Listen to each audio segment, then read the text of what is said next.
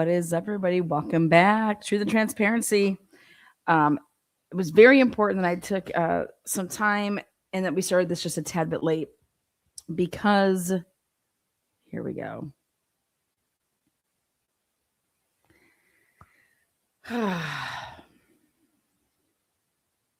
Today's episode, Idaho4 and WSU, plain clothes and in cahoots. Fun fact here, there was and I don't know if it still exists, there was a strip club just a couple exits away from like downtown Columbus north, and it was called Cahoots. Okay. They spelled it with a K though. So happy Friday. All right. If you didn't check out yesterday's live, this may confuse you a little bit, but this is a follow-up to yesterday's live, the beginning portion here. So here we go. This is about the cell phones, about the victim's cell phones. I was talking about, and so I had a little follow-up with some of our very helpful digital forensic experts here. And they watched a little section of the live broadcast yesterday and getting out more information. They were able to say, here, I want to do a follow-up. And I got a good job. So let's follow up. We're trying to figure out what type of condition these phones would have been in, and meaning what type of information or would they have been able to gather from these phones, because we want to know, like I've been screaming from the rooftops, why aren't we using the victim's phones to establish their last movements as far as the phone's moving? 7 days in the 72-hour inactivity timer started, so we can eliminate something, started in iOS in 2018. It started in iOS 18, which is 2024. So that would not have applied in 2022. So right here, this.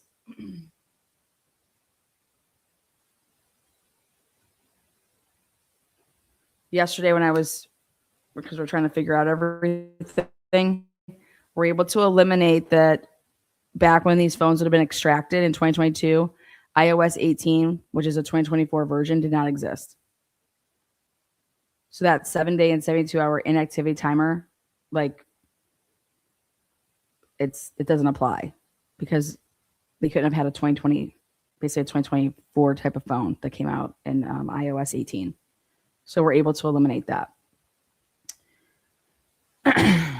Still, if they were powered off, they would have been in BFU. I got some interesting emails about when I said BFU. Before first unlock. And I said, but fucking you. So that's how I remember it. Before first unlock. Okay. Remember when you guys had to take tests? Come on, in school, you gotta like remember acronyms and shit like that. The way that I used to like learn my acronyms, let's just say that's how I would have learned that. So I would have never forgot like what BFU means. Before first unlock. But fucking you. Okay. You'll never forget it. Promise. Well, thank you so much there, Black Hat and Jam. $999.99 going out to Truth and Transparency. I know that's not $999.99, but I like to think that it is. So cheers. Cheers over here. Karen, you're a doll. You're a baby doll. I can't say baby doll right, so doll. Baby doll. Moving on. Next. Still, if they were powered off, they would have been in BFU. Next. Depending on how they did the extraction, the data in the cache split or Cloud V2, they're just, that stuff, just go off of this, may have remained from 11/13/2022, or it could have been purged. Now, that's what happened in a lot of the Delphi stuff. A lot of the stuff purged. even if the cache split didn't have the cache locations, the visit may have been recorded as a visit to a significant / frequent location, the house, which is stored longer. I checked in advanced logical and the frequent visits were in there. So, meaning they went and looked up like something else that they were doing, and let's go and see if based off of, because I told them that this is what we're dealing with. And I said, well, what would we be like? What would these phones have based off of advanced logical extraction? And the frequent visits were in there. So the house would have been considered a frequent visit, obviously. It would have been registering as that. How often at that house? Come on. Over a 3-month period. Some like Maddie for way longer. Again, we're trying to see what would have been available in these extractions and in these reports for Mowry, little Mr. Mowry boy over here. When he ran that, he didn't do the full file. He ran his advanced logical extraction, and just to see what Mowry would have had access to. And he would have had access to the frequent visits or significant location visits. They may have went to Coeur d'Alene. So during the part of the show when I was like, why the hell are we dealing with Coeur d'Alene here? We have the FBI. We have all this. We have WSU, Pullman. We're going to go and deal with a Detective Taylor on Coeur d'Alene, but he says he can't do it. Like, how would you not know that you couldn't do it? I think that you would know that you couldn't do it. Remember yesterday I was telling you that Detective Taylor was like, oh, I can't do it. And then they had to go. So it was like dragging this time out. And the longer that you waited, so I was like, would this affect getting the information? Because would it have purged? Would it not be available if so long of time went? So they may have went to Coeur d'Alene if they had Gray Key or Cellbrite Premium, and the other places didn't. And I totally agree with that. Like they're. What I'm saying though is, you're not telling me that there's a place closer. But wouldn't you have already known that? Or you call up a guy. You said you emailed the guy. So you're going to be asking, do you have, like, come on. Like, this has to be the dumbest shit I would ever, like, imagine. It is possible that extraction tools around 11:15 to 11:20, that they hadn't and didn't support full file systems.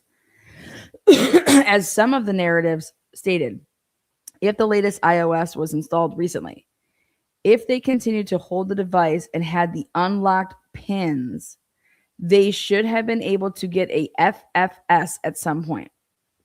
I think you said they did eventually. Full file system is what that is. Based on what Detective Ruckert wrote, I am now thinking they had Gray Key quickest FFS support for latest iOS releases. And the other people had Cellbrite UFED, but not premium, where maybe a full file system wasn't supported. Within the full file system, and with less than 14 to 30 days since the date the phones were seized, we should be able to see if and when airplane mode was turned on, and probably the orientation details. Yes. So, like, again, I'm getting this information to digital experts here. This is what the reports look like here. What should they look like? Is this how is this how, when you're working a case, because that's what they get, the experts get, here, let me see the reports, let me see what they've done, and they're going through everything. Would this be very confusing? Would you, obviously we haven't even got to the part of like, here's an expert report yet. Like, I mean, we have not seen a digital forensic expert report from anybody in this case, except for somebody disclosing in, pretrial motions to say what they're going to talk about. what they have an opinion on. But we don't have an opinion. We don't have fucking shit in this case when it comes to these goddamn phones.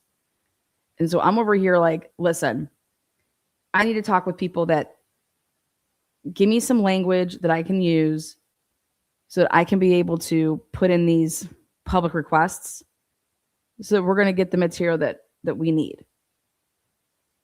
And to be able to, like, when they combat it with something, I'm going to have that pop and follow up. 3 people, 10 people, 30 people are better than one. So I'm just thankful that somebody's willing to help watch me go through some of this stuff. Hey, can you just watch this part of the video? This is how I see it. Can you look at this? So it's just so I'm giving it to you guys exactly the way they gave it to me.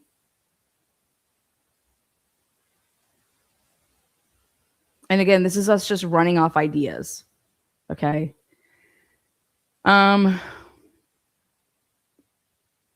So with a full file system and with less than 14 to 30 days since the date the phones were seized, we should be able to see if and when airplane mode was turned on, and probably the orientation details. In iOS 16, that's late 2022 model. iOS, we would be talking about knowledge C. Yep, that's what I believe, the knowledge C, where this data lives, 1000. That's when Apple started moving the data from knowledge C database to Biome. The last auto connect to Wi-Fi networks would be in com.apple Wi-Fi P list, and there isn't any purging. You know what that means? That means it's there. That means it's there. That means there is no doubt about it that would be there. So everything that we've been asking, and you guys are part of the we. When did these people ask it on this goddamn Wi-Fi? Like, what the fuck? Like, it's so simple. These phones connected to that Wi-Fi and it wouldn't purge that data. That means we would know, just like in the Karen Reed case. So when were these phones last connecting to the Wi-Fi? And were these phones going on and off the Wi-Fi? Meaning, if you left for fucking 15 minutes and you came back, so where is this information? And when I asked Chris Whitcomb about it, and I mean, it's like they're deer in headlights. It's like they have no fucking clue what we're talking about. And I'm over here like, what the fuck is wrong with you people? Have you guys not seen a trial in like ages? Like, are you guys from like the Stone Age? What is going on here? What time did those phones get on the Wi-Fi? So guess what, guys? Good job. We're not losing our minds over here. We're asking the right questions. We know what we're talking about. So I wanted to share this information with you guys, but this is a follow-up from yesterday. When did these damn phones get on the Wi-Fi? If you're going to sit here and tell me that some of these phones don't have that information, then the next question I would say is, well, you know how you can go and you can click on your phone? If I click on my phone and I click the button that says, I go to settings and I click Wi-Fi and I click the off button and it takes me off of Wi-Fi. If you're going to sit here and tell me that any of those kids had done that on their phones, I'm going to sit here and tell you that I am heavily speculating that's why are you hiding your locations? That's you hiding your locations, in my opinion. And did you normally who rolls around in 20, like these kids have you, that's the whole luxury of having your phone with the Wi-Fi capabilities. And we already know that based off of work product, Ethan's phone connected to Vandal Air Wi-Fi that night. So his phone, this would mean that if his phone did not connect back on to the girl's house Wi-Fi, that between the time that it connected on Vandal Air and getting back home that night, he hit the fucking, I'm going to shut off my Wi-Fi.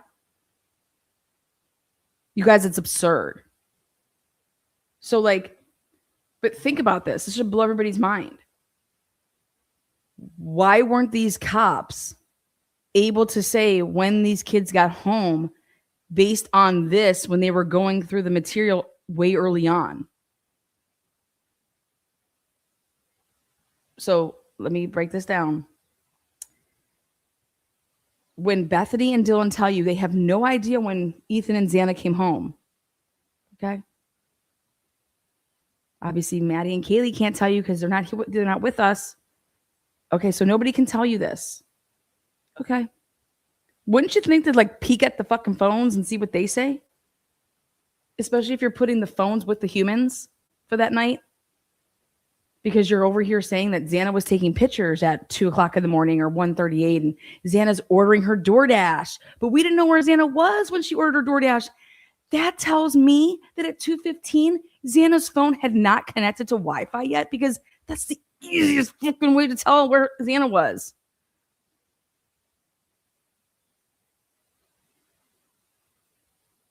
Or did Xana's phone never leave the Wi-Fi and it was on it all night? You guys, there's a huge problem with this. And let me tell you something. I'm not just saying that. I'm not the only one that's saying that. When I'm asking how easy this is to digital experts to say, okay, what's going on here? Why isn't this just like where the starting point would be for these detectives to say, okay, well, what's on their phones? What time do they get on the Wi-Fi? We know that based on the way that they're writing up reports, they're over here saying, we're going to go get the Wi-Fi because we know that when people are in the areas like suspects, they could connect to people's Wi-Fis and shit like that. So they know about the capabilities of just like, here, let's look and see when they got on their own Wi-Fi.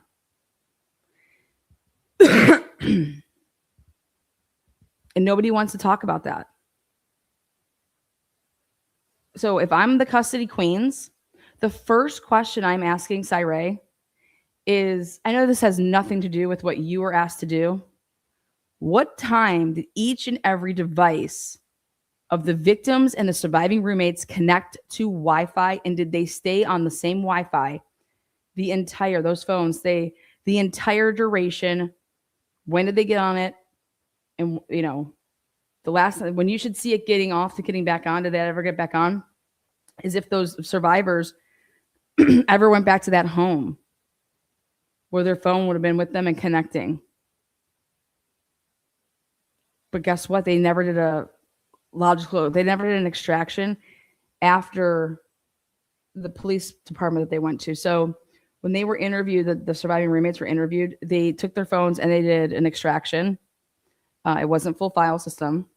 Okay. They didn't have the capabilities where they were at. But when they would have interviewed them again on the 16th and the 17th of November, they should have done another one. And do you want to know what you have gotten from them? You would have had any information that was in their phones from November 13th to the 16th to the 17th. Okay, that's what they did with Jennifer Drake. I have all of Jennifer Drake's information from the time of her husband's murder, right? All the way until March, because she wasn't interviewed by the police. So he was murdered on the 12th, and they finally had a nice sit down in a police interview room on the 16th. Idaho State Police talked to her for the first time, allegedly on the 16th, and that's when they did. They didn't do a full file on her either. And they're in Coeur d'Alene. Now I get it. It was 2020. I don't care. They knew better. But I was able to get the 13th, 14th, 15th, and then right up until when it was downloaded, all that information. So I had, after the fact, what Jennifer Drake is doing. And that's how I was able to look and see, holy shit, this bitch is just blowing up the life insurance people. I was like, your husband was still on the goddamn floor, woman, dead. And you're calling life insurance before he's fucking scraped off the ground. You cold bitch. That's so cold. But it's amazing. I'm able to say you called life insurance 10 to 13 times and you got your fucking $1 million check in 22 days. Wow, that's insanity. Nobody gets paid like that.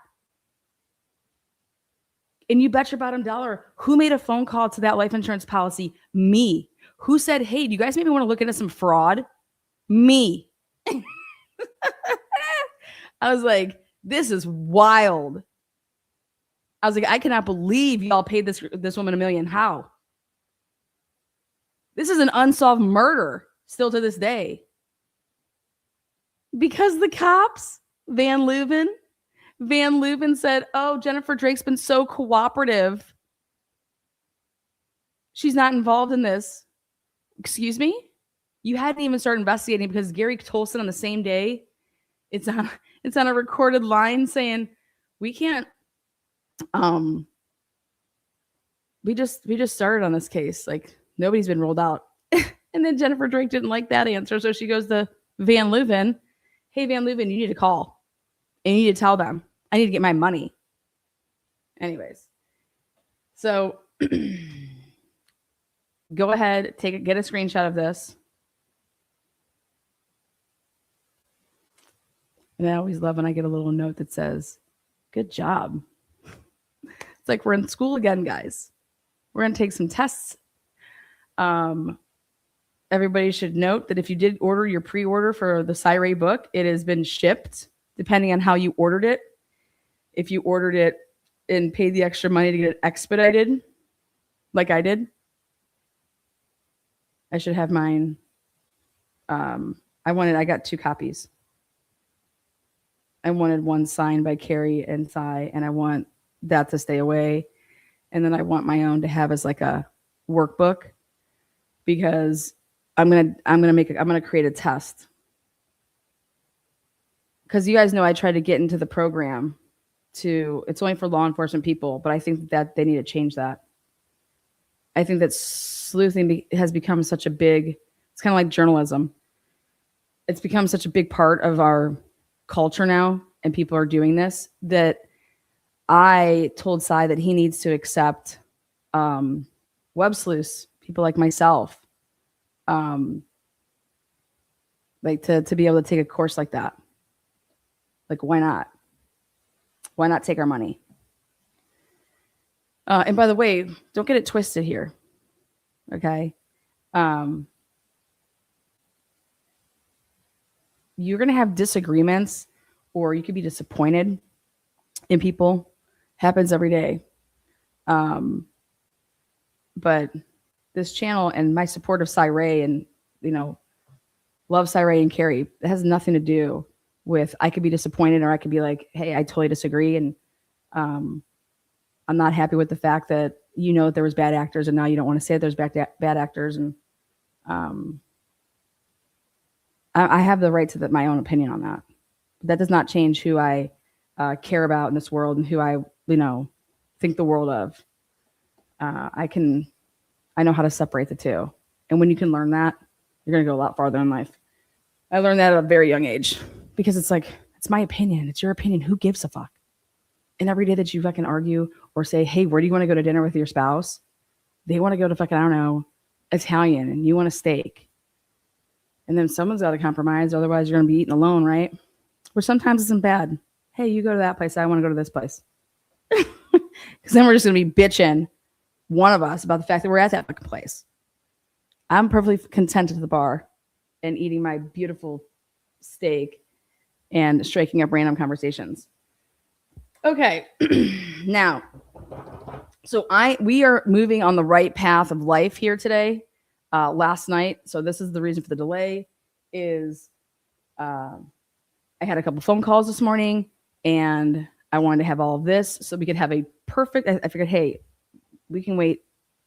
Let me just finish doing what I'm doing. Let me get this out, because I want to have the most amazing follow-up to what the title of this live is, which is, dude, plain clothes and in cahoots. Fosberg, Whitman, Tesdhal, Warner, and Ogden.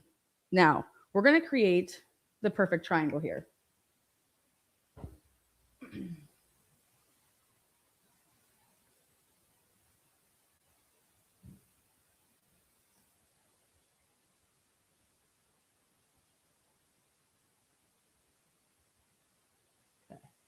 Now, these people are either, you have to ask yourselves, this is competition.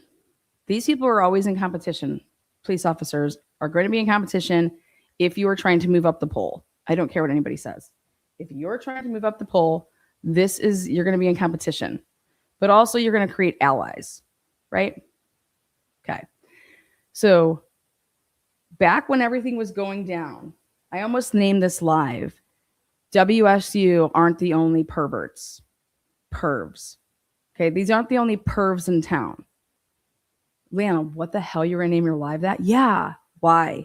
Well, because what was going on at WSU's campus?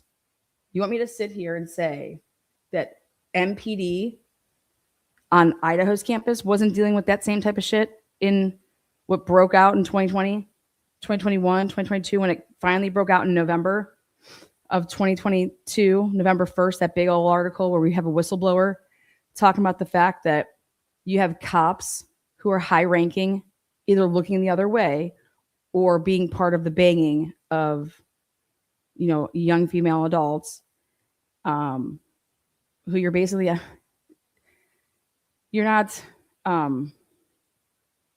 you're exploiting your power and position and influence on young and impressionable females, potentially people that have ever been stopped for minor in possession or what have you. So I said to myself, why would WSU be the only place that perverts can hang out? It's not. So I created this triangle for everything that has to do with that area. You better and you would have working relationships with all these people. And as we've shown here on this channel, they 1000% do. Now, I would love to ask why Fosberg here, she's been to date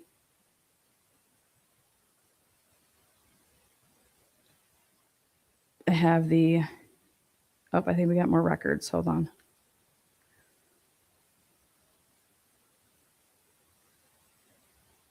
Oh, I can't see them. Reply. Let me see.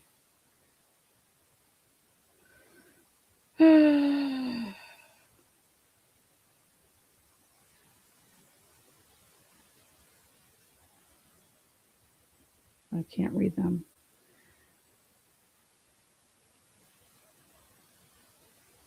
Let me pull this up. Okay.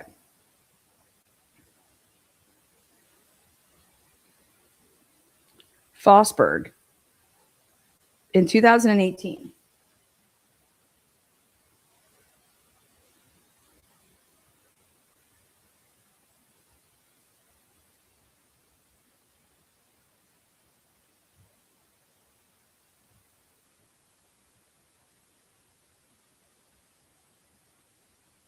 She was the Moscow High School school officer. Do you guys know what we're talking about? That's the school. So Fosberg was the Moscow High School school officer. So I want you to think about this in 2018. In 2018, there was an incident involving the suspension, or they tried to expel a student. Okay, so where this information is coming from is straight from documents. All right, I'm not going to go into all that, but this is, so I'm able to say Fosberg in 2018 is with the Moscow Police Department as the Moscow High School school officer, the high school. Okay, there's other stuff that they do, but this is a big thing that she did. Next. And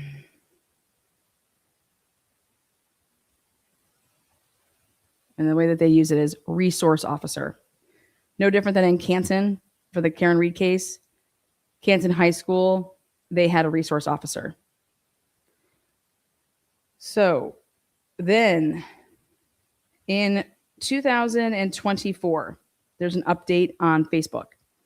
And it says that Fosberg, it says September 12th is National Police Women's Day. On this day, we acknowledge and celebrate the contributions of female police officers around the country. Today, we celebrate our very own Corporal Mackenzie Fosberg.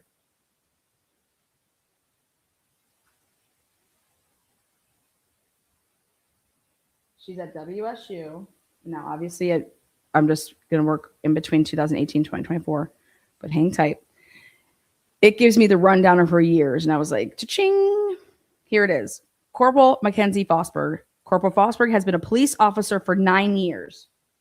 So in 2024, when this was wrote, 9 years. She had been a police officer. So work your way back from 9 years. It said 2.5 of those years at WSU PD. And I said, that's exactly what I thought. That means she switched to WSU from Moscow literally right before this happened. Right before this happened. Thank you so much, Britt. Britt gets 10 Truth and Transparency memberships. Appreciate you, Britt. Look at these wrenches. Giving. Hell yeah. Hell yeah, Britt. Happy fucking Friday. Love it. So we're going to work our way back. And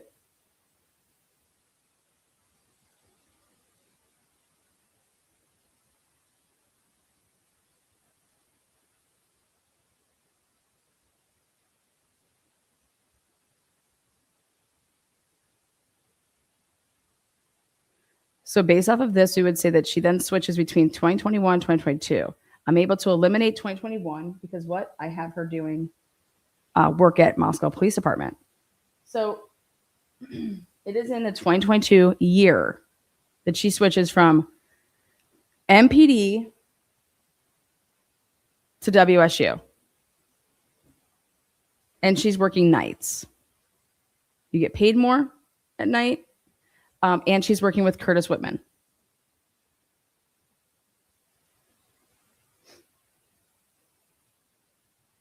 It says,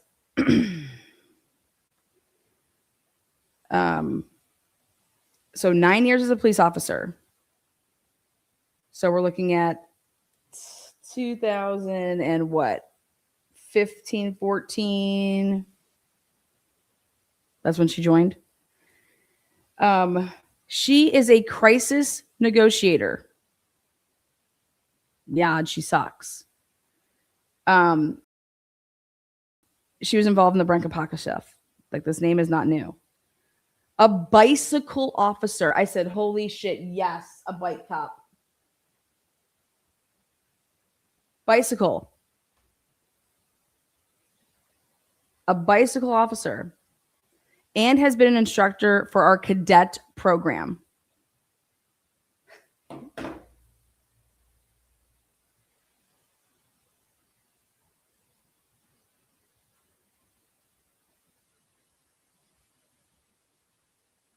All ways to make money. It's all about making money. This is how you make money. You want to make more money? It's like a teacher. You want to make more money? You can be a coach. You can get those stipends. You can be in charge of this club, that club, whatever. Thank you. Thanks for all that you do for the WSU community, Mackenzie. Awesome. Well, in this post, I about fell out of my chair. And you guys know when I fall out of my chair, it's usually good. People can comment underneath this post. In this comment right here, I said, who the fuck is this? I'm going to read you this comment. It says, are you going to do something about the convicted child rapist attending classes at WSU? He has easy access to child care center and can easily see when and where the children go for their daily outings. He has access to other people attending the classes he's in. He has access to professors leading the classes. How is this okay? I'm like, who is this? This is Women's Day. Hey, congrats. And then underneath, boom. Jeremiah? How would you say this name? Jerimi. Jeremy? That's the first name, allegedly. And then this last name, Strauchon.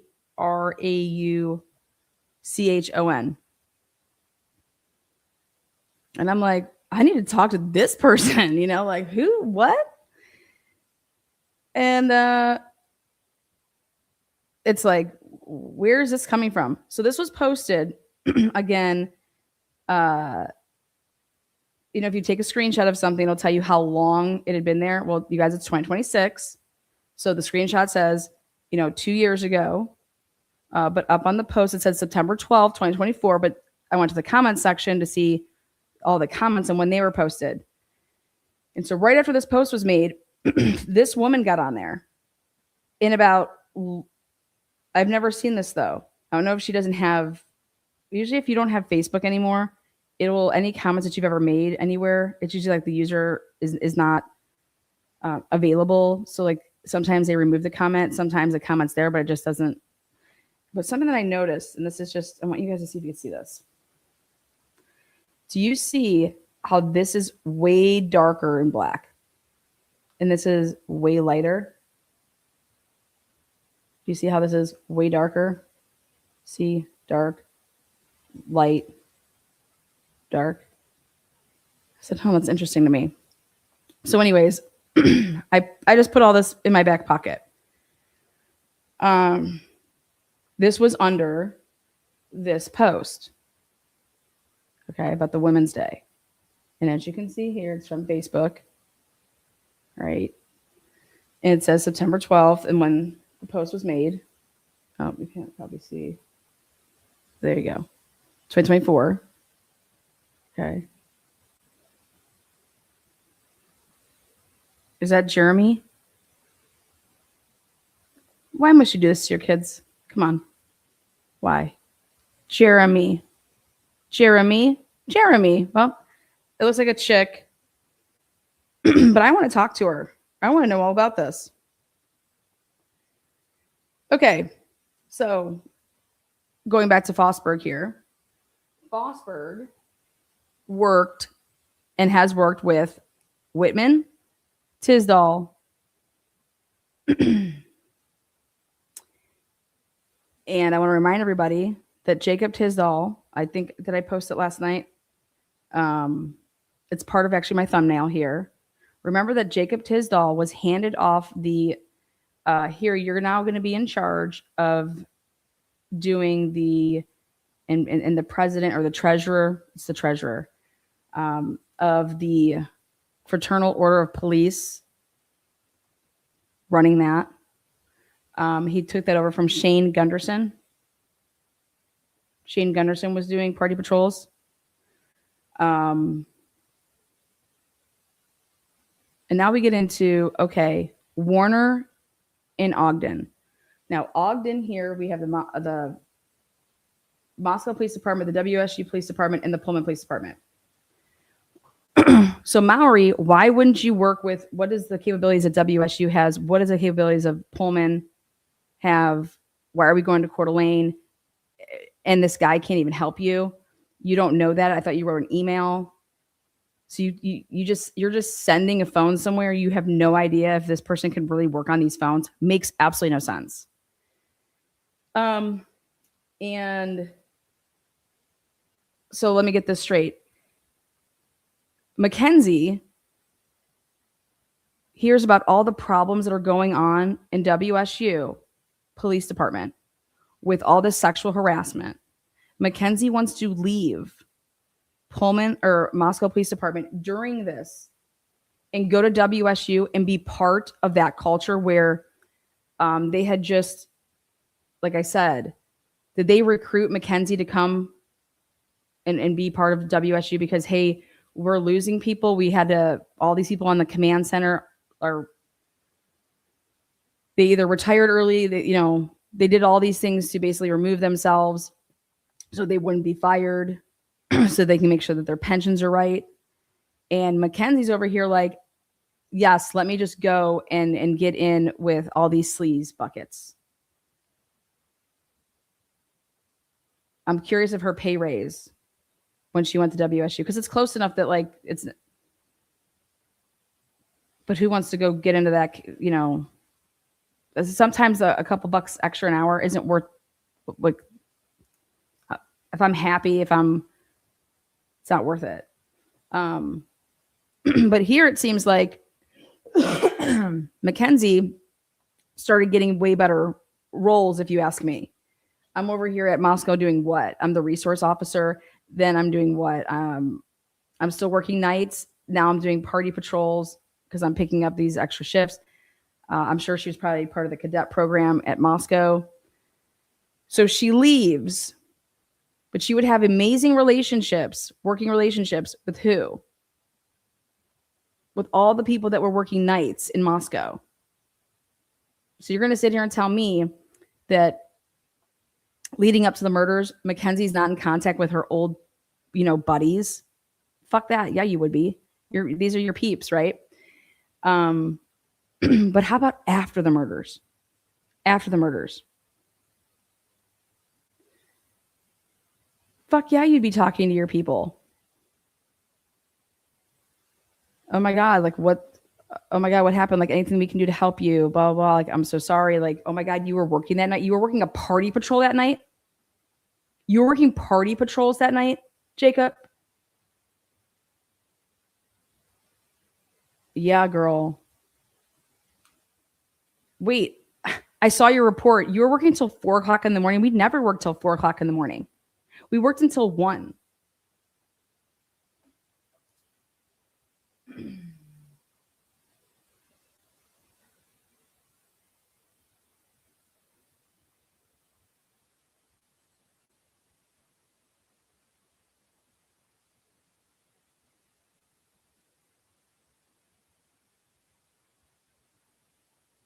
We're going to go find out if, remember, what's her name was working? So not only are you working until 4 a.m., you were right outside the house. Oh, wait, Jacob Tesdhal, you're claiming to be the white car?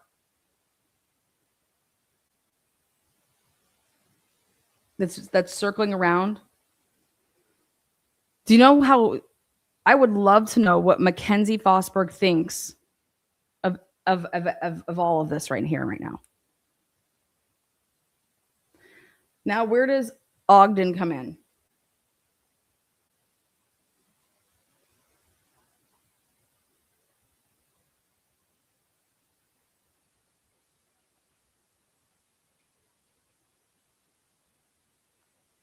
Latah County Sheriff's Department.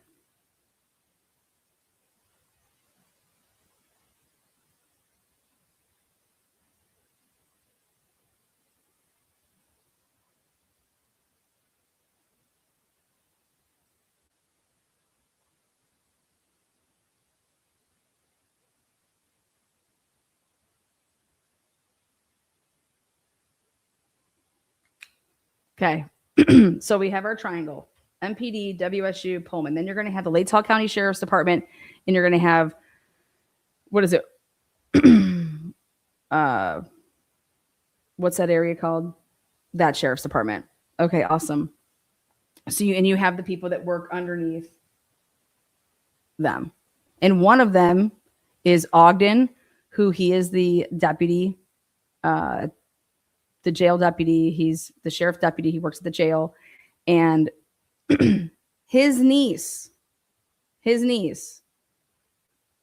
Amanda, knew the victims, but got one of the most strangest freaking people coming into her, Sherry's place. And this girl's born in 1985, so she's like Molly's age. 1985, I mean, you guys, it's like what? She would have been like, what? She's 40 now. So back then, she's what, 35? She doesn't know how the fuck does she know the victims? I need to know how she knows the victims. I need to know how she saw a map, a handmade map, and knew that where this person was talking about and had it X'd out, that it was that's King Road area. No questions were asked. Okay. Curtis Whitcomb's on this. Mackenzie's on this. Mackenzie's tight with people. You don't think that she's making phone calls over or talking to people and saying, hey, giving you a heads up, like there's a weirdo and blah, blah, blah, or whatever.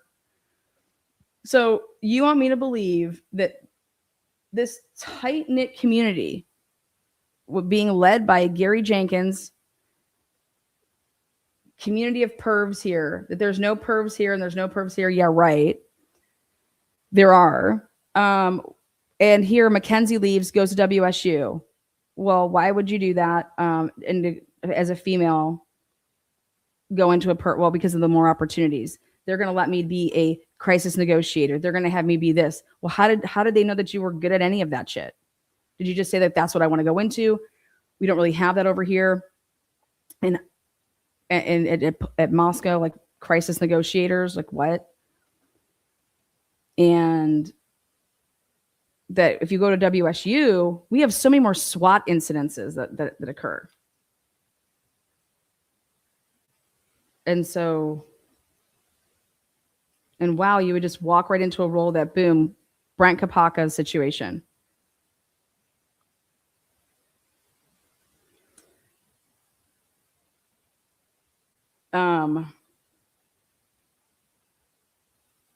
Now let me tell you another thing.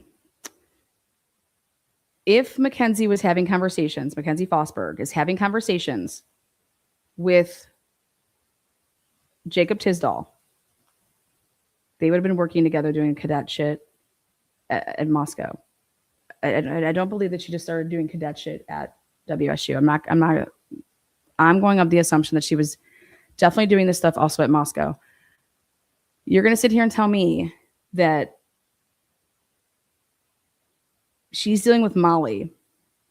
Molly's saying the things that she's saying, and that never gets communicated from Mackenzie Fosberg to Jacob Tesdhal. Like, oh my God, we had a woman in here saying that she was the DoorDash driver. You guys had a DoorDash driver? Did you guys have a DoorDash driver the night of the murder? She said that she saw Brian. Like, you're going to sit here and tell me that never happened. You guys, if that never happened, then these police officers wouldn't be doing their jobs. Okay? They communicate about everything. They're hitting each other up. That's why I went over the Curtis Whitman shit again, to say, look it, you guys, they just hit each other up on phones. They have each other's numbers. We're going to go get the radio. I'm going to get the radio for all these instances. I'm going to get the body-worn camera for a handful of these instances that involve Curtis Whitman. I want to see Curtis Whitman's interaction with Mackenzie Fosberg. Are they close? Those body-worn cameras are going to tell us that.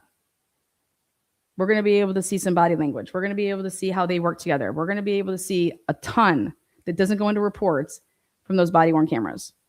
And guess what? WSU and Pullman, they're not going to redact the way that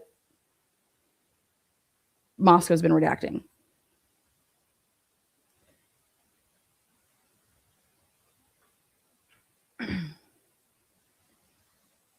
Put yourself in Mackenzie's shoes. You do party patrols. You find out that the murders happen while the party patrol that you know only happens once a semester almost. Like during one period of time, like in the fall and in the spring. So maybe you do all of October and you have those weekends. But then you find out, wait a second, they did no party patrols in like October, like during rush week. They did no party patrols during September or whenever rush is happening. The first time that they did a party patrol for that year of 2022, for the fiscal year of 2023, which is in 2022, it was the night of the murders. Wait, what? In November? All the dates, because I went and looked again last night, all the dates that we're dealing with when these guys do these party patrols is September and October. And then in the fall, it's in April and May, the beginning of May. Like, so I want you to think about that. All the years leading up to 2020, like, and I say all the years, they started doing it in 2019. They were never doing them in November. Here, not only do they not, we can find nothing that shows that what were they doing in September, what were they doing in October of 2022, and then you get to November, then they pull the documentation so that we don't have an exact printout of who was working on November 12th night.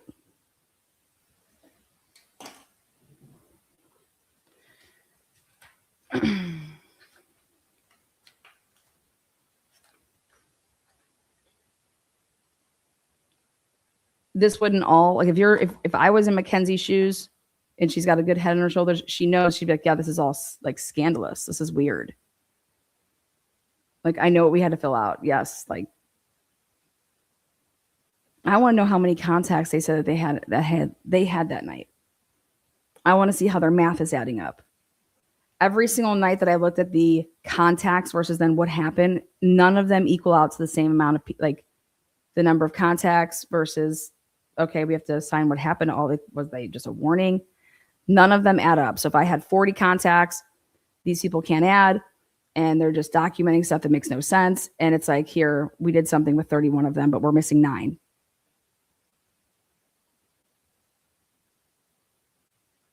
It's like, well, then why wouldn't you say that you had 31 contacts?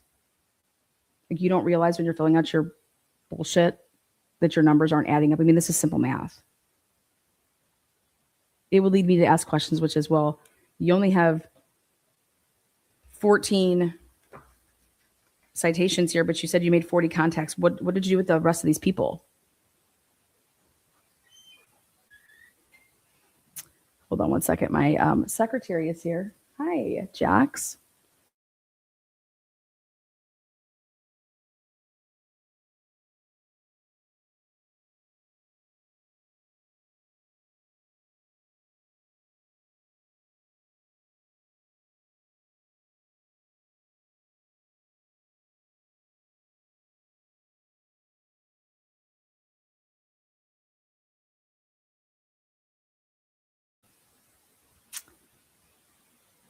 Summertime. The neighbor boys want to stir up some shit. Jax wants to know if he can go play with the neighbors. Are their parents home, Jax? I said, put their asses in our backyard. The gate's up. Let's go.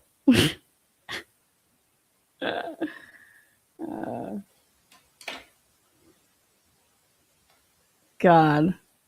The neighbor boys want to stir up some shit. That's what I said. I said, do these neighbor boys want to stir up some shit? What do they want to do? They want to go fishing. You're gonna go. They want to try to catch bullfrogs in the pond. There they go. I said, I have all the cameras on. Anyways, back at it.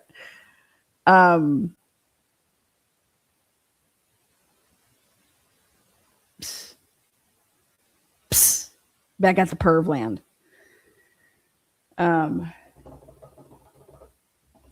Okay, so these people are all tight, you guys. They don't got to use the radios. They have their own cell phones. They're going to call people up on their cell phones. Hey, like, we see that's what they do when they're working, and we see their body-worn cameras. They're using their phones. They're calling people. Okay, so I think it's time that I start asking for. I know you guys were putting it in the comment section. I know that you guys were putting it in the comment section here yesterday. Everybody's been asking, Lana, can you go request people's cell phones? Yeah, we can. We can. I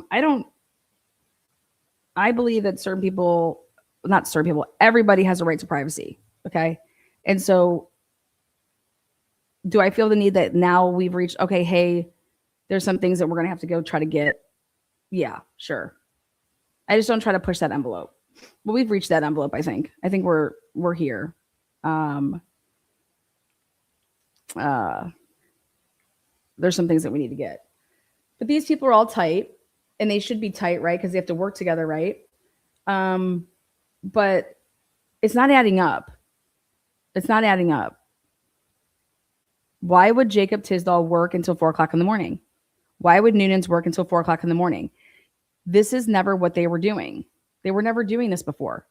There is not one single incident that you can show me prior to that date that they were using these party patrols in this fashion.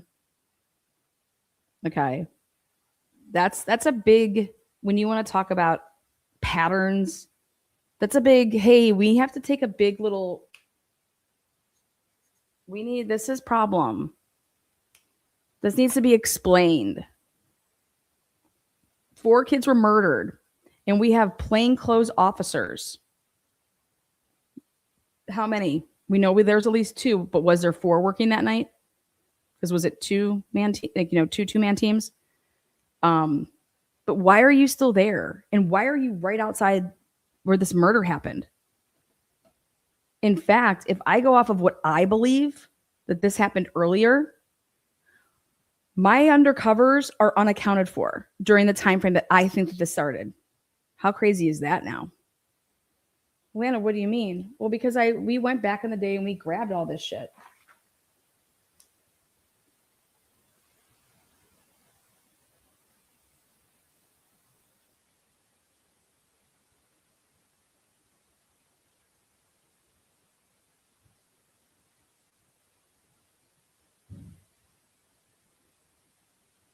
Where are the undercovers between 12 a.m. and 2 a.m.?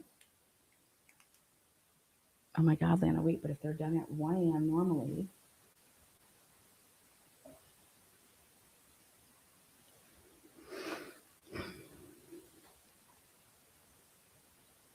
Remember what people were saying on the hey, I didn't know that you guys were cops. Like, we thought you were, like, how am I supposed to know that you're a cop? Yeah, they're in plain clothes. You don't know if they're cops. Remember that? We thought that people were just messing with us. Okay. So let's go back and think about something.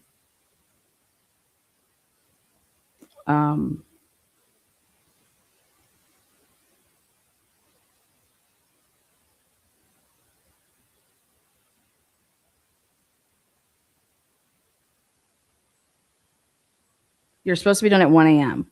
And I'm like, well, maybe they were really done at 1 a.m. You're supposed to be working 9 to 1.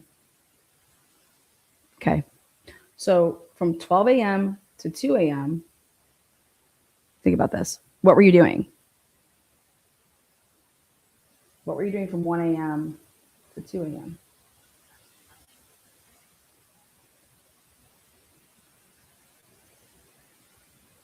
It almost feels like the two, now when you look at this, when you look at the totality of it, we couldn't say this, even though people wanted to say that, hey, Lana, this is so suspicious about the Banfield stop at 2:53. Okay.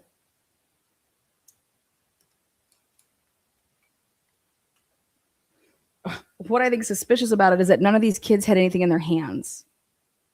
None of these kids were showing that they were, like, they didn't breathalyze them. They didn't do shit. They didn't have, these were not minors in possession. And they said, well, they were minors in consumption because they told us that they had drinks. Why would they ever admit that to you? But they did. They were staggering. Those kids weren't staggering. Those kids stood there on body worn camera and didn't look like they were hammered at all. Right? I'm saying staggering, somebody that can't stand up and they're like, we all know what a drunk friend is. They just weren't that. So if they were supposed to be done at 1 a.m., let's treat it as like they were done at 1 a.m. They're supposed to be done at 1 a.m.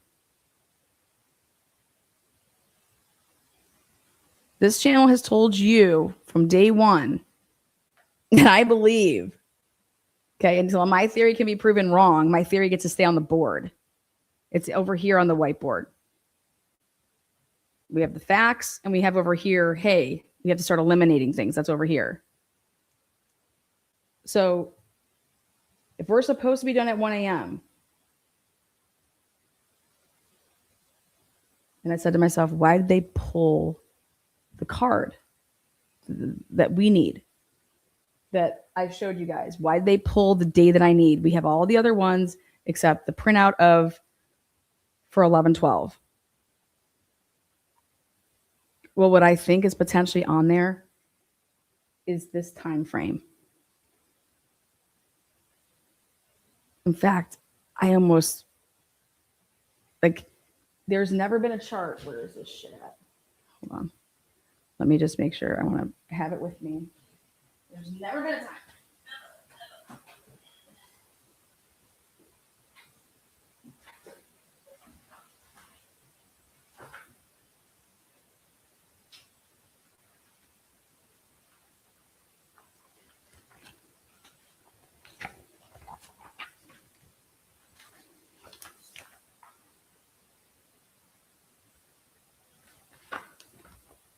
This is what we're missing from the Moscow section of it. I think we're going to be able to see that the Idaho policy of drug, they have it. But what they pulled from me to be able to see is this for the printout from that November date. Okay. And so every single one, okay, was like, this is what it should be looking like. The name Shane Gunderson, Aaron Morris, Tyler Allen, Mitch Noonan's party patrols. 9-1, 9-1, 9-1, 9-1. See all that? Now look at this though. 4.5, 4.5. But 9-1 is like, look at this 4.5. These people can't add. So you're just typing in. Normally when you type something in that it will automatically like convert a column. Bunch of idiots. So this day, 9/3/2021, there was two-man teams. And on this day, almost $1,000 was spent. But look at how is this 4.5? So everything is getting manually put in. So Tyler and Noonan's get an extra half hour.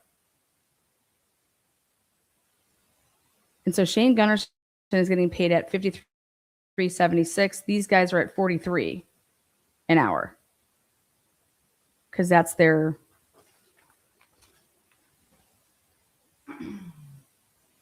back then this was their regular pay. Where's Shane Gunderson at?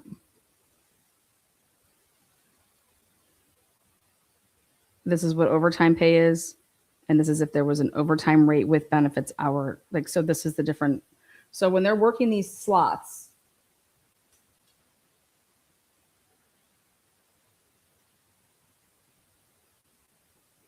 good old Mackenzie.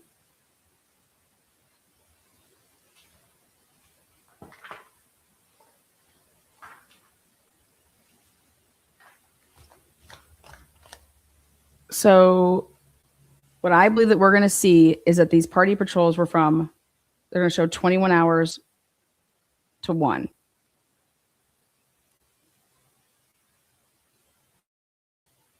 Well, then what the fuck are they doing there past 1 o'clock? What the fuck are they doing there past 1 o'clock?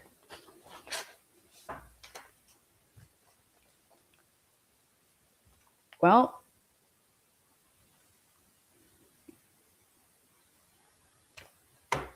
what are they doing there past 1 o'clock?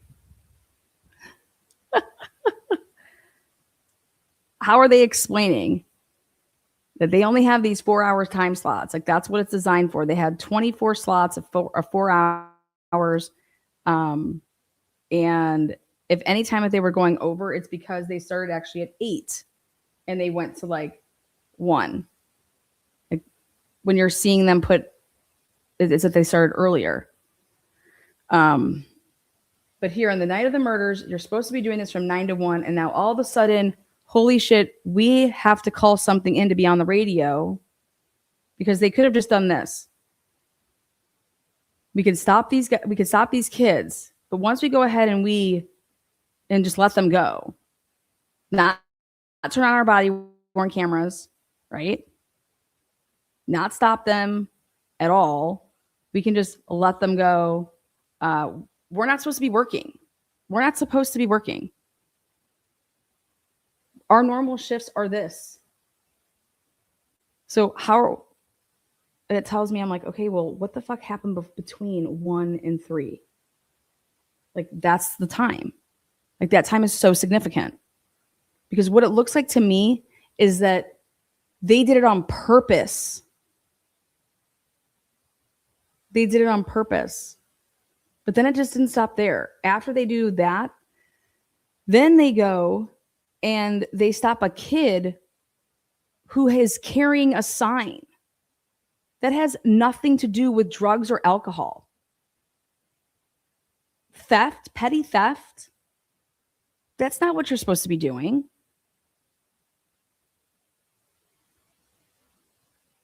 But they say that they are watching him from the Sunset Mart, you guys. And so I went and pulled again my files. Do you know that this kid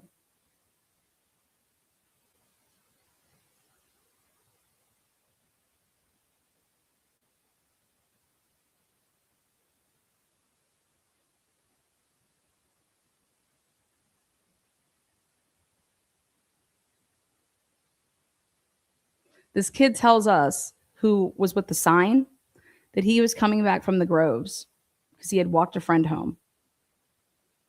The Groves is right by where the white at 3:26, the time frame.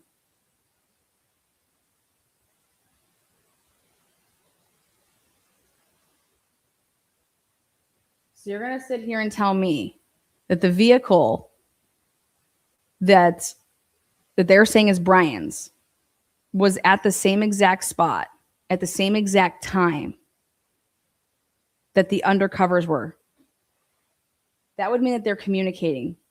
That would mean that they know each other. Okay. We're able to put right here on this camera. You're trying to say that that's Brian's vehicle. Well, I'm also going to sit here and tell you that the undercovers were right there because they are witnessing the kid, what was his name? Who was with that Cade McDowell kid? Oh, whatever, sign guy. We're just going to put sign guy. They watched him walk this shit back onto Identity Apartments. Where this was taken was at the up there by Sunset Mart. Remember him saying that? Up there by Sunset Mart?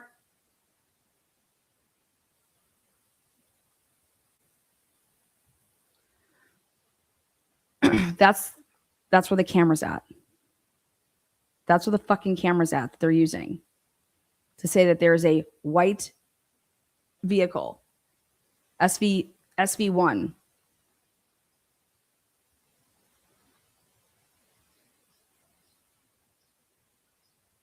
Remember I told you guys, I'm like, they're using their own vehicle. They're tracking their own fucking vehicle. And they're labeling their own vehicle as suspect vehicle 1. Jacob Tesdhal is telling us in a report that he is suspect vehicle 1 because he's making the loops around. And I did it like this every time. I did it like this every time. Well, we finally get the cameras.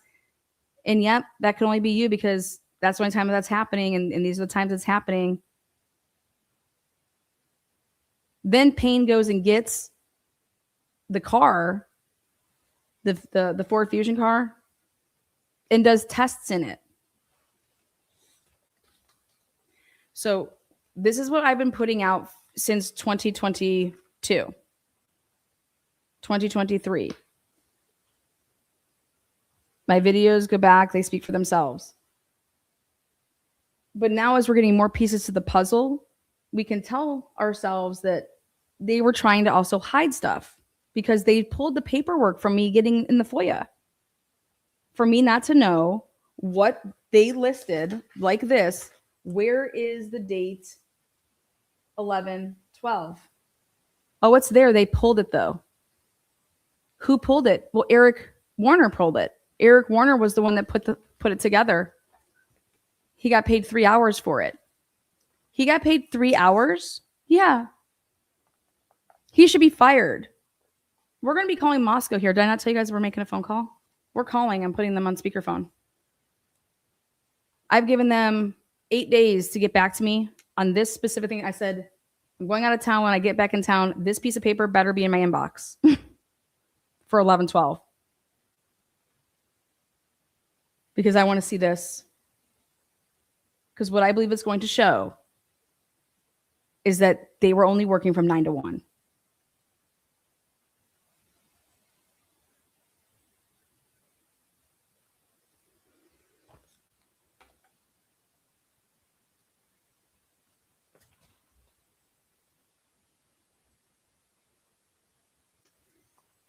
Also, what I think it's going to show is that you cannot sit here and claim if you're working your regular shift, how can you be doing this as well? So you're getting paid from the police, like Moscow is going to pay you for the hours, but you're supposed to be working. So what this would mean is that they were understaffed that day because people that were working the plain clothes, they were actually supposed to be on shift that day at that time. So that would take them away And this is why I don't understand why Steve Gonsalves is not suing. Because I think that this information proves that what they did is they were understaffed. Because these people chose to double dip and do it in a way that you cannot do this job while you're working your regular route, while you're working your regular beat. Right? Think about it. I can't sign up because then I made sure, because that's why we asked for everything. And when I got the information, when Eric Warner writes an email and says nobody signed up for, you only have to cut us a check for this amount because out of the 24 slots, we only had, 3 people sign up out of these available 24 slots to make all this extra money. This is easy fucking money, man. Easy money. So, Lana, what you're saying is you think that, let's say that there was supposed to be 4 people, 5 people working. Mm-hmm. The regular shift that night. These people should be in addition to, because they're doing something different. Partnership for Success Law Enforcement Overtime Reimbursement Calculations Form. This is missing from the night of the murder. Jacob Tesdhal writes a report and tells us that he was working the plainclothes detail, blah, blah, and it goes into all of his report. And he writes that report up on November 15th. So let's say that this is on 11/12. This is the date, which really it's 9/3. And what I wanted to show you guys is that on 9/3, they had 4 people working in 2021. So they had 2 two-man teams. So I wanted to know on the night of the murders, I can prove that they went out in 2 two-man teams before. What did they do that night? How many plainclothes were working? They pulled this.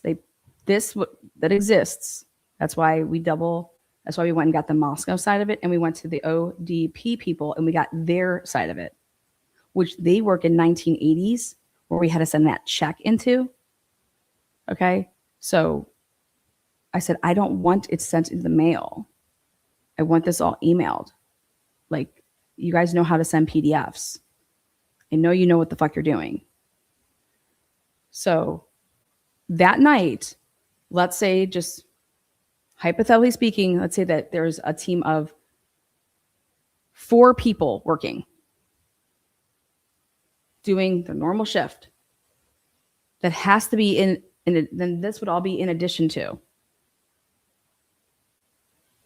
Because you're working a regular patrolling shift, and that's to keep the town safe.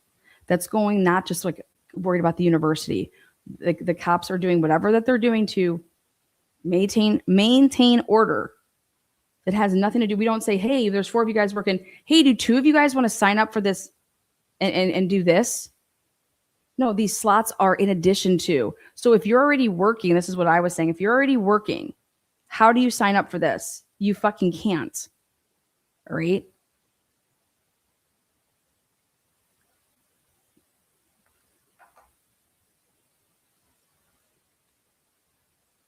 Eric Warner should have just filled this request by copying everything that was in the binder, placing it in the Xerox machine, and go, zoo, zoo, zoo, zoo, zoo, zoo. Here it goes. There are PDFs now, and firing them off. Eric Warner went through that binder and took out this fucking piece of paper right here from 11/12. Why? And how the fuck did he know to do that? How would Eric Warner even know what the hell we're doing? He doesn't get to be told about who the public request is from. He doesn't get to be told any of that shit. This is what we're asking for. We need this documentation. Can you make a PDF out of these years? I got the invoice back, and it labeled every single hour and how it was spent, every minute. And Eric Warner is the person who filed for this report, or filed for this grant for them to get. He was in charge of this grant. He was the point of contact. He had to send off to get the reimbursement checks. He does all the emailing. This is who was in charge of it. He was asked to pull the records. when he was asked to pull the records, he wasn't asked to, hey, don't give them 11/12 of the year 2022 of the fiscal year, which is 2023. He did that on his own. Why, Eric? I think you should have to answer to this, don't you? So I'm going to call Eric. I'm going to leave him a nice little fucking message. And I want to know, Eric, hey, you filled one of my public requests, and I noticed that you pulled papers that you weren't supposed to pull. Can you explain to me why you did this? Or maybe it's my mistake, and I think that you just must have missed one. So the one that I'm missing is the Partnership for Success Law Enforcement Overtime Reimbursement Calculations Form from 2022, dated 11/12. I think you forgot to put that in. Here's my email address. I would appreciate this PDF in my email by the end of business day. You can't fucking do this. You guys, why wouldn't they give me this sheet? Well, I'm going to tell you why. Because I believe that this sheet shows that the hours that were worked were from 2,100 hours till 1 o'clock in the morning, not 2,100 hours until 4 a.m. You know how I know that it's going to show that? I am fucking putting all my chips on. How do you know that, Lana? Because the slots that they were signing up for were only 4-hour slots. That's how I know it. And I have Eric Warner writing it in a goddamn email.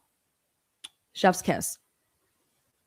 So I believe that this form was pulled because it only would show that those people worked from 9 to 1. So then it brings me back to this, which is, okay, what the hell were these people doing from 1 to 4? Well, Lana, you went and you pulled information on that day with these guys. What came back? I could only pull what was over the radio and it had an actual number. Okay. Now my new FOIA is all the body-worn camera footage from Tesdhal and Noonan on 11/12 and 11/13. How I was planning to do this is based off of these fucking forms that they had to fill out. They were supposed to be so detailed with the how many contacts and stuff and what times they were. That's how I was going to say in this FOIA. That's why I was waiting for this. But they pulled the information. So what it would look like here is that you were not supposed to be working anymore. Like, you weren't working. You were done working at 1. So what were you doing? You're supposed to be done at 1.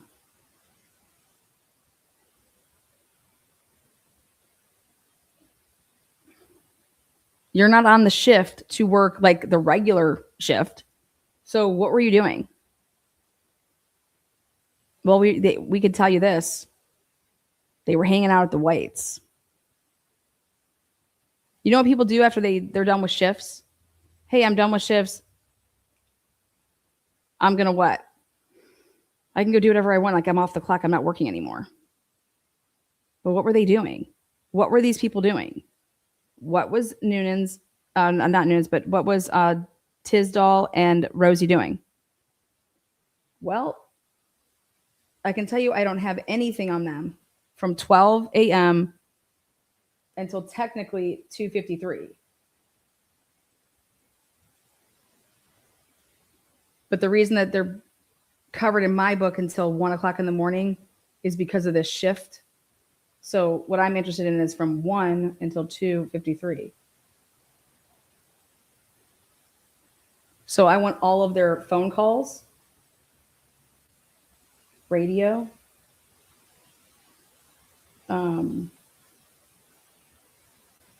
reports, GPS. I want the Fusion, GPS, miles,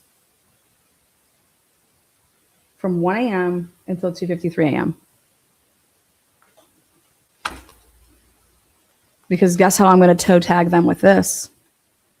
Well, it says that you guys were working this plainclothes operation. And guess what? It says that you have to keep records, such as miles, funds used, how they were used. Let's see, where is it?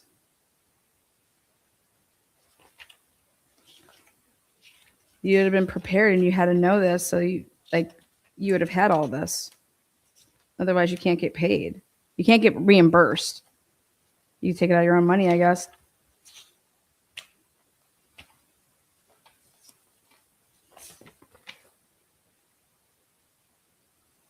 Jacob Tesdhal. This is who Mackenzie Fosberg was working with, doing plainclothes. Leaves right before the murders, goes to WSU to go be with the Pervs. Who the fuck does that as a female? November 12th, 2022, at about 9 o'clock, I began an overtime shift for a plainclothes detail. He says, I began. Doesn't say like me and so began. I began, which is huge for me because I've always said, did Rosie meet him up with his personal use vehicle that night? This is when he began. An overtime shift for a plainclothes detail. Right here, you're admitting that you are working this. Where is it? You're admitting, yep, I am part of the drug policy partnership, party patrols.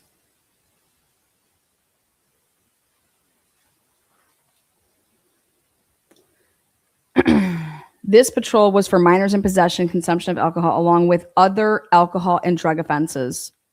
During this patrol, I and the other officer with me, he doesn't say, see how anytime that, I'm going to teach you guys little hints here. If they both would have started at 9 o'clock, the way that he would have wrote this would have been completely different. This is how cops learn how to write.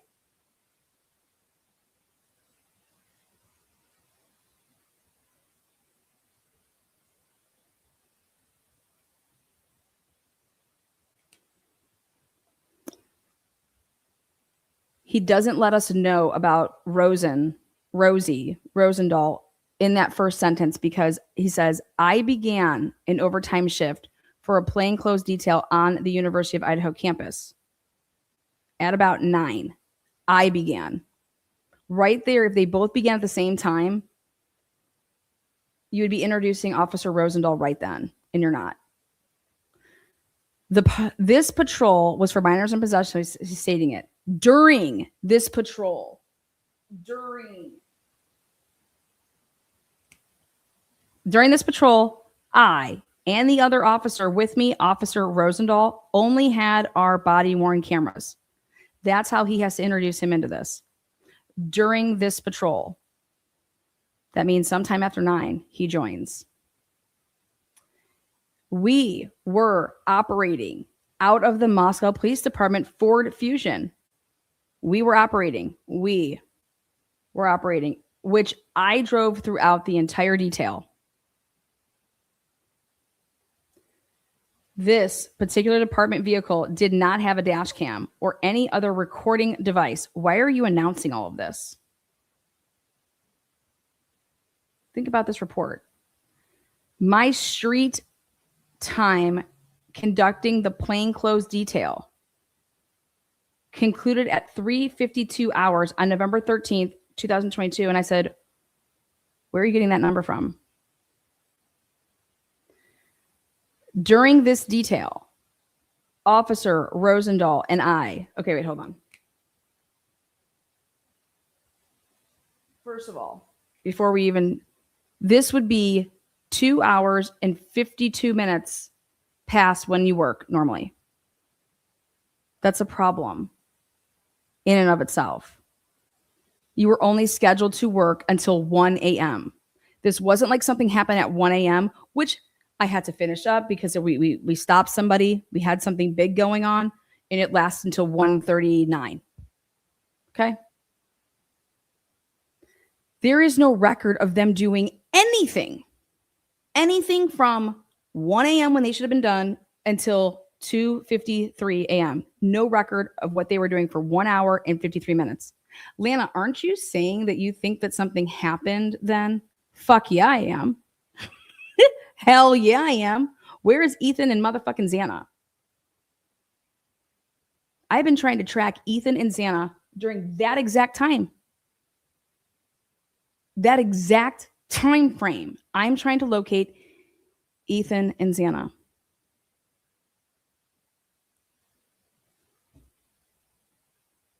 $1 to 2:53. Where are they?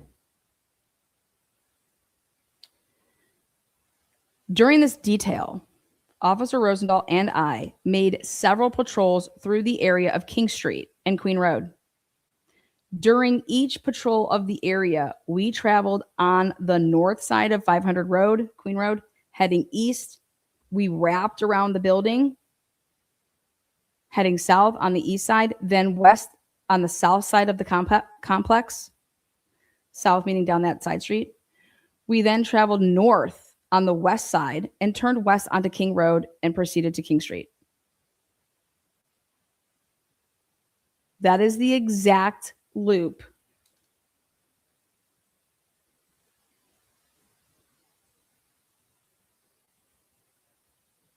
of suspect vehicle 1. Because what did Jacob Tesdhal want to do here? What was he told to do?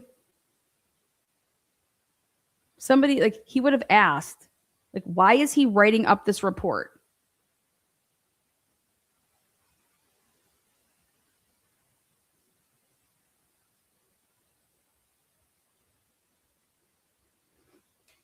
This is when they thought the killer was on foot. This is when they knew about 313. This is when they knew, Maury and all these guys knew that this white vehicle existed. And who the fuck could this be? Like, holy shit. Oh, that's probably us. We were driving all through back there. Oh, that's you guys? Yeah, that we were doing that plainclothes operation. We were doing that night. We signed up and we were working from. Wait, but you guys were only supposed to be working from 9 to 1. Yeah, we worked until like, I don't know, I can check our last stop, but I think that we were out there late. What? Like right there, the person that would be in charge of this would be like, huh?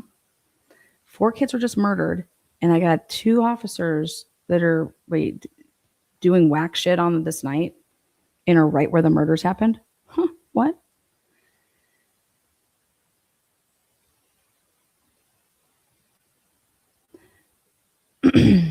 During one of the patrols in this areas, look at these.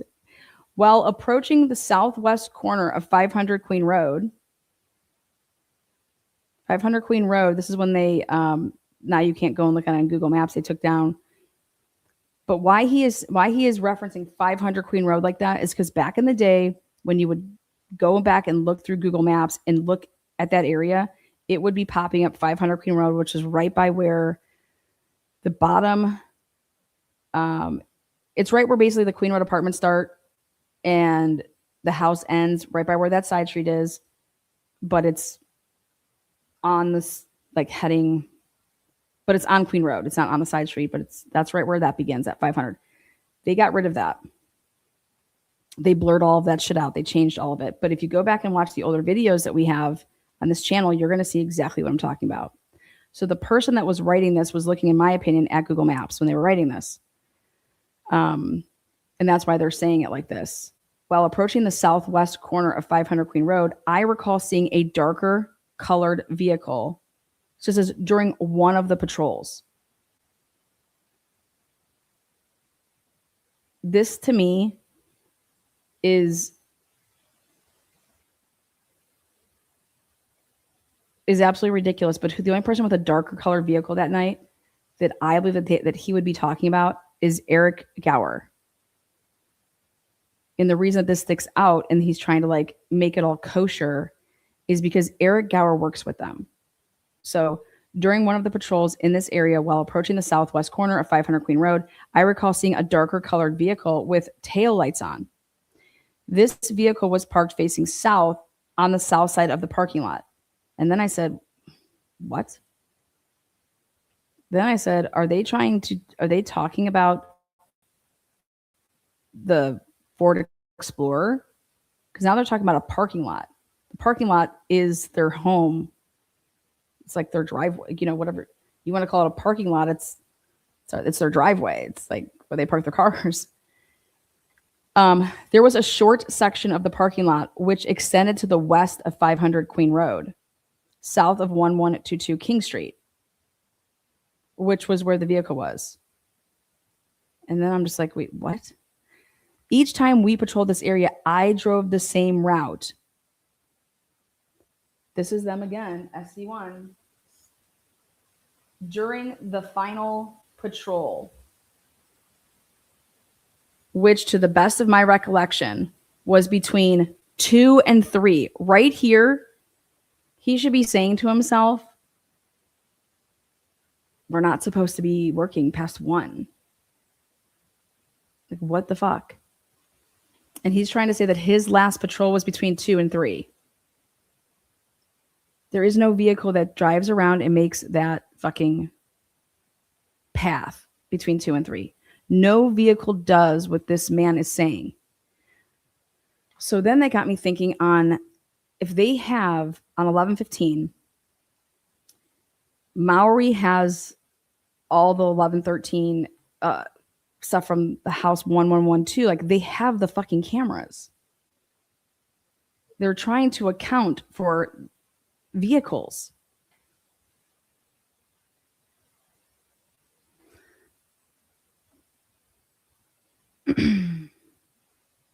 Which is, to my best of my recollection, was between 2 and 3 hours on November 13th. As we traveled north on the west side of the apartment complex, I saw several individuals approaching the residence at 1122 King Street. You guys, 2 to 3.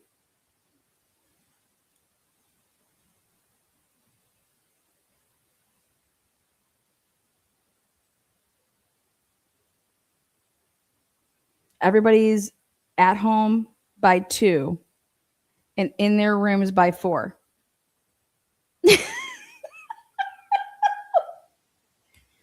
This is Tina with What the Fuck Translation Services. Their own police officer is fucking Trump carding that statement. I saw several, and this is when I break down what several refers to. A couple is 2. Several is more than 2. I saw several individuals approaching the residence. Approaching. You guys know what that means? Approaching? Approaching from where, motherfuckers? Where? Well, approaching from what? Behind the house? Coming in the back doors? No, the front, right? And if you saw them, if this is accurate, which we don't know, you saw them approaching the residence. So were they in the middle of the street walking up? Like, they can't be behind cars that you couldn't see them. You get what I'm trying to say? I'm trying to break down this. I want you to visualize. You would have had to have, they would have had to been on the street, walking up and approaching the house. Several individuals.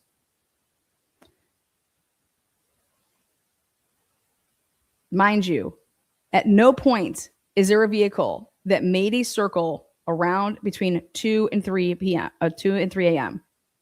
So this couldn't have been at this time. So let's go off of one of the times.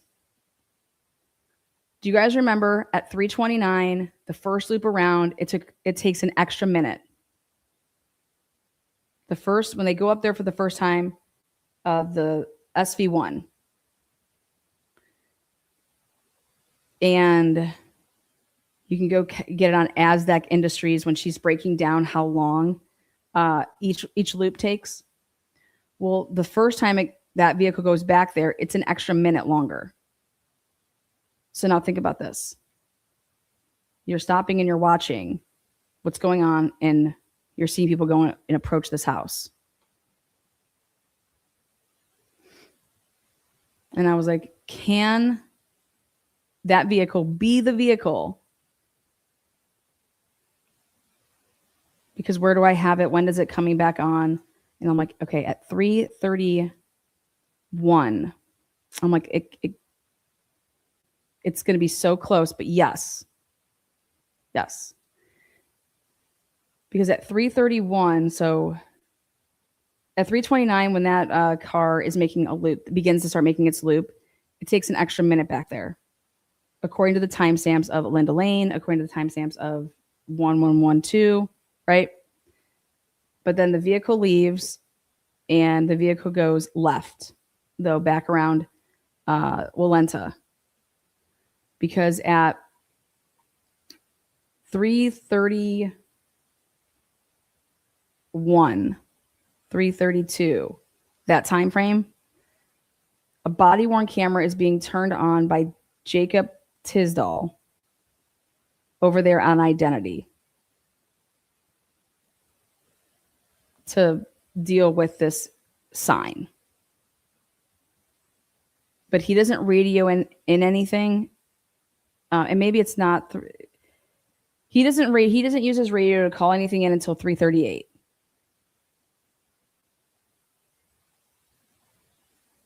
Just giving you guys this time frame.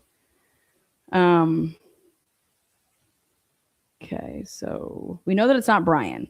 We know that the first loop through is not Brian. Lana, how do you know that? Because Cyray has Brian at his apartment at 254. Okay, and then there's no sighting of any vehicles. Like, if the route that Brian would have had to taken to get to 1122 King Road, leaving after he showed his phone up at 254, is not, it wasn't seen on any cameras as coming into this, what do you call it?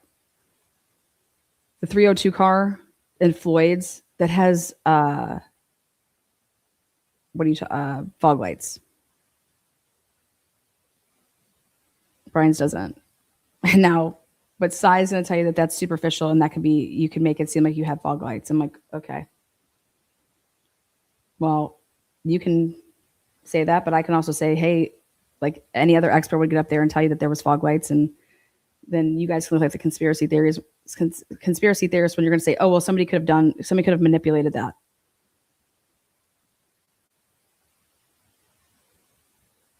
Sure. But it would have taken Brian, if he goes a completely different way in a whacked out route.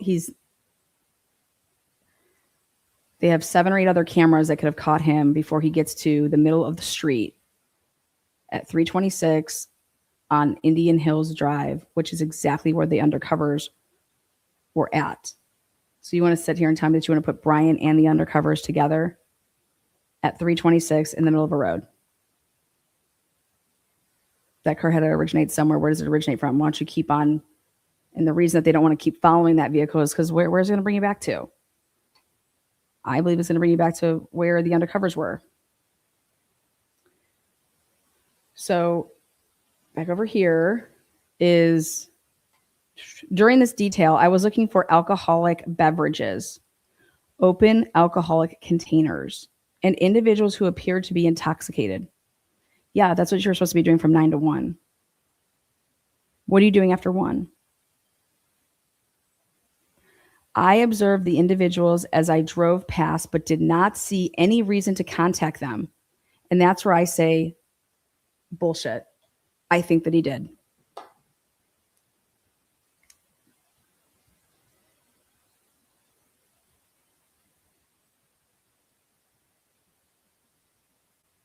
What if, this always happens, until we can say, we can put this over in a column of, I can't prove this right now, but what if he's getting in front of something here and he's saying that, but I did not see any reason to contact them. You guys, this was not between 2 and 3 because we can prove it. There was no car that made that loop between 2 and 3. He's saying that this was his last patrol around that area. And he says, which to the best of my recollection was between 2 and 3. There is no vehicle that is making a loop between 2 and 3. None.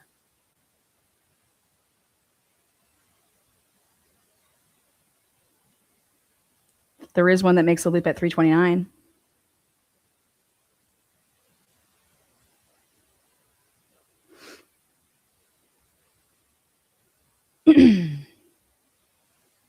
And he said that he saw no reason to stop these people.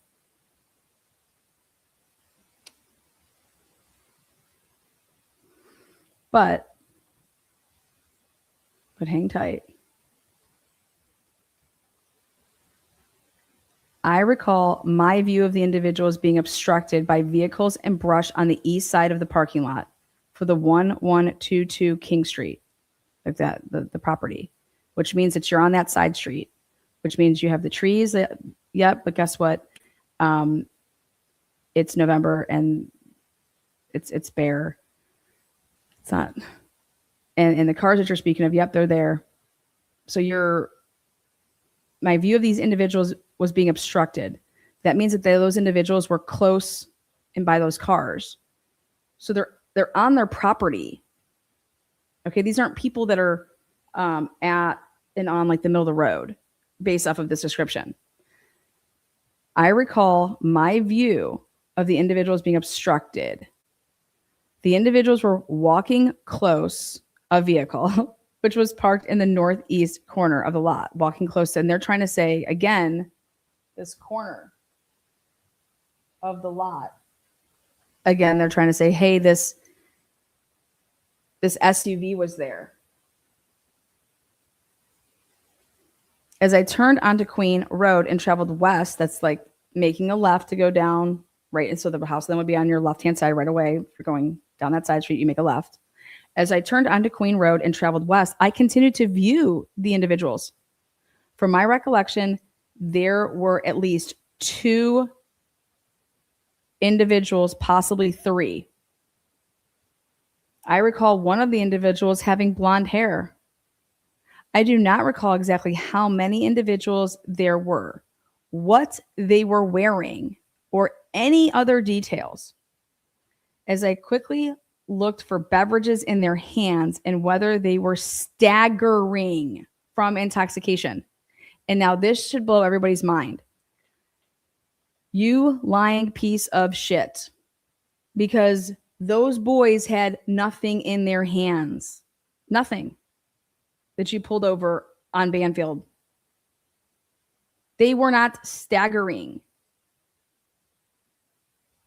And if you see them coming down on those stairs, those steep, I've walked those stairs, those steep ass stairs, those tiny little stairs that you're coming down, you can tell somebody's staggering while they're coming down those stairs.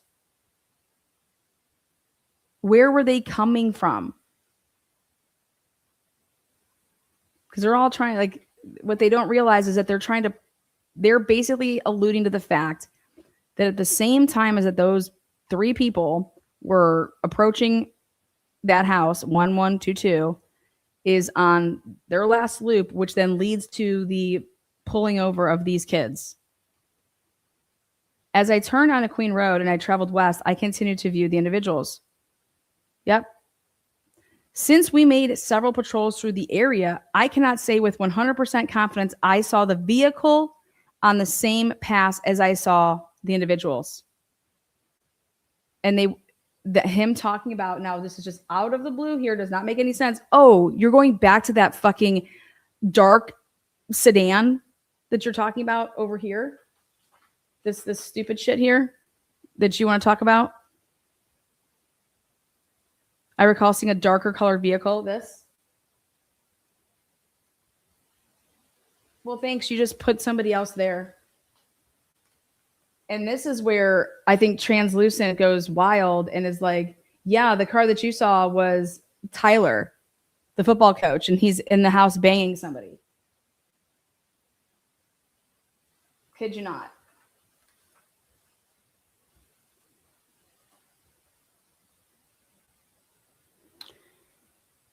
And I'm over here saying, no, you're talking about Eric Gower. But hey, who the fuck knows? Maybe you're talking about a fucking SUV. Maybe you're talking about Molly. Don't know. no clue what the fuck you're doing and what you're talking about. But you right here try to, like, this is how bad they are to start writing shit. Upon review of my radio history, not the body worn camera, but he wants to go off of radio history, which is not accurate. And you would never do it this way, but fine. Upon review of my radio history, I contacted 3 individuals at about 2:55. They're going off of the radio contact versus we know that you actually made contact with them before then. The radio contact is when you would have called it in to like start giving people's names and to see. So the 2:55, that's going to be, I believe, Syed's, call in. To the best of my recollection, this was after exiting King Street. And I'm over here saying, yay, you're a fucking liar. Because your recollection sucks, big old dick. There is no vehicle leaving and turning out. When he says, to the best of my recollection, this was after exiting King Street, after seeing the individuals at 1122 King Street. We cleared this contact at 3:32.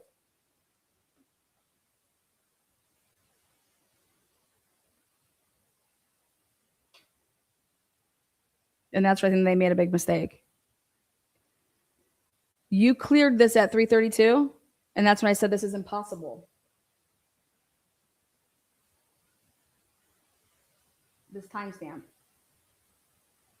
I said it was 3:19. Okay. So you using 3:32 is hilarious to me, because what was the purpose of him using this for? Well, he wants to give himself, what he's trying to do here is he doesn't want to be a certain vehicle. If he doesn't clear that stop until 3:32, then he can't be what vehicle?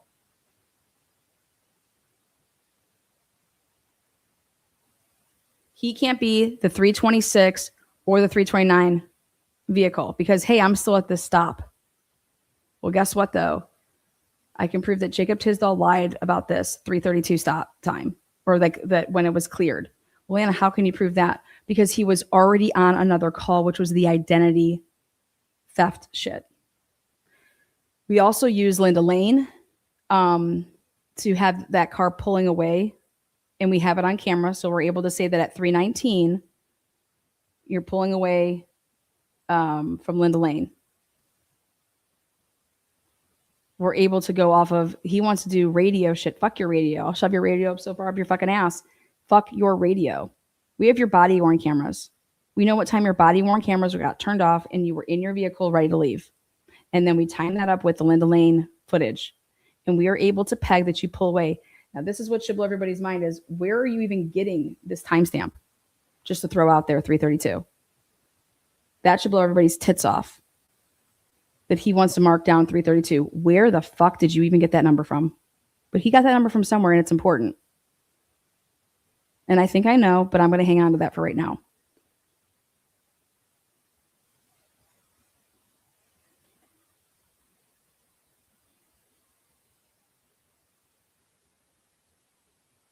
I personally believe that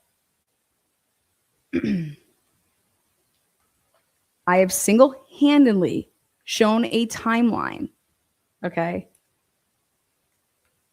that I put out there way before I know Ann Taylor was asking for additional discovery. And Ann Taylor went the route that I was pushing in my videos out there.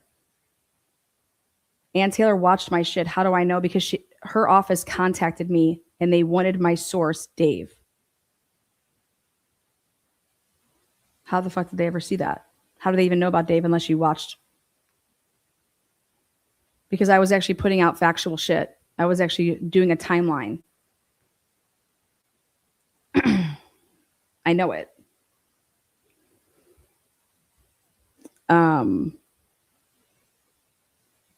So going back to this is, if I believe that there was cops involved in Brian Drake's homicide based on the evidence, based on the phones, based on all of that shit. Like, I'm not just pulling this out of thin air. And when I say involved, you're lying about something because you're lying. And what is it about? And why are you lying during the homicide? And why are you right by the homicide and lying? This is what gets Black people life in prison, because they lied just about a drug deal. That's what they lied about. They had nothing to do with no murder, and y'all knew that. But hey, we can get them on this, and we're just going to pin this on them but you knew that they didn't do this, but they were making a drug deal, and that's what they lied about. What the fuck does a cop have to lie about? Well, they were only supposed to be working until 1 o'clock in the morning. They pull the files from me to be able to show you guys, here, this is who was working from 9 to 1. They pulled those. So everything that I've been doing, they're trying to cock block. Why?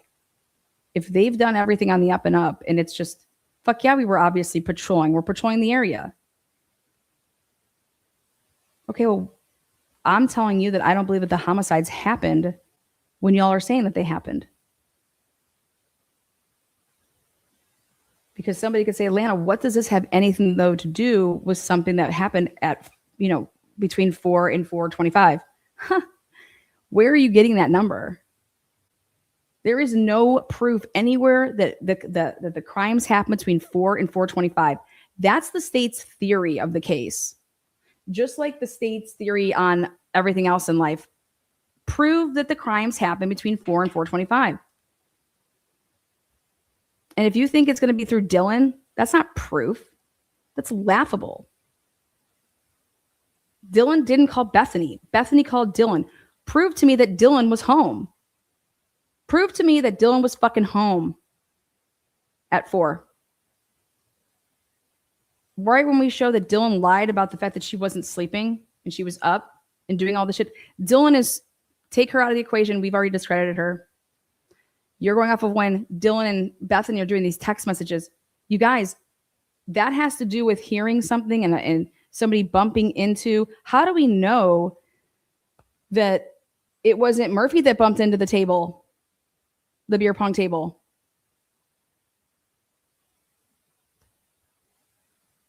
We don't.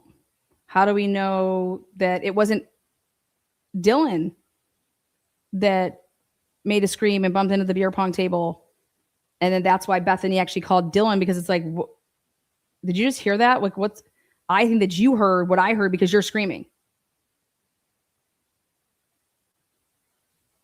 Just because there's movement, prove to me that Bethany was home between 2:15, or not 2:15, between 2:30 and 4:10. People leave their houses all the time to go have booty calls. And why I will not stop until I see these records is prove to me these people were on the Wi-Fi at their residence.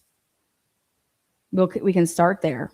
And now, since we go by the cop language, well, people leave their phones places so that they can't be detected where they go.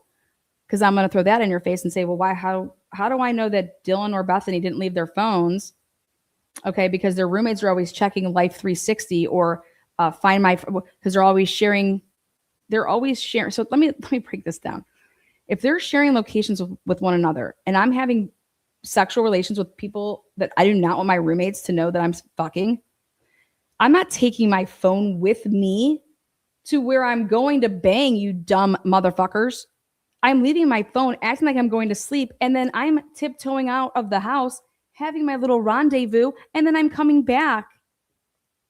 That's what I'm doing. This is 2022.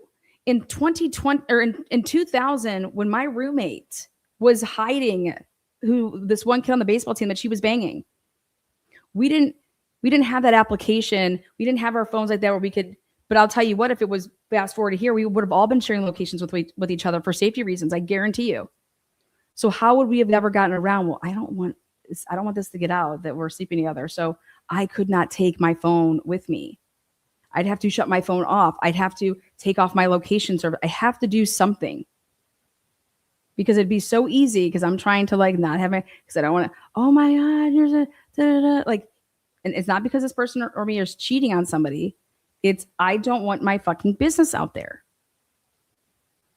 And so this is how you would have to do that so that your roommates, and remember my story that I told you guys, my roommate was so fucking smart, sneaky. We would only hear one set of footprints going up to where her room was, not two. How did this happen? Because she piggybacked the dude and went up the stairs. So we never heard two sets of, people going up there. And I was so damn adamant. I was like, I know. And I was like, I'm going to catch this motherfucker. And because we had fun with it. And here the kid flies out the fucking window and gets hurt. This dumbass, instead of just like letting us catch you, nope, this dude flies out the window to avoid us catching him on our old school cameras back then. We would record ourselves on old digital, those fucking VCR type shit. Remember those things? We had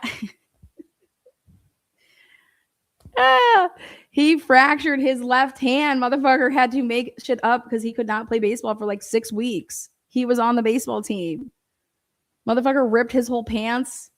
We had his half of his jeans on our fence. Okay, like it was the funniest shit until he got his hand busted up. And he had to act like he heard it not doing that. He had to act, and we all kept his little secret. Like we knew that he didn't hurt his hand playing baseball, but he could have lost his scholarship over that shit.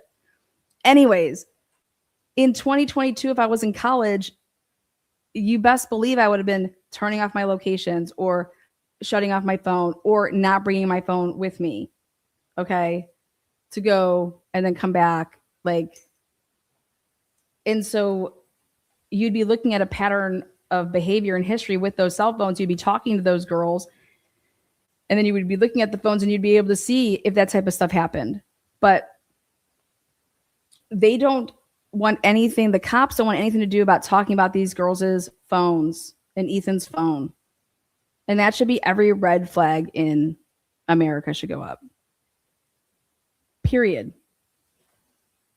And so here on the night of the murder, there's outside of this house, you basically have somebody watching your house. They are watching this house. That's what this is. You don't remember, if you're doing in so many hours worth, like, oh man, I don't fucking know. Like there was kids all over, I don't, but you're going to write up a report like this. Who asked you to? You're trying to get in front of, you were taking ownership of that fucking SV1. And why anybody would not see that that's exactly what you did here, because there's no other loops. We have the cameras. You never made any of these loops that you're talking about. You cannot be anything but that vehicle. You also aren't supposed to be working. So what the fuck are you doing? Why are you there? What were you doing from 1 until 2:53 in the morning? Why are you lying about clearing a scene at 3:32? That happened at 3:19. 3:19. Where'd you even come up with this shit from? I am shredding and I was shredding it in real time then, and I am now, completely shredding this. And so I cannot get past the fact that this house was being watched by undercovers who are claiming to be undercovers, who are doing party patrols / drug, other things to do with drugs, at the same time that you're unaccounted for. Molly McMichael is unaccounted for.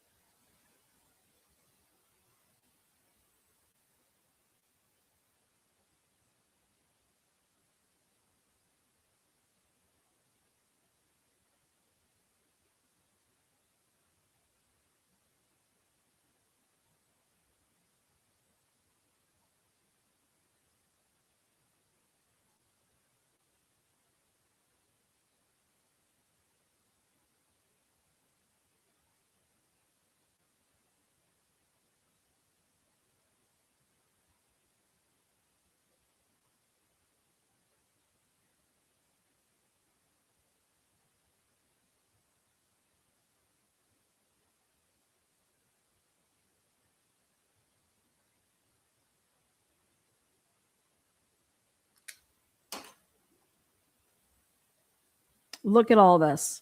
1 a.m. to 2:53 a.m. I want to know where the undercovers were. They were supposed to be done at 1. And so I believe that they were. Then something happened, in my opinion, between 1 and 2:53.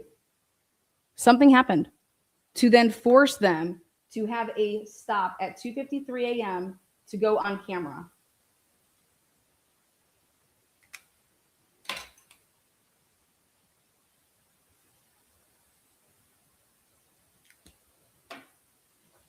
From 1 to 2:53 a.m., where the fuck is Molly?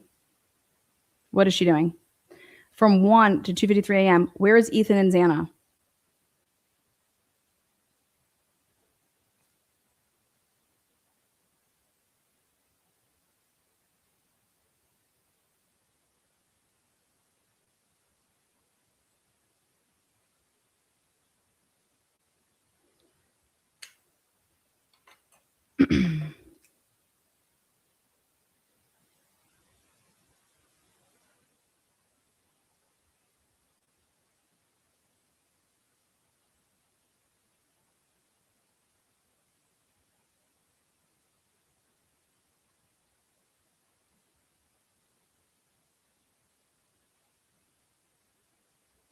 This dark sedan that Jacob Tesdhal talks about, okay? When they get dropped off, he's in a darker sedan.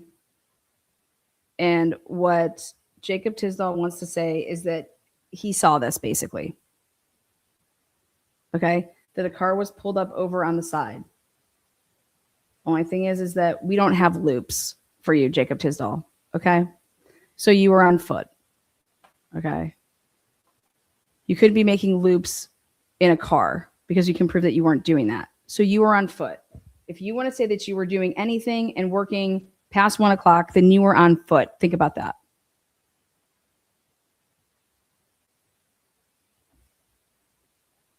Also think about if you're done with your work at 1 and you take back that, you're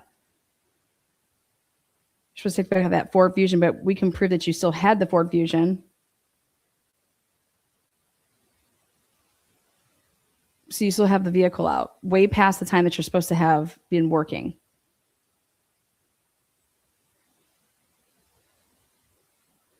They didn't ever think that the body worn camera would ever come out.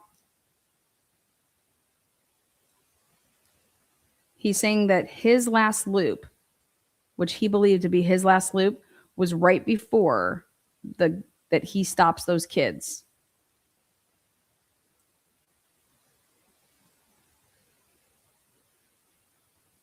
So that would mean like I saw several people that were like approaching that house in that loop coming down. Okay. And then I'm coming around and then I'm stopping those kids.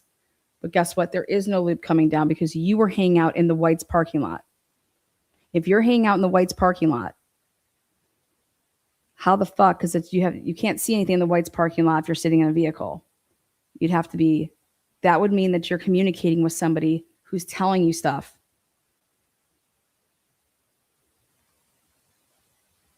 Or you're filling out a report after the fact, but it's from 4 people's point of views.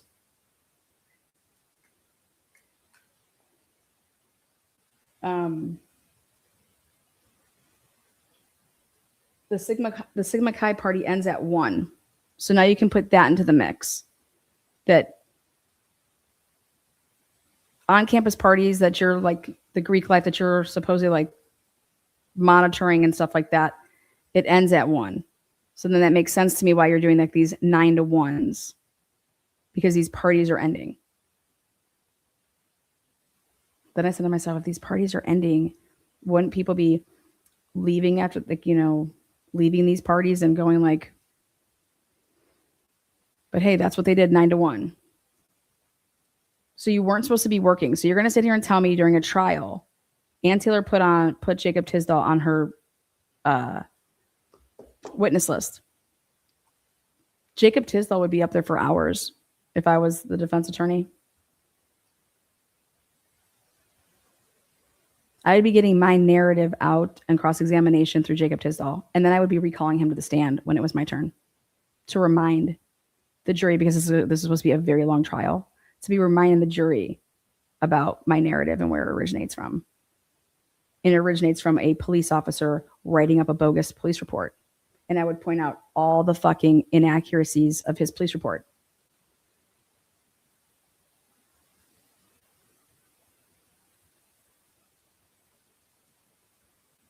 And I'd be asking why, if you were only scheduled to work until 1, what are you still working for? What were you doing? You were dressed in all clad in black, right? Now, you wear those balaclavas, don't you, when it's cold outside? And you own one of those, don't you? Mm-hmm. Jacob Tisdhal does own one of those. How do I know that? Because in a body-worn camera that we have of one of these fucking times, he has the shit on. You have black gloves, right? Mm-hmm.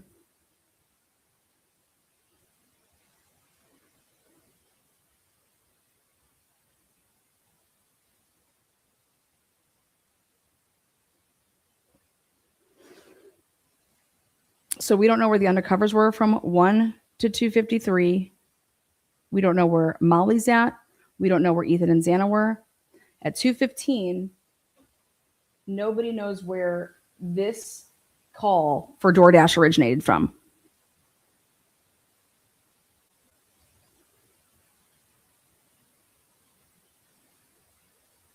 How? How the fuck is that possible? In 2022, in this day and age, how the fuck do we not know where that phone was at when it made the DoorDash order?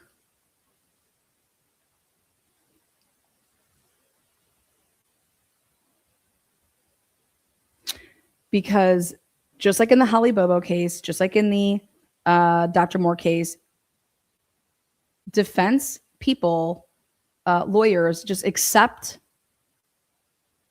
these narratives, just accept shit. Why are you accepting that this happened from 4 to 4:25?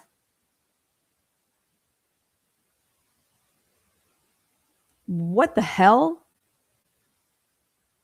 I'm never accepting that. You want to know why? Because the evidence doesn't fucking support it. Those are text messages between two people about something that happened before, not during. And that vehicle speeding away at a fast rate. Shit.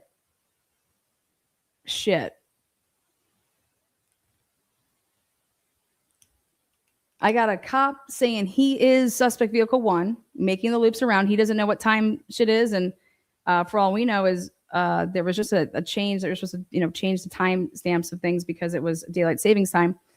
In the Brian Drake case, just so we're clear, those body-worn cameras did not change and they were off. Or because there's no report about it, or you're going to have to testify that they were accurate. And then, holy shit, what time did this all take place? But why are you willing to accept the state's theory that this happened between 4 and 4:25? I'm not. Fuck all that. I got 2 kids' phones, never making another phone call. So let me get this straight. You guys happen to there's supposed to be people that are walking around looking for a missing dog, allegedly, supposedly.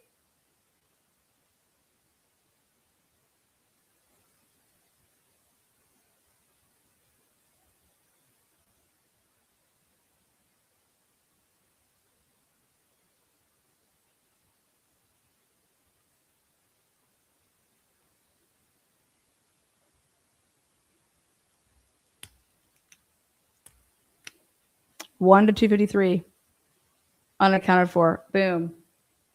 They stop. Who's they? Kaylee and Maddie. They just go to sleep at the same time. Funny. They stop making phone calls. Who'd they call last? Xana. Bethany.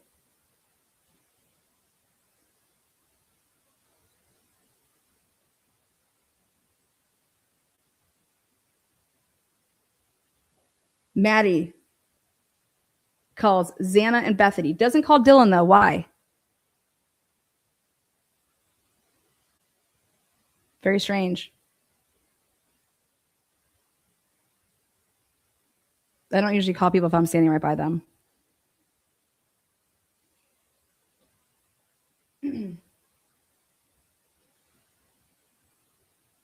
Nobody around here is cop callers. You also don't call the cops when you think that you have the cops there. How about that? If you think that people are there that are cops. We have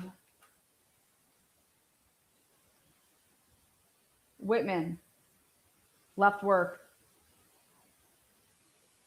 He wants to say 4:30. I say I don't believe that. That's all after the fact, but I know that he left work. And so how do we know that it was at 4:30? It could have been way before that. Put him on there. I don't need to call the cops when the cops are there.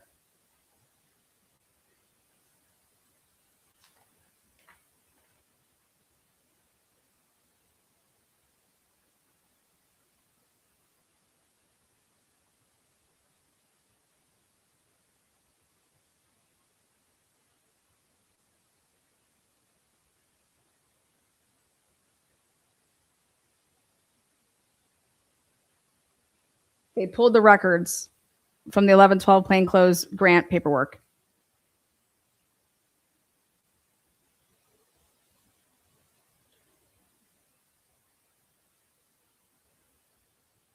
After FaceTiming with Jack D for however many 17 minutes, everybody wants to talk about, let's talk about something.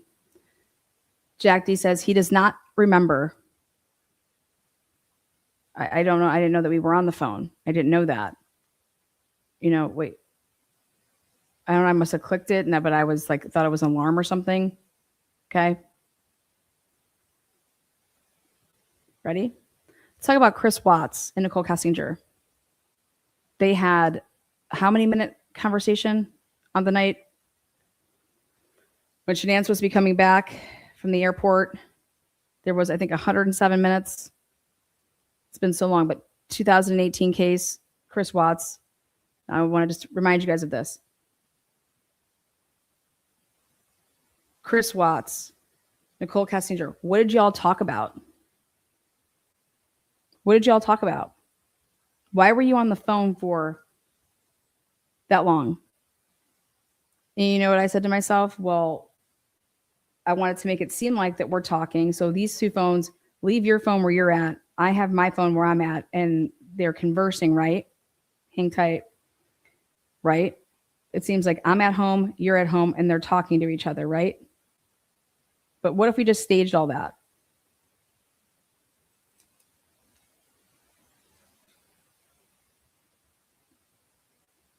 Because when it was asked, what were y'all talking about? Nobody had an answer for what were you talking about for 111 minutes? Now, let's go back to this case, right? Jack D, what were you and Kaylee talking about for 17 minutes? Okay. I'm going to tell you something. If I'm Jack D and I'm not going to fucking say anything about this kid knows not to talk about shit. He's scared to talk about stuff. He told somebody, hey, he confided in somebody because guess what? He's like, I'm never talking to these people again. Lawyer, with a lawyer, without a lawyer, nothing. Fuck you people. Fuck you people.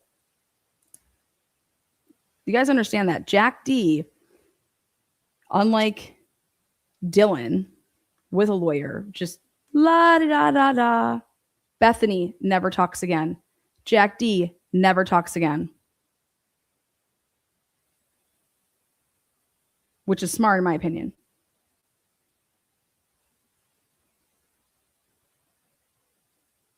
He tells the officers, yeah, Kaylee would call it, that's normal, but Maddie, I've known her for so long. Maddie's never called me like this.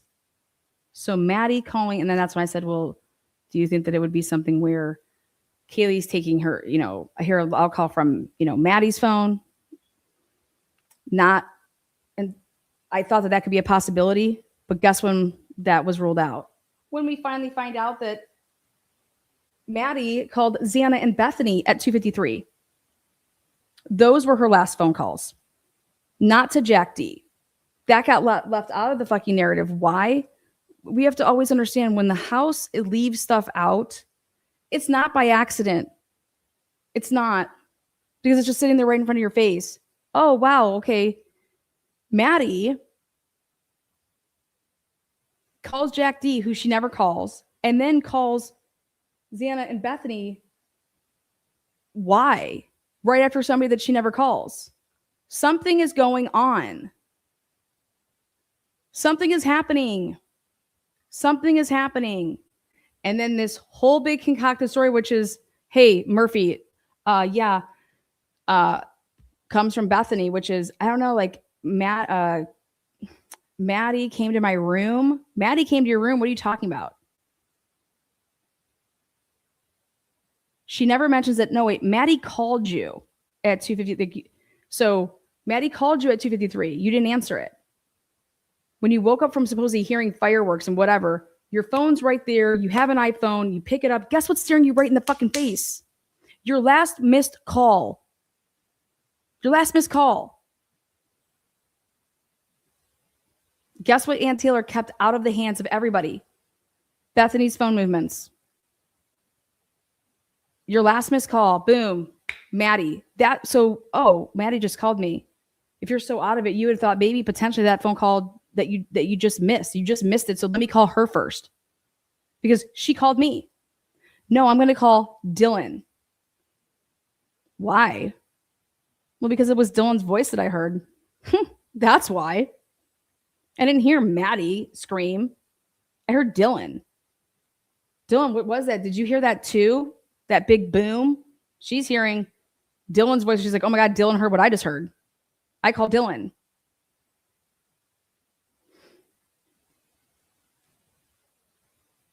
Or, hey, I just got back. What the hell? Like, I mean, what? So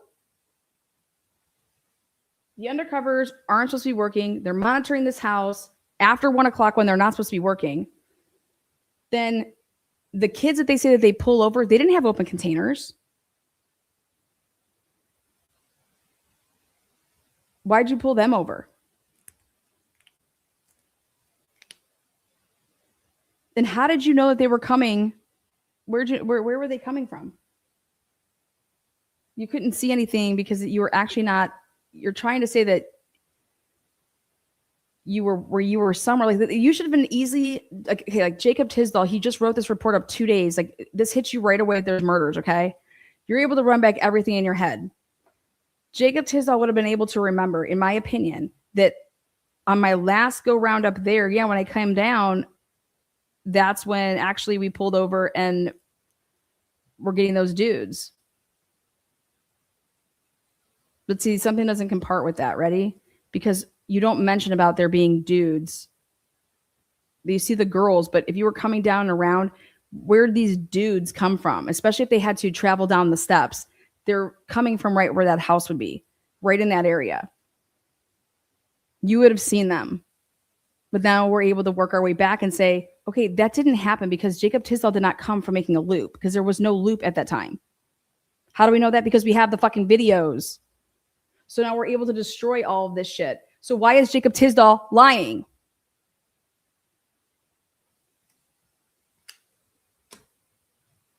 Why didn't Rosie write up a report? Why was it only Jacob Tesdhal writing up this report? Why are they still working after 1? They're not supposed to be working after 1 because they're only on from 9 to 1. They don't ever work past 1. And when they do, it's like 30 minutes. They've never worked until 4 o'clock in the fucking morning. Never once. That's totally out of the realm. Like, and what I am breaking down right here, right now, ask Cyree about it. Ask any of these experts. Ask anybody that's an investigator in this case. Did you know that Jacob Tesdhal and Rosie, they were not assigned that night to work a regular shift? They were part of this federal grant money, overtime shit.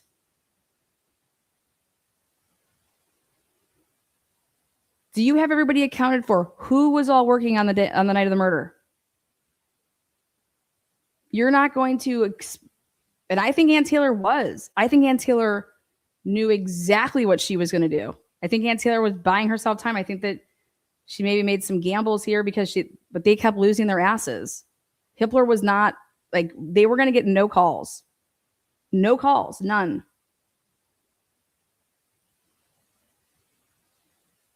This stuff that I'm laying out in front of people when they actually are listening and I'm breaking down the timeline, and you're going to sit there as a cop or you're going to sit there as a prosecutor or a defense attorney, I don't give a fuck what position you're in, but if you're in law enforcement or you're in the criminal justice system, with everything I just presented here today, you're going to sit there and say, there's nothing to see here. I'm going to tell you to touch your fucking toes.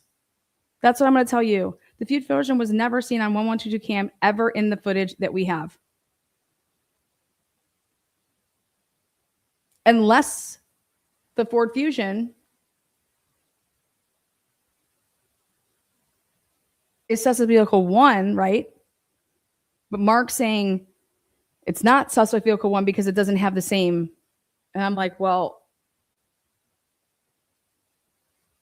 maybe it's superficial. I'm going to reverse everything that you're going to throw at me. I'm going to throw at you. Maybe they made altercations to the Fusion so that on a camera it would look like, but at the end of the day, why in the world would Jacob Tesdhal write up a report on 11/15 and take ownership? There is no vehicle that you could possibly be unless you are suspect vehicle 1. Because nobody else, there's no car making loops. And so this is what it brings us back to. The railroading, the lying. They believe that the killer was on foot. And this is what proves it. And they got Jacob Tesdhal to basically come out here without saying, I'm the car that's looping, write up a report that way that we can claim it down the road. He wrote this report on 11/15, basically claiming the loops of the suspect vehicle 1. Somebody had him write this report. Somebody used the intel that they had from 11/13 to 11/15. And then this someone had no problem with Jacob Tesdhal lying in a report about when he actually closed out different duties.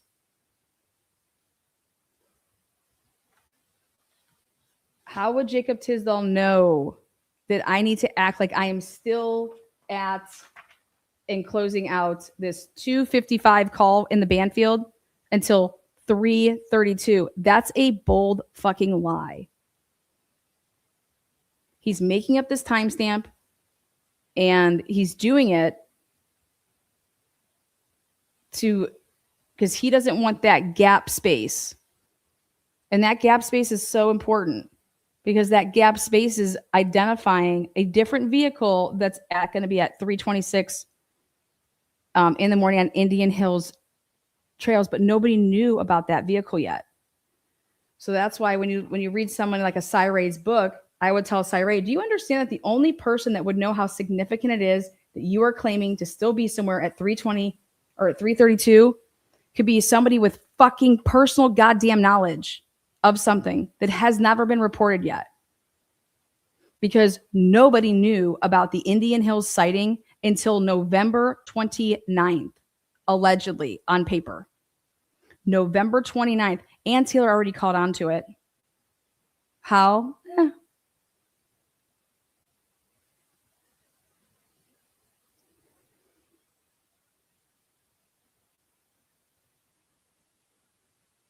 Jacob Tesdhal knew what he was also covering. So, hey, the cops over here, they believe that they have their suspect and it's Jack Decor, and he did this. This calling tells her to come over, blah, blah, blah, the calling, and then it all stops. And it's because he went over there and it was just a domestic dispute and it was something and then there was just these casualties of Ethan and Xana.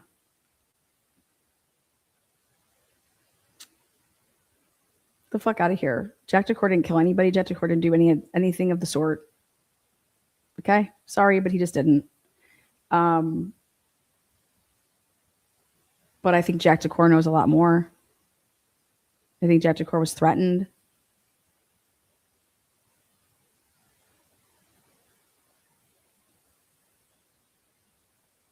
Then I think that his parents are so smart that they were like, give my son his phone back. We are pulling back our, because we gave consent. He's pulling back his consent. Give him his fucking phone. We are out of here. All of you people can get fucked. And that's why when people want to talk about why didn't they get Jack DeCour's, prints and why didn't that happen until 2025? Because Jack DeCoeur no longer cooperated with them, not even through an attorney. But then I said to myself, well, they never asked him to. Exactly. So did he not cooperate? And that was the smartest thing that you can do, because as a parent, these cops are not out here talking to you because like they're your friend and and stop thinking that. Do I think that cops need to change that? Hell yeah, they do. They're not coming at you because they're your friends. Okay, they're talking to you because they're going to fuck you.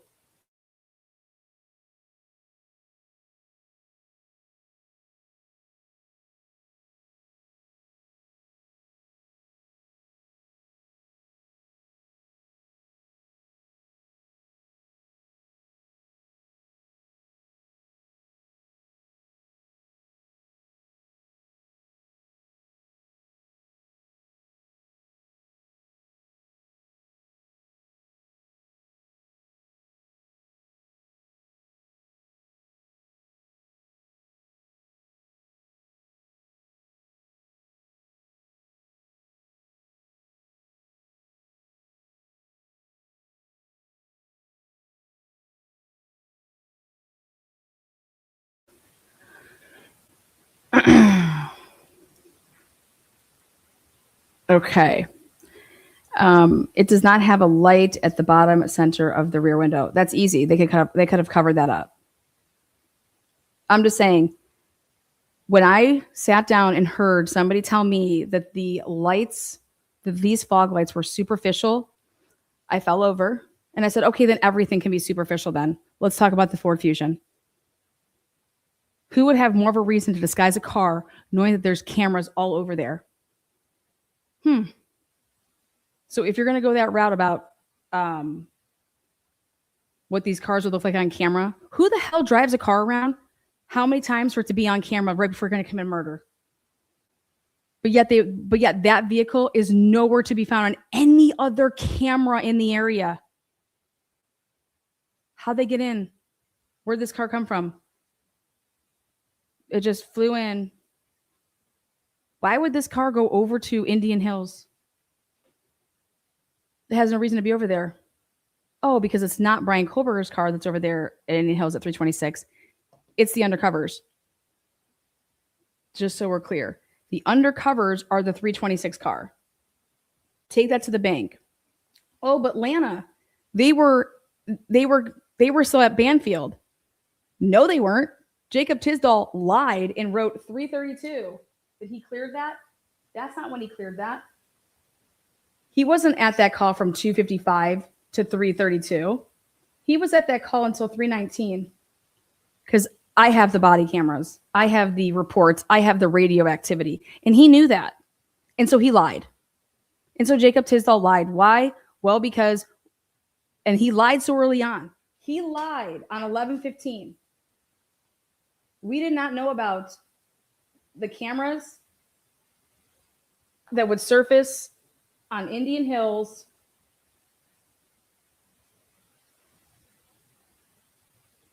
until 11/29. But Jacob Tesdhal knew about them. Why?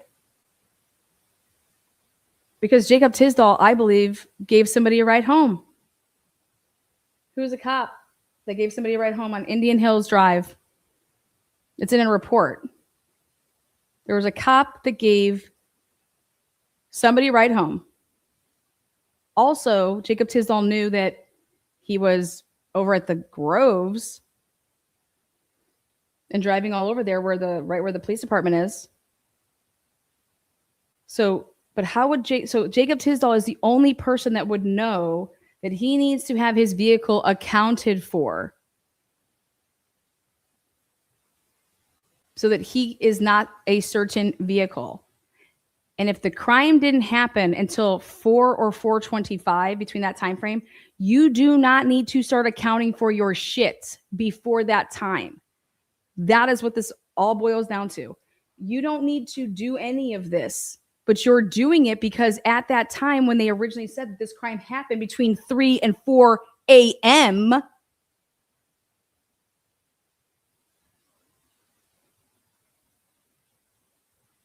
that's why Jacob Tesdhal was doing this, because that's the time of the crime is between 3 and 4 a.m. And you can take that to the bank.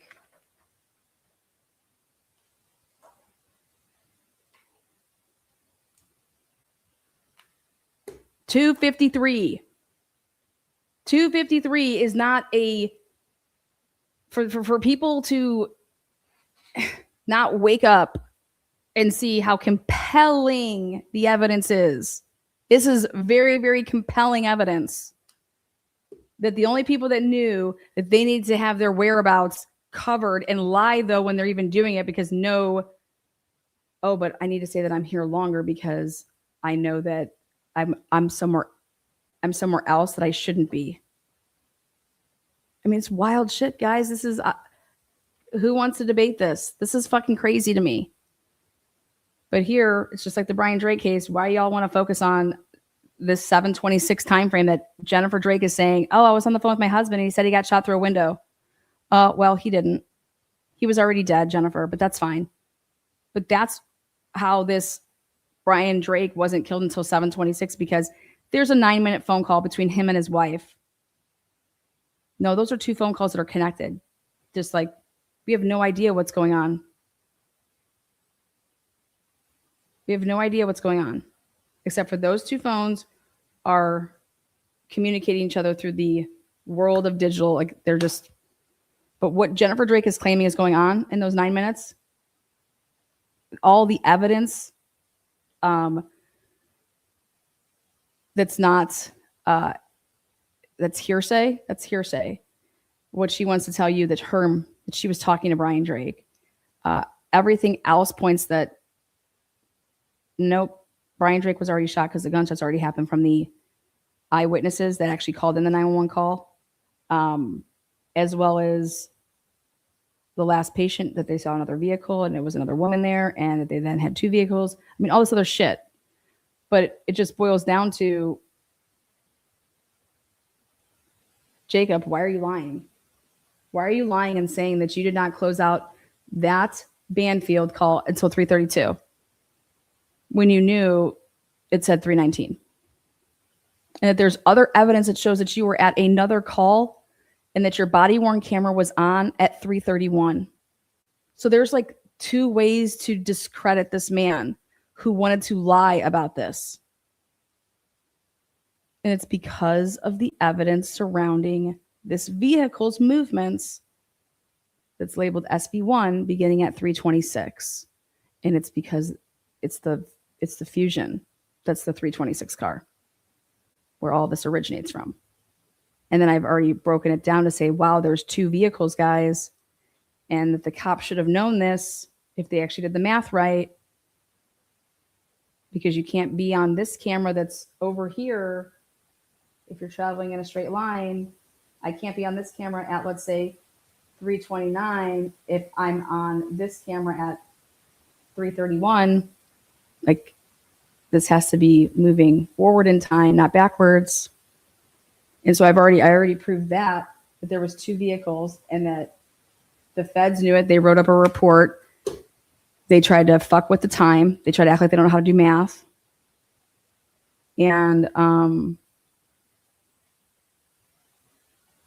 now I'm proving that there is a common interest here, that there was federal grant money being used for what they were doing with this right outside the murder house. We have people that aren't supposed to be working. Okay. Past 1 o'clock. We have paperwork that's missing, that's being pulled to show who truly was working and what time they were working. We have the results of what the undercovers were doing that night being pulled. We have Jacob Tesdhal falsifying a police report on 11/15 for information that we should not know about until 11/29, but he knows about.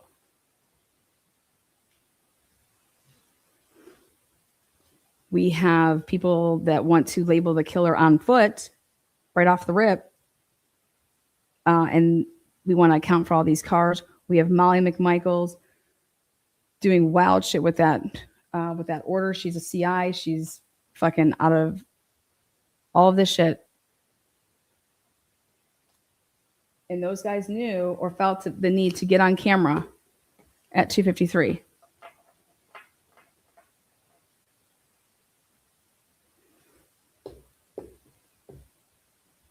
We didn't feel the need to stop anybody going into that house. Oh, what if you actually did? How do we know that you didn't?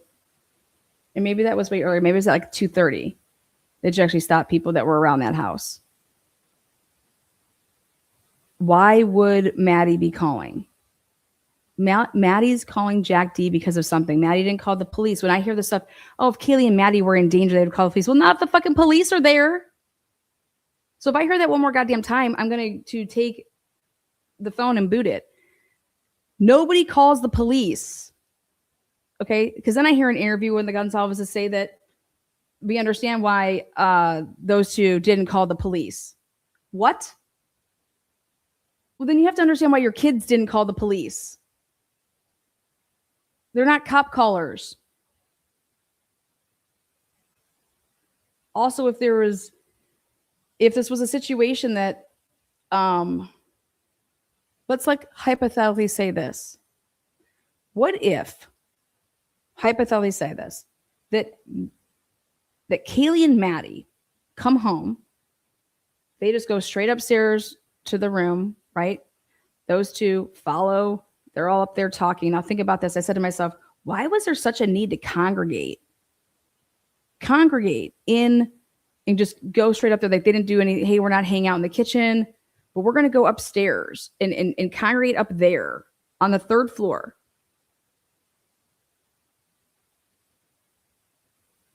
It was almost like to keep them up there. We want them to go to sleep. I don't know. Anyways, because of why I'm bringing this up is because of Ethan and Xana's room. We don't want them to go anywhere over there.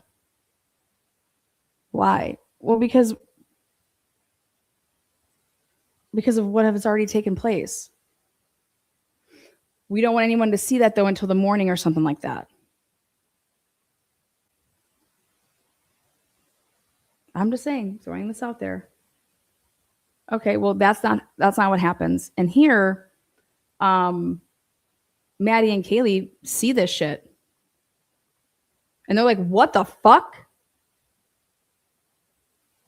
What would possess Maddie to call Jack D? I want to see all the times that when Murphy would go off running or get lost or whatever, that they're just, oh my God, we got to call Jack D right now. Because I thought to myself, well, do I think that Maddie would call Jack D if Murphy ran off? And it just so happened to be right after Kaylee's blowing him up. She never calls him. And that would tell me that, nope, all the other times that, the dog would run off, she never called. So I said, no, I can rule that out right now for myself. Maddie wouldn't have called Jack D because of Murphy.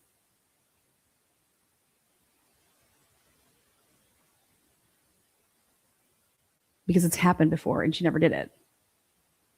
That's not her normal pattern. So why is Maddie calling Jack D? Well, I'd be freaking out. I wouldn't need to call 911 if people are already dead. If there was no way that I could help them. If they were already deceased, I'd be freaking out, right? And I'd have maybe what? I didn't need to call Dylan because Dylan's there and she's like saying, oh my God, what the fuck's going on? Like, Oh my God. And then so like Dylan's acting like so like fucking how she acts, right? Maddie and Kaylee, they're calling to try to talk to Jack D. Then Maddie tries to call Jack D. But guess what? Maddie also calls Bethany and Xana's phone. And I'm like, wait, if she's calling Xana. So I'm like, oh my God, Ethan. Is Ethan just there? Because Maddie doesn't call. She calls. She doesn't call Dylan and she doesn't call Ethan. She calls Bethany and Xana. And this is before, or I'm sorry, this was after the 215. So this was at 254, 253, 252, that time frame. 215. And I said, okay, well, we also have the DoorDash order now. And so it's like, what's she calling? Say, hey, your food's here. Hey, I got your food. I'm outside. I'm walking around, right? The cops are over here saying, yeah, we saw, 2 or 3 people. I thought it was 3 people. One of them was blonde. Oh, was the other one Molly handing off the food? And then so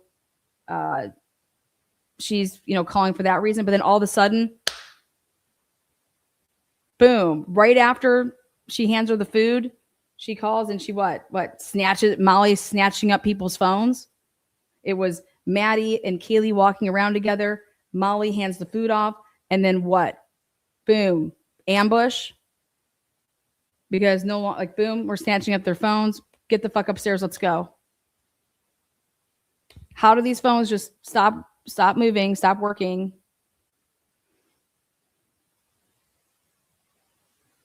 Don't you think somebody when they're drunk would call their boyfriend and say, when did Maddie call Jake that night? Say, hey, I'm safe. I'm home. Oh my God, I had so much fun. I'm so fucking drunk. I haven't been this drunk in forever. Jake, you don't understand. Oh my God, I wish you were here so I could fuck your brains out. Isn't that what college kids would say? Everybody is saying, we have not seen Maddie that lit in a long time. Do you want to know what people do? Oh my God, she wouldn't call her boyfriend and tell her boyfriend what an amazing night. Like, oh my God. Or I have no idea how I got this drunk. I don't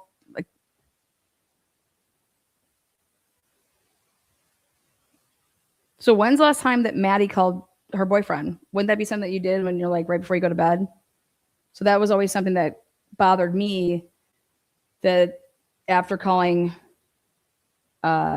Jack D, those times, and she called then Xana and then Bethany, she's never going to call Jack, or she's never going to call Jake Schreiger. And then when I saw that Ann Taylor was really interested in whatever the fuck Jake Schreiger had to say, because she had it, I told you guys that yesterday. Ann Taylor was very interested in Jake Schreiger's interview with the feds. She had it transcribed. Where is that? I want that. I want to read that. I want to read what he has to say about when the last time he talked to his girlfriend was.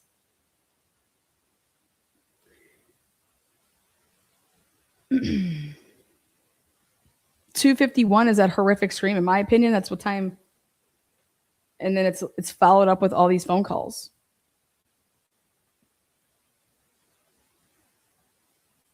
And at that same time, it's these 2 officers turning on their body-worn cameras and going and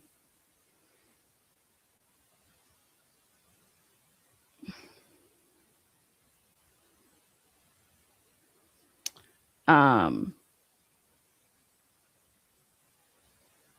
then we go back to the whole thing, which is why do we have to guess on any of this? None of this needs to be guessed.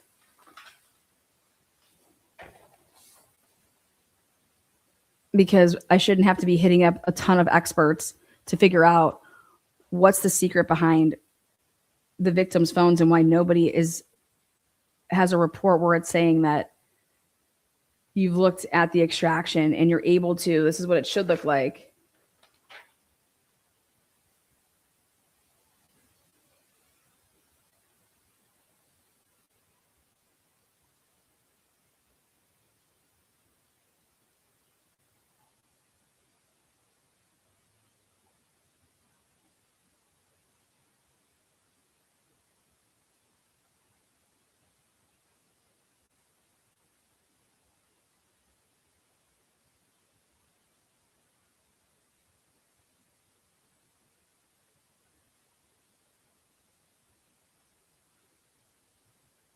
Wi-Fi time. When did you last connect to the Wi-Fi?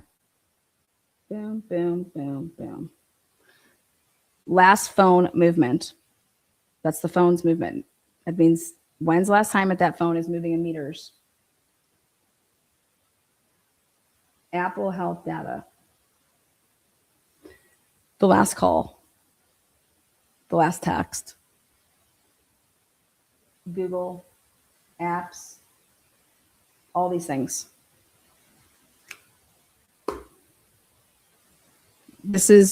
Where is this?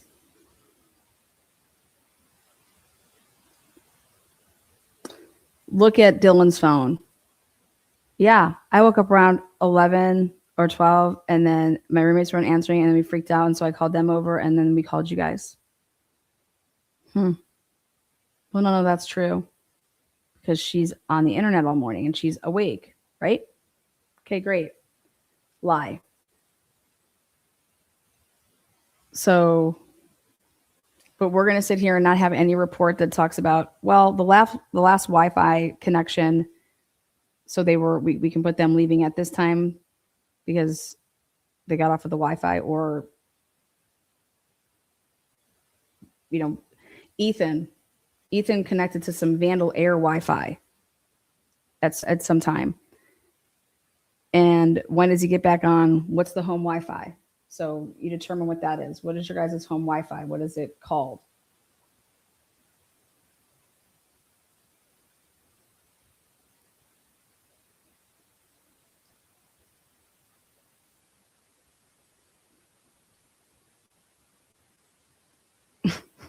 It's been a year.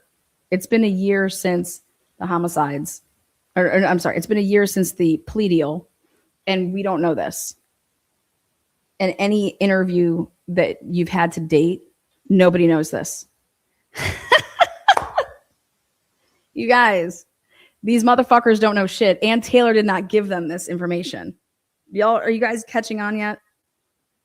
Okay. They don't know this. Or our interviewers aren't asking the right questions. So, nobody is coming on my channel for this case unless you can answer this part, because you are worthless to me right now. This is what we need answered. What time did these 4 phones connect to the home Wi-Fi? If I was to ask Christy and Steve, here's my questions do you guys have the answers to this? What time did Xana's phone connect to the Wi-Fi last? Do you know that answer? And I'm already going to fill it in. Nope, don't know.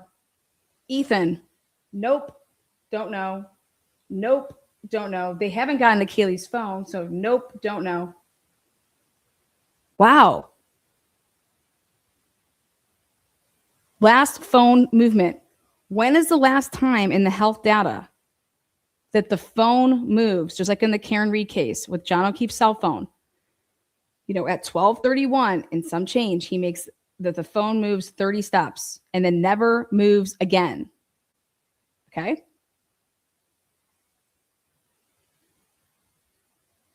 Do you know these phones? I'm not asking for the location.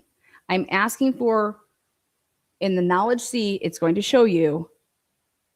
And they know what I'm talking about. And this is the answers.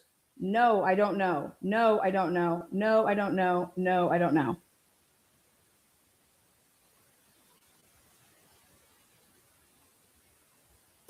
The last call. We know that. We know, well, no. We don't know Xana's. We don't know Ethan's. We know Kaylee's last phone call, her outgoing call. Okay. The last text. Do you know that? Nope. For all of them. The last application that they use. Nope. What applications were running their programs to track you? Nope, we don't know that. Mainstream media hasn't asked these questions. There's nobody to ask these questions to because nobody knows the fucking answers. And so when you ask these questions and nobody has the answers, that is evidence that no, Ann Taylor wasn't passing out the motherfucking discovery to people that did not do that. That was not their portion of the case. They did not get that material. It is not in Cyray's book. Does everybody understand that? You're not going to read this book and say, oh my God, all of our fucking answers are in there. There are no answers about the Idaho4 case in that book. Just so we're clear. Except maybe two. Brian Kober was at his apartment when his phone was turned down at 2:54.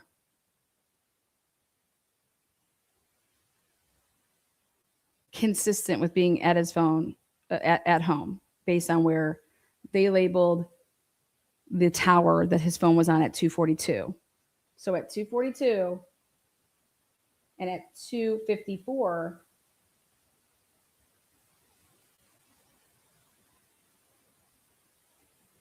same tower, and they already labeled it as his home residence tower. Boom, boom. So according to Cyray, Brian Kober was at home when he powered down his phone.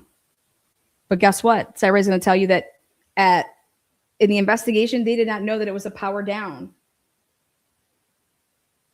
But also when you're at home and you turn off a phone or it would go into like whatever type of mode, that's normal when people are asleep like at home. But what it proves is that the phone and the car were not moving in concert ever together. That phone was never his car. That car was never moving in concert with his phone. That car is not his car. You cannot match up that. Then the other thing is that we see somebody making a turn and it's being labeled as going one way when it's really going the opposite way.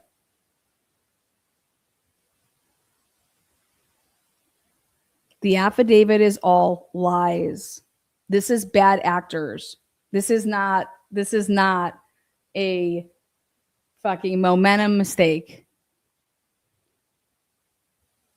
The plea deal was brought to you by none other than Bill Thompson to the defense.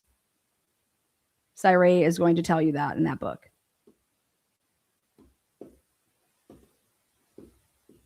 So I can't wait to see Stephen Christie's reactions to that. When Stephen Christie find out that, hey, Cyray is claiming in his book that Bill Thompson brought the plea deal to Ann Taylor. Ann Taylor did not go seeking a plea deal.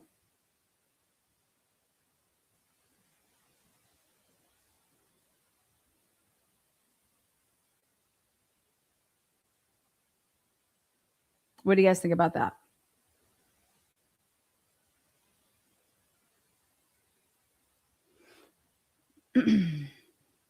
I think Steve's going to say, well, sounds about right because Bill Thompson fucking sucks. Fuck you, Bill. He's going to say, Bill Thompson can suck my dick. That's what I think he's going to say. He's been sucking my dick is what he's going to say. And I'm here for it. Fuck yeah, Steve. Raise holy hell.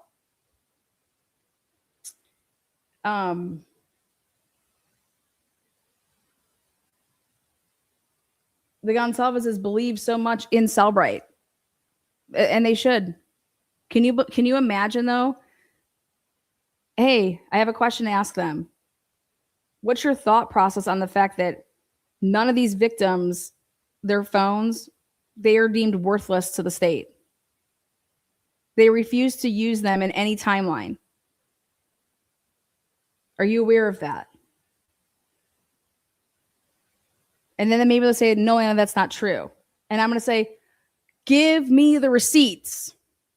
Where have you been told this? I don't want to hear nothing about this is what I've been told. I don't give a fuck what anybody's been told. What were you provided to show what I am showing in this table right here?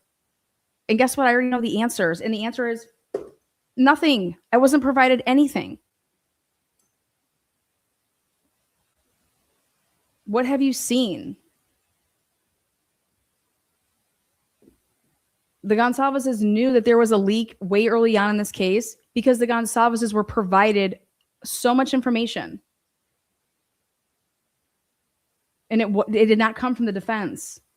The defense was not on the team yet. They were not part of this criminal justice system yet on this case. The leaks were coming from the investigators.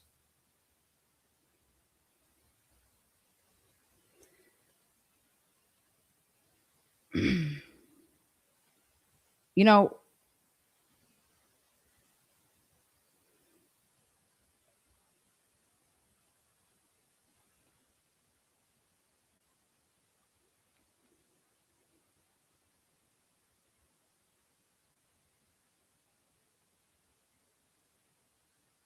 I would sue whoever told me that my kid didn't suffer and there was no pain and they were sleeping.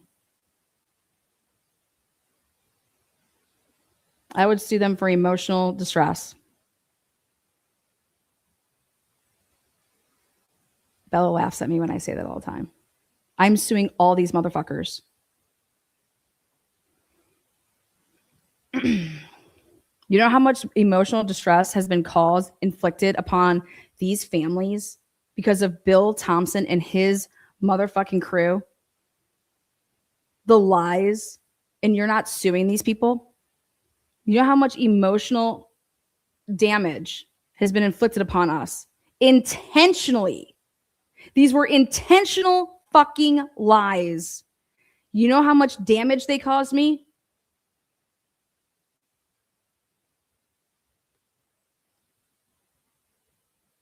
How much damage would it cause you as a parent? Abso-fucking-lutely, says Sarah. That makes me so angry they told these families that bullshit. It's so fucking sad. Seriously, it's awful. Yeah, it is. This is they're going to settle out, write a fat old fucking check. But you know what? You're still going to win it. You don't need to even settle. Show the damage. Show the damage.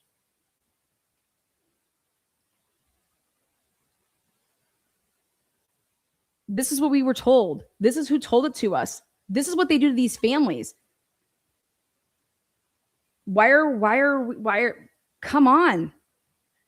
Bill Thompson, I'm suing your ass for fucking $200 million for the intentional infliction of emotional distress upon my family.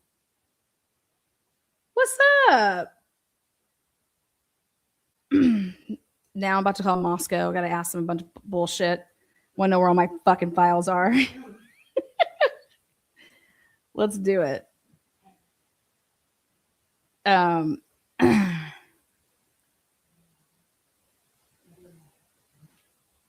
Guess what Inside Edition just told me? What did it just tell you? It passed legal. Aww. Good. We got lots of news coming from this channel. Oh shit. Oh shit.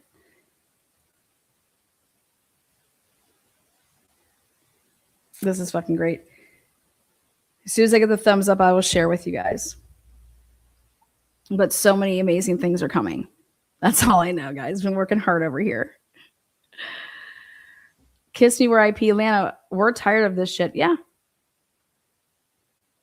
This is ridiculous. But this easy little timeline right here. Nobody can answer it. Nobody can answer it. Here. I'm out here talking to experts, multiple experts. Okay. I'm not asking people to break NDAs. I'm not going to Tom Slavinsky and saying, hey, I know that you were the one that was doing this up. Hey, Josiah Roloff. Cyree wasn't the person doing any of this with the phone. Cyree was doing location stuff that was completely, he was called in for one thing and one thing only. Okay. And the book's going to show that. I'm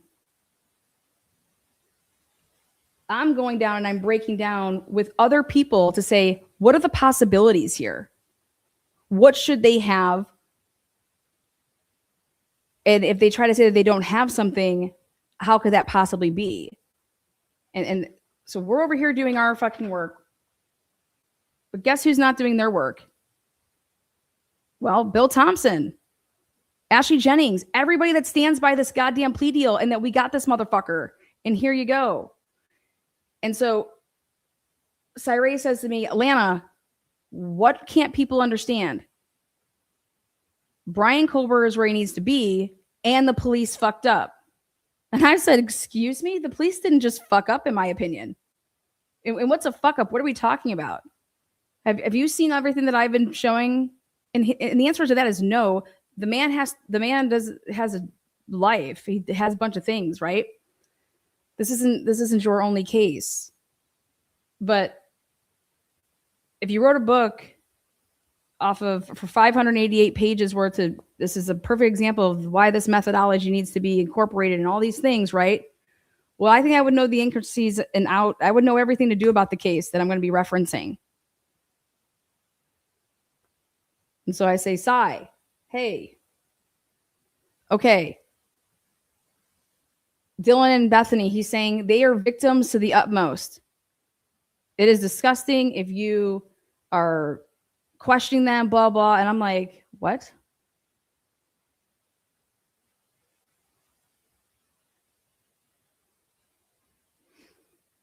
I said, I don't need to question them. I just need to put everything that they say and put it aside because it's not evidence. What they have to say is not evidence. I'm sorry. It's not credible evidence because it's ever so changing. So I don't need to blast them or do anything like that. I'm just saying everything that comes from Dylan needs to be put into a box and put over there on the shelf. We're not going to work off of a time frame that Dylan or Bethany provide. Well, that car that's leaving is involved. How? Why couldn't that? What car is that leaving? Well, the same car that came at 40, whatever. Okay, well then, so it's the police. It's the police. Because Jacob Tisdhal puts himself in that car. Jacob Tisdhal puts himself in that car. He writes a report on 11/15. What do you think about that? Have you ever read that report?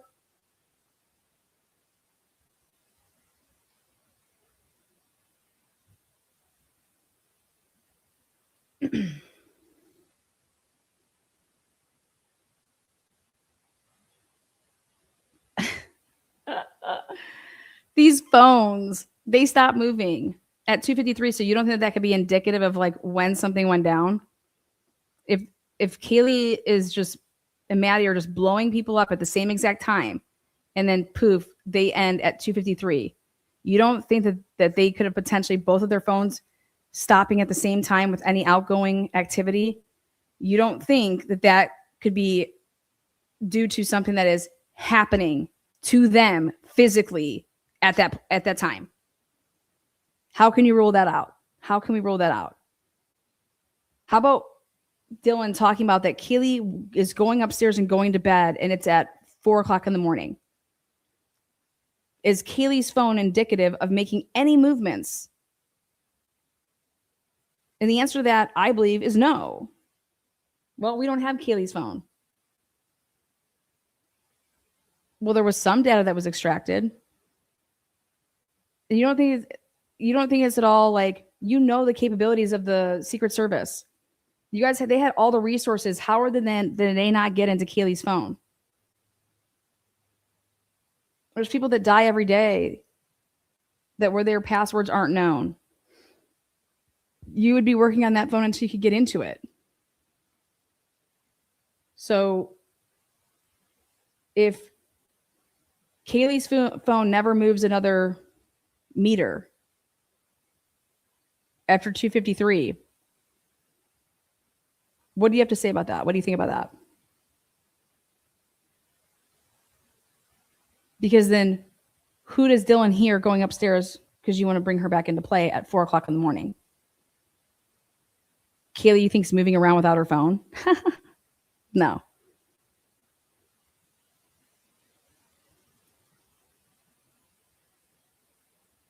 They talk about music playing. Bluetooth. Did you test any of those speakers? You would do it from the phones. What phones were connected to those speakers through Bluetooth? What phones were making these speakers play music between 2 and 4 a.m.? Do you have that? Nope. You're a digital dude. And you don't, like, nobody has this. You want to be able to, bolster Dylan's statements or discredit Dylan. I mean, even though she's telling us herself that everything that she's repeating is from the Vampire Diaries show that she was watching.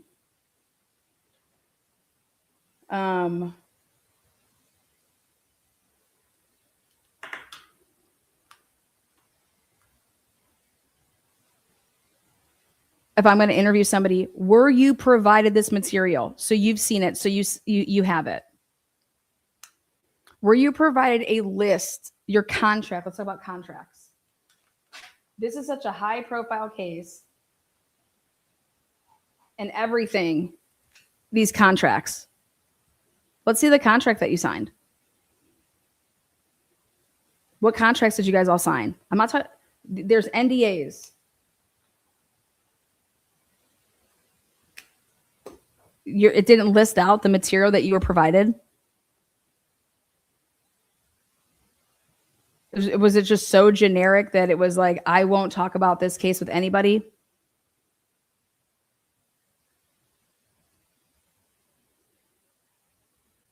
Because when you have to write a report, your report lists everything you reviewed, everything that you were provided to make your opinions.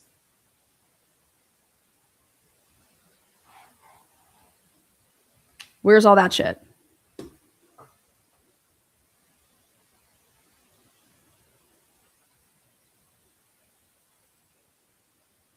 This would be like, this is what your report, this is what it all talks about. Like Dr. Leo, what he did for Dan Moore for his false confession. He has to list everything that he was provided. Just like in the Karen Reed case with Aperture and with ARCA,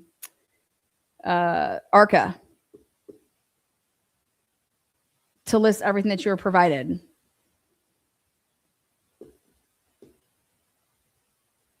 That you reviewed.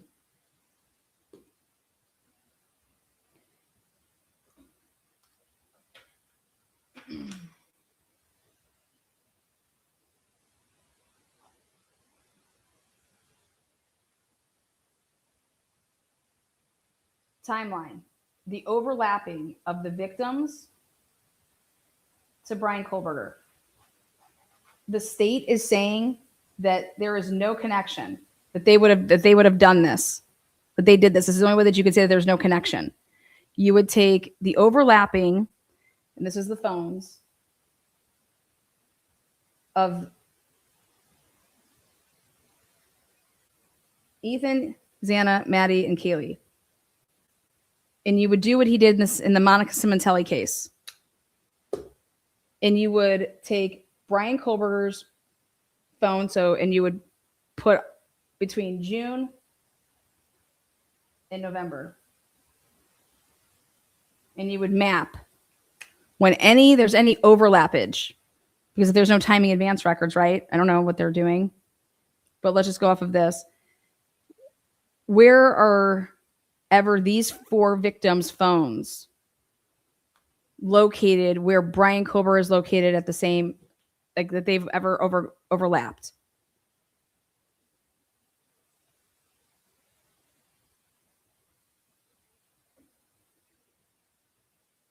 Were you asked to do that in this case?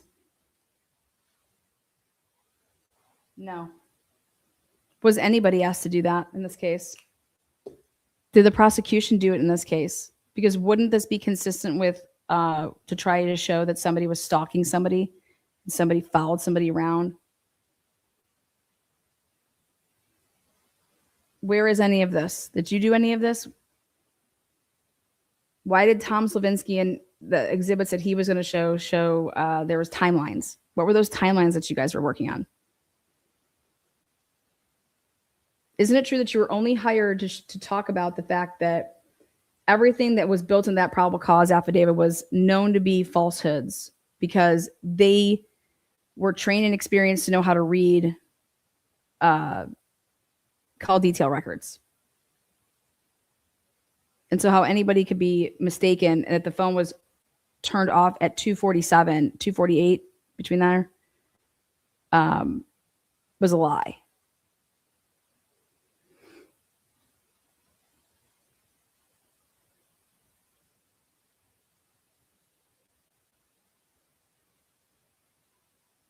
And so what you're able to, why would we ever talk about the word alibi? Why was it ever being mashed up that, or this false narrative that you could provide Brian Kober with an alibi? Somehow by having you were going to be able to provide this alibi. And I believe that this is the answer. Well, if the timing advance records existed, which we believe that they did exist and that they were kept from us, which then I would go into a whole spiel about that. Because I would hold his ass to the fire on numerous things that he said in his affidavit. Because there could have been numerous filings happened after, even if Hitler would not have let him speak. I've spoken to people to say, hey, what could Cy have done or Anne have done in that situation? You could have still made filings. You would have used the record to do that. So going back to this is, Ann Taylor does not have to declare an alibi. She doesn't, an alibi defense. Do you think that was like a mistake by Ann Taylor to even be talking like that? Because from my understanding is that if her client tells her, hey, this is where I went or whatever, and my phones would prove that. I wasn't over there. Like I went over here. Okay. But Ann Taylor, like, remember when she was talking about, I reserve though Brian's rights remain silent. Okay. So it's like you're walking like a thin line, because it's like, we're going to use cross-examination of the state's own witnesses to show Brian's alibi.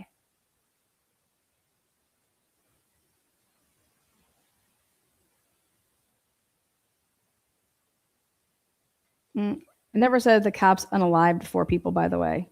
I've never said that ever once. I said the cops were involved with a much larger issue. And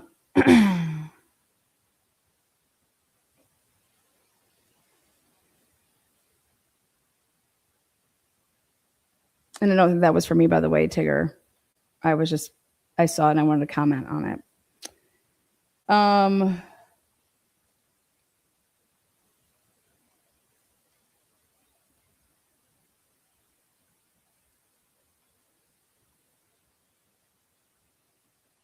Rosie is still a cop, but he's now in, I think, CDA. We got his records. Tesdhal still a cop in Moscow. Somebody asked that.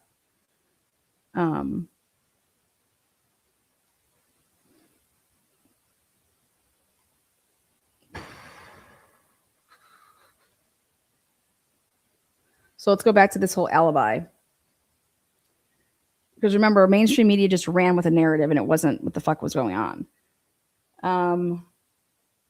Bill Thompson immediately wanted and invoked when he wrote his motion, which was, if your client has an alibi, under the rules of blah, blah, we're requesting that, to give us his alibi. If you have an alibi defense, you do not have to have an alibi defense. Okay. So my question is,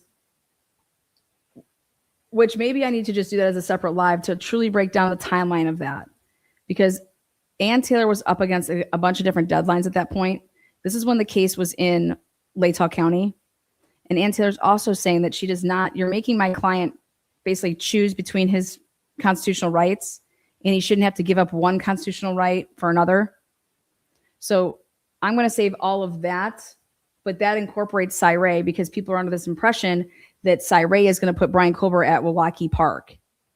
Okay.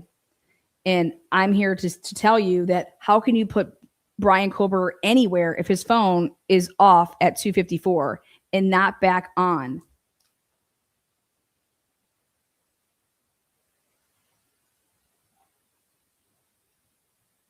And I want to tell you that they didn't know that his phone was off when they wrote up the search, when they wrote up the warrant. They had to say it like that it could be off, it could be not reporting, it could be an airplane. There's a couple different things that could have happened. But one thing that they needed to say is that it's consistent. The last time that man's phone was on, he was at home at 2:54. It's consistent with being at home at 2:54 because he's on the same cell tower that he is at 2:42 when they say this is consistent with him being on his home tower and at his apartment.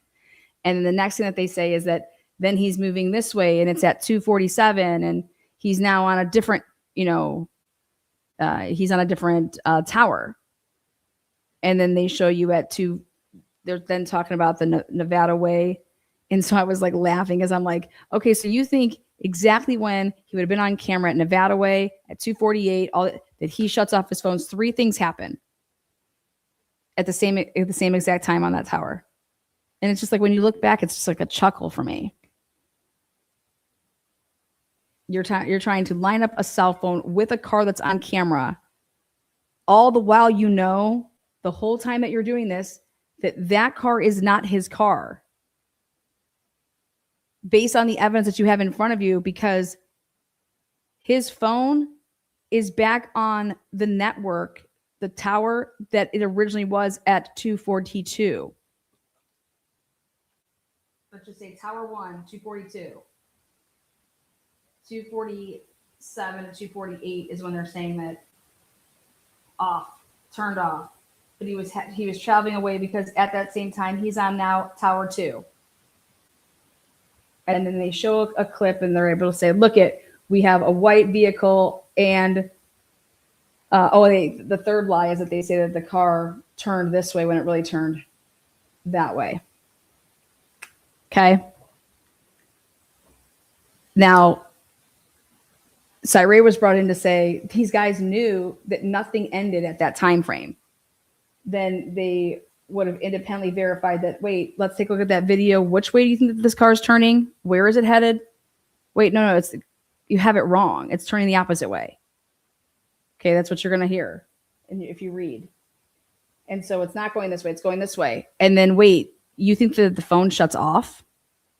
No, it doesn't. There's a connection at 250 and some change. And then at 254, I'm just calling it 254, but it's like 253 and 54 seconds. This is the off. But guess where Brian Colbert, what tower is he reporting to when this happens? Well, at this time, at 250 and some change, he's back on Tower 1, which is where his apartment that you've already labeled consistent. Oh, so he's at home. They've already labeled it that tower, and I'm just saying Tower 1 just for me to explain it. They already labeled it that way. Colbert residence. They said that, and then it was consistent at 242. He's on that tower. It's consistent with him being at his apartment. Then they try to say that he his phone is consistent with moving south through Pullman and then hits on Tower 2 at 247 and some change to 248. Then they bring in, oh, wait, at the same time that's happening, we now have this camera footage. There's a white car. We're going to tell you that it goes right, but it really goes left. So we're going to lie right here. And then boom, the phone shuts off. But not before we're able to get that white car on camera. And we're going to lie to you and tell you which way it's headed.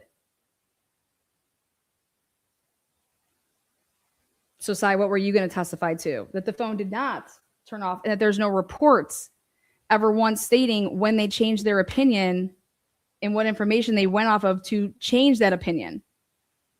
Basically trapping them into, you had all the same material that you had when you made this claim. There's no new material that you were provided to then now agree with me and say, yeah, no, the phone didn't turn off or is in airplane mode or not responding for some reason at 247 or 248, because here we have a 250, like I said, in some change, and that powering down is at 253 and 54 seconds. But you don't know that it's a powering down again, and you won't know that until January when you get the cell right. But everything that you have right here, you had back then. So how did you mix this up? How did you make a mistake and say that the phone was turned off or placed in the airplane mode at 250 or 247 and some change?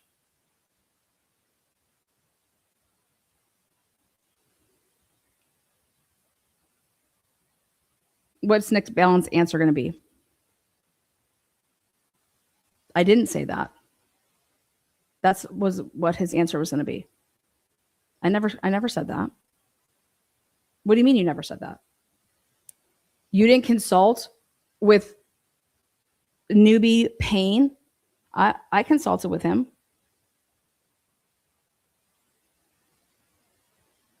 And so you laid all of this out, that it wasn't until this time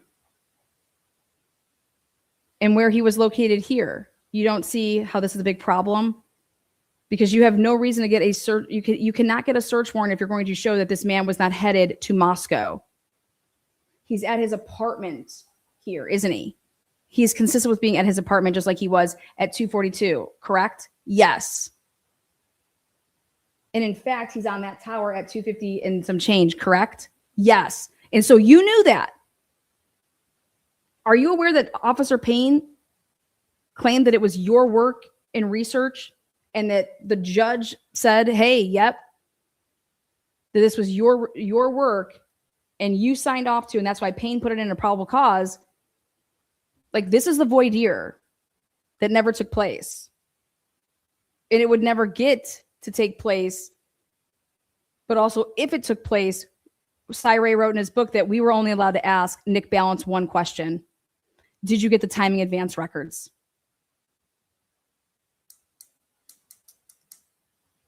And I'm like, I don't think that's what Ann Taylor was going to ask. That's not the only thing she was going to ask. I disagree completely, but I think she's going to say that based off of the information that you were provided, because timing advance or no timing advance, this information all existed and you lied. Or are you going to say that Payne lied?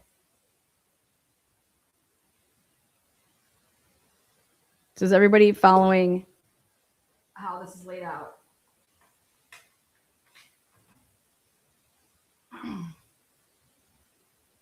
That's why when Cyree, I showed you when Cyree is like, does Nick Balance not know what he's doing? He's like, these guys are really well trained. They know what they're doing. So the information that Nick Balance was looking at showed that at 242, Brian's reporting to his home tower. At 247, Brian is on, let's just say, Tower 2. But then also at 242, we have a white car,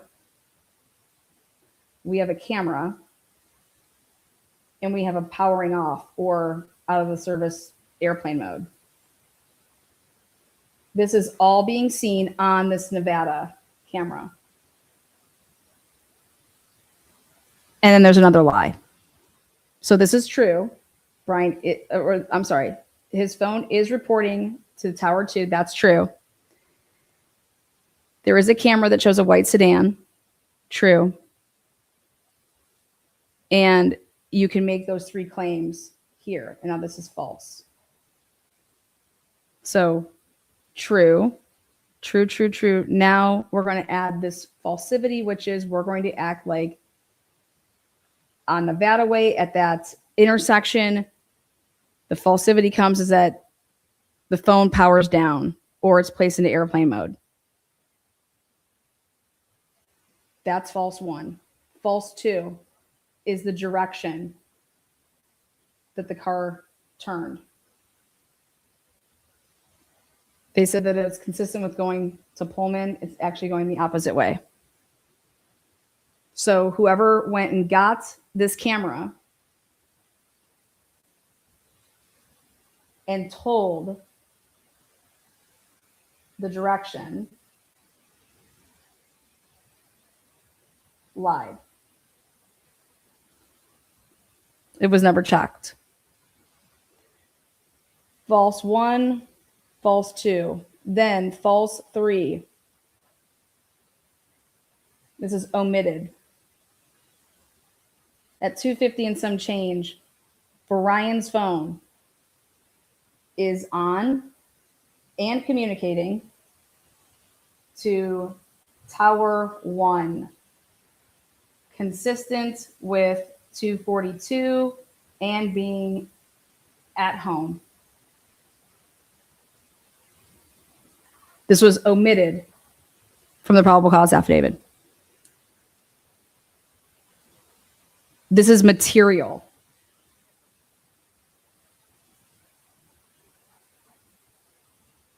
This gets the case tossed.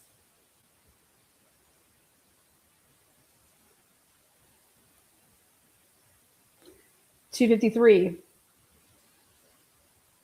and 54 seconds is when the powering off or out of the service area with the last known location, though, would be at home, which is a normal thing.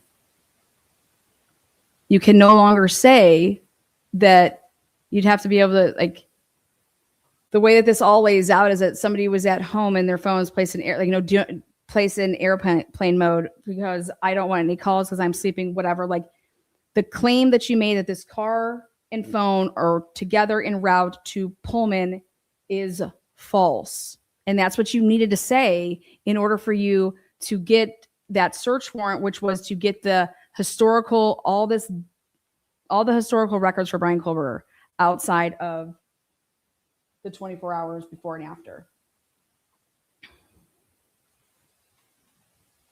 I knew Heather would pop in here. So I say to Cyree, Cyree, this is the most simplest thing to explain. Why would you need 1,000 to 2,000 pages to show this?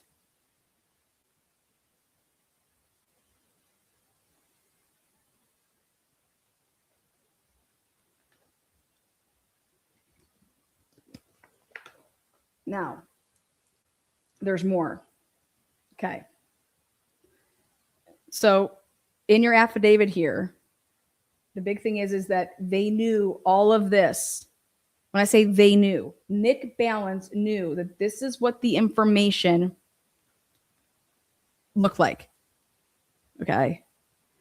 And so what Cy says is that over time, they start changing the narrative. And what you see start disappearing is 258 and 253. Those are starting to disappear from things, from this narrative.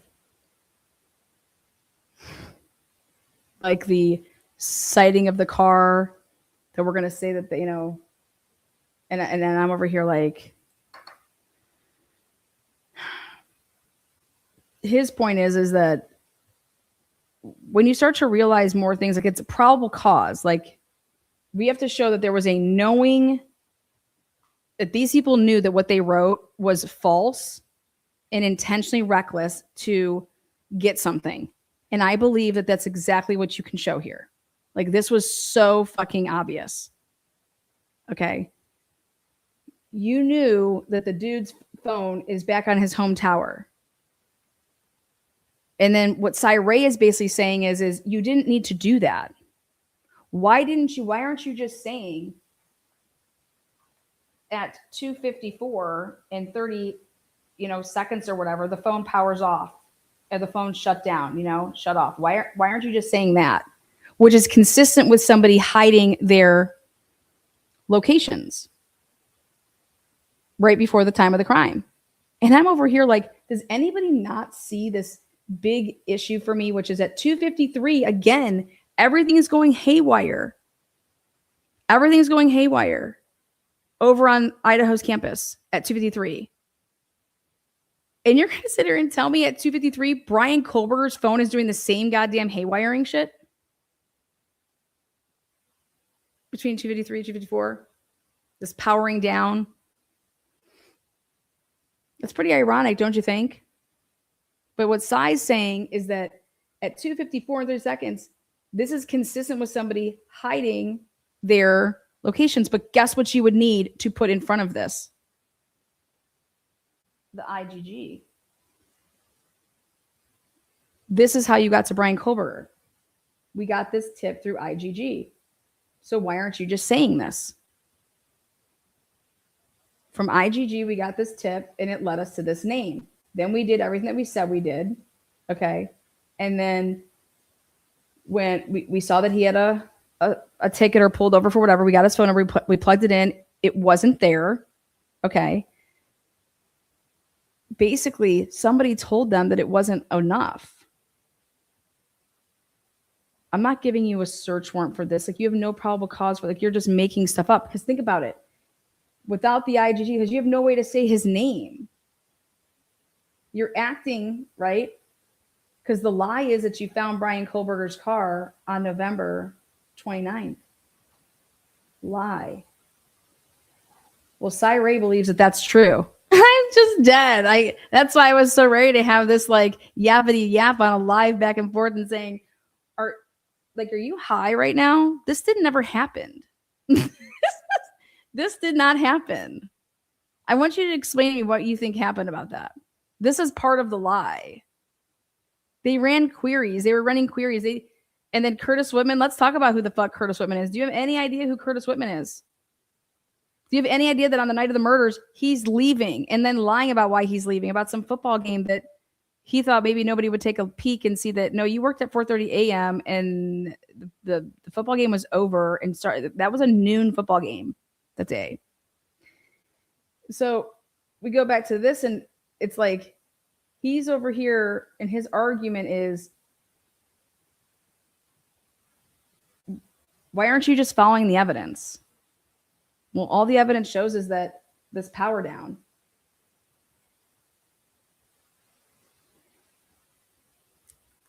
And you can't claim the IGG because you did what?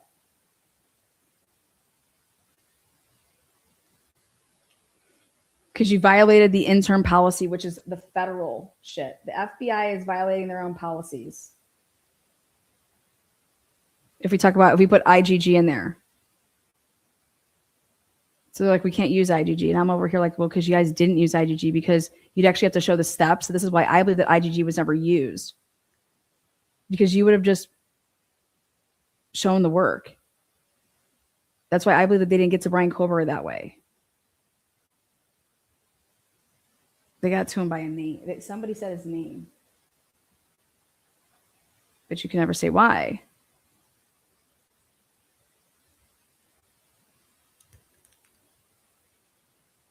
Just like when people say to you all the time, listen, I can tell you this, but you can't use me because I'm not gonna, because you can't do it this way. And that's normally when you can't do it that way is because you're going to out a bunch of work that we've been doing for a very, very long time. And we cannot compromise what we've been doing and blah, blah, blah. Like those type of talks, like those serious fucking cop talks. Like with serious people, not stupid shit. So you go back to this and it's like, well, Sai, what do you think they're going to do? Just write the fact that this dude's phone turned off at 2:54, but you think that you're going to leave this lie in? But what I'm telling you is that clearly somebody told them that wasn't enough. You needed this. Because all we have here is a guy who you're refusing to say anything about the IGG stuff. So we're just determining and thinking that, so insert everything that they say that Whitman and Tenego did, insert that. But we know that that's not how it happened. That's a lie. They're just writing that happened. There were queries done, but now we're going to put Whitman in the fact that he was up close and personal with Brian Kohlberger's fucking vehicle, the guy that lifts fucking DNA and deals with sexual assault victims with bra clasps. And you think that I don't think this guy could lift Brian Kohlberger's DNA? Huh? With all the shit that they've been doing, with all the bullshit that's been going on. But this is a guy that on the night of the murders is MIA during what would seem like to me is right after it when, hey, we have a big problem here and we're over here in this little triangle again, the MPD, the Washington, the Pullman people, and they're working an undercover thing. And this is what happened during this undercover thing. And oh my God, like fucking, we have a problem. Like, oh my God. So let's go back to this. Cyree is just like, okay, well, if you just are writing the fact that, hey, his phone stops reporting to the network at 2:53 and 54 seconds, which is consistent with hiding your, and then it comes back on at 4:48, and it's on a tower that's consistent with, you know, whatever they want to write, right? Well, what else is that consistent with? Based on Brian Kohlberger's, now that you know, like his, but how do you get to the point that you would even know that his phone's coming back on and where that's hitting? And I'm like, I think that's within the first warrant though. Because the big warrant part to be able to get his arrest is what you're saying that you were able to. But I'm like, but this is all lies. Like, I'm over here in the same boat that you being honest and saying that at 2:54 and 30 seconds without all this other crap that you made up, and just saying that his phone is consistent with powering down and powering off, you would have to mention the IgG and that you'd have to mention all that. But without this, what does this have to do with fucking? It's not consistent with being on the tower, because here we have the tower from 3 to 5. He's not there. Okay. But he's consistent with what? And then I'm of the opinion that you have no records. But then wouldn't you start looking at cameras from 2:54 to 4:48 on WSU's campus? Because you need to find out a different route that Brian Kohlberger went. I'm saying, if I'm trying to solve this case, because if Brian Kohlberger is the man that did this, right? Why aren't I an honest police officer that's just like, okay, here we have his DNA. We were able to match it through IgG. You guys, we can figure this out. So great. Okay, he shuts off his phone. Yeah, but we have a car. It's doing this and blah, blah. We can just write this, though, and we can just act like we thought that it stopped reporting here and just write this in. And they're at a round table saying, okay, yeah, let's go that route. And that's what I was saying to Sai. You don't think that that's bad actors? Because that's exactly what took place in this case, is that they were sitting around at a round table of the command staff and looking at their options. But you're going to sit here and tell me that you don't think that? You think that all these people just made independent errors because they suck and there was no fucking coordination? I'm going to tell you, Sai, you can touch your toes. You can have that opinion, but you're absolutely wild to believe. No. Why aren't we looking at it like, okay, so he shuts off his phone, so clearly, okay, then we're able to see that it comes back on at 4:48. Okay, so let's look at these cameras and go through shit and find the motherfucker shut his shit off, but guess what? He can't duck all of our cameras to get out of town to then be able to get, well, he's over here in Blaine, but we know that the murders happen, well, and we're over here thinking that the murders happen, check this out, between 3 and 4. And we're like, wait, if he left at 2:54, how is he going to be this 326 card that we already know is ours?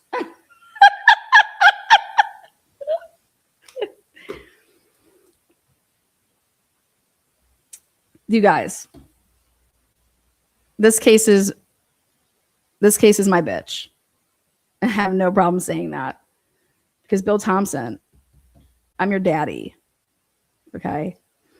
Bill Thompson went and did a world tour on November 28th, November 29th, and November 30th.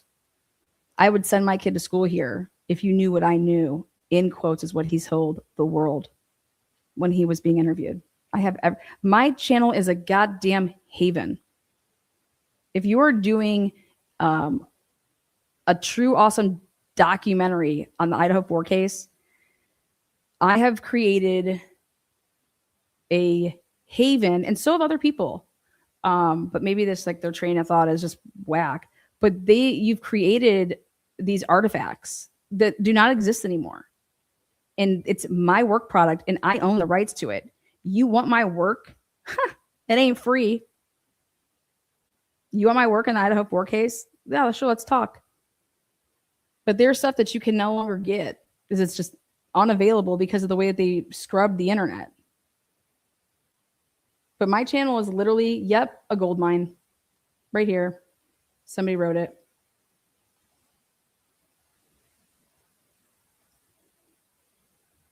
The channel and what it has is a gold mine. That's why I pulled out of the Paramount shit. I'm not fucking giving Paramount for some stupid ass TikTok shit. I'm not a TikToker. Okay. And like, you're not gonna, I want editorial power. You're not gonna try to make me look out to be like a fucking lunatic like these fucking other idiots. My brain is not that. Oh, and by the way, I got some really interesting emails I'm going to share with you guys because I'm about to put on blast this community.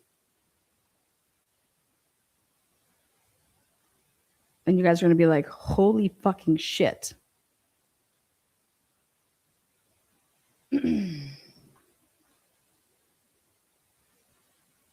Going back to this, Heather said it before. Why didn't Ann Taylor just show this? I believe that Ann Taylor did. I'm waiting. We're waiting for one piece, guys. What do you think that we need? We need Ann Taylor's Franks. That motion with all the exhibits that totaled at first 1,900 pages. And the reason it was so much is because Ann Taylor was so detailed like how I am, and you don't want to make a mistake, and you want to have everything in its entirety. So if I'm using so-and-so's interview of blah, blah, or whatever I'm using the entire transcript of something. That's what I believe and why it was 1,900 pages. And she filed all of this, and it's all being unsealed. We're going to get that. We're going to see exactly how Ann Taylor truly laid out. And I'm going to be able to tell you everything from that. Everything from that. Unlike what they were trying to say is we're going to be able to tell you everything from that car. It's going to light up like Christmas until it didn't.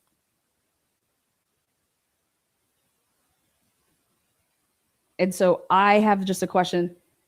Cyree, you believe that Brian Kober is guilty, but you believe that Brian Kober was guilty before you ever started the case.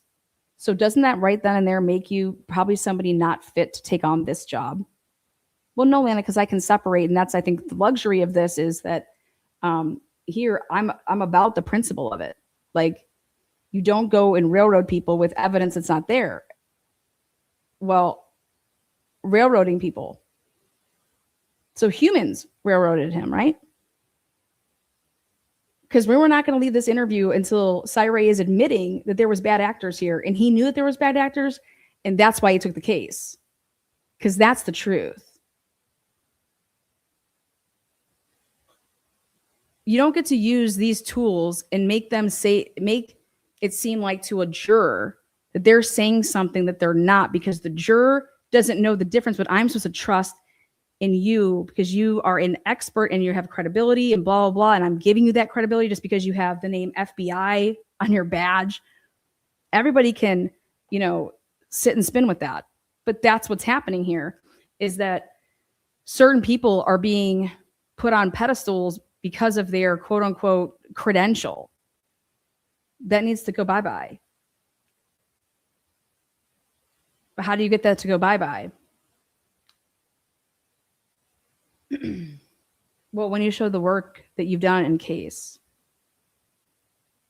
where's Nick Balance's work? And that's what the defense was always asking, is your draft report. Here's what you were claiming that the cast showed you, but I know better. You know better. You know that this isn't what it's showing. What you're claiming in this affidavit is not what the material that you had available in front of you.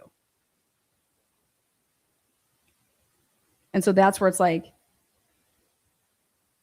any case that Nick Balance would have been working on ever, this case would have blown up all of his past cases, in my opinion, because now we have a credibility issue.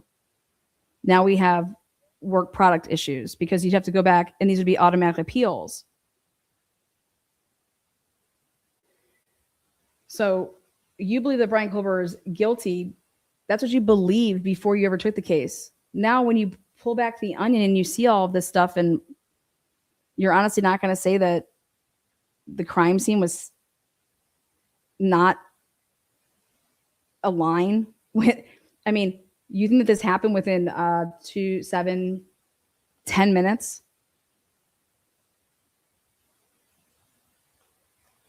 Like, I know that like, I want him to come out. I don't know. Hey, so Ann Taylor was like, hey, I want you to look at these crime scene photos and I want you to tell me what you think.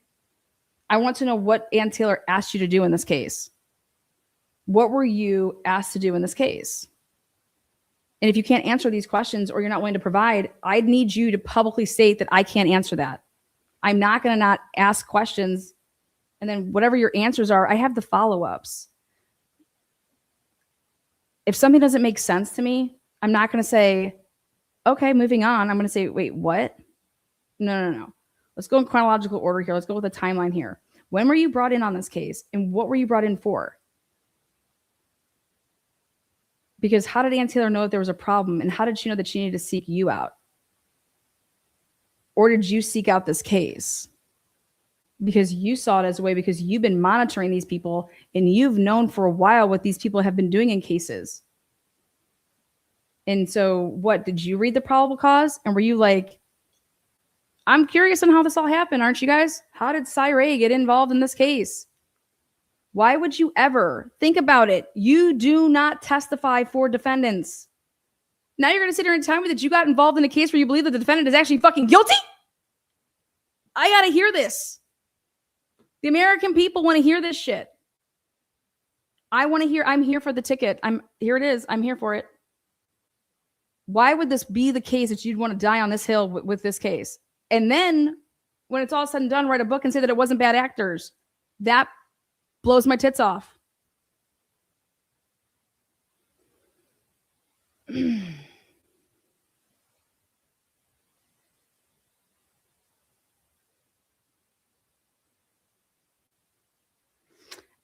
I'm not going to lie to you. I think I would have a hard time if I was an attorney working with an expert that told me that my client was guilty.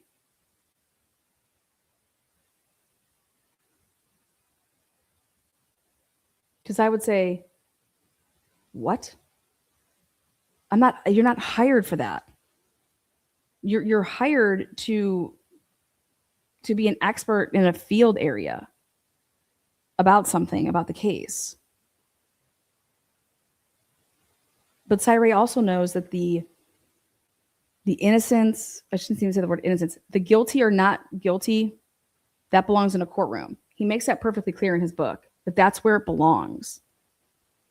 He also makes it perfectly clear in his book that Brian Culver was 1,000%, Brian Culver should be walking the streets right now.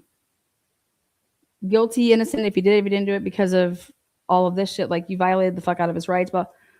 But also what he makes clear in his book is that we have a sitting judge that told the world, while the world was watching, that one of Brian Culver's experts is a conspiracy theorist. And you don't think that was prejudicial to Brian Culver's case?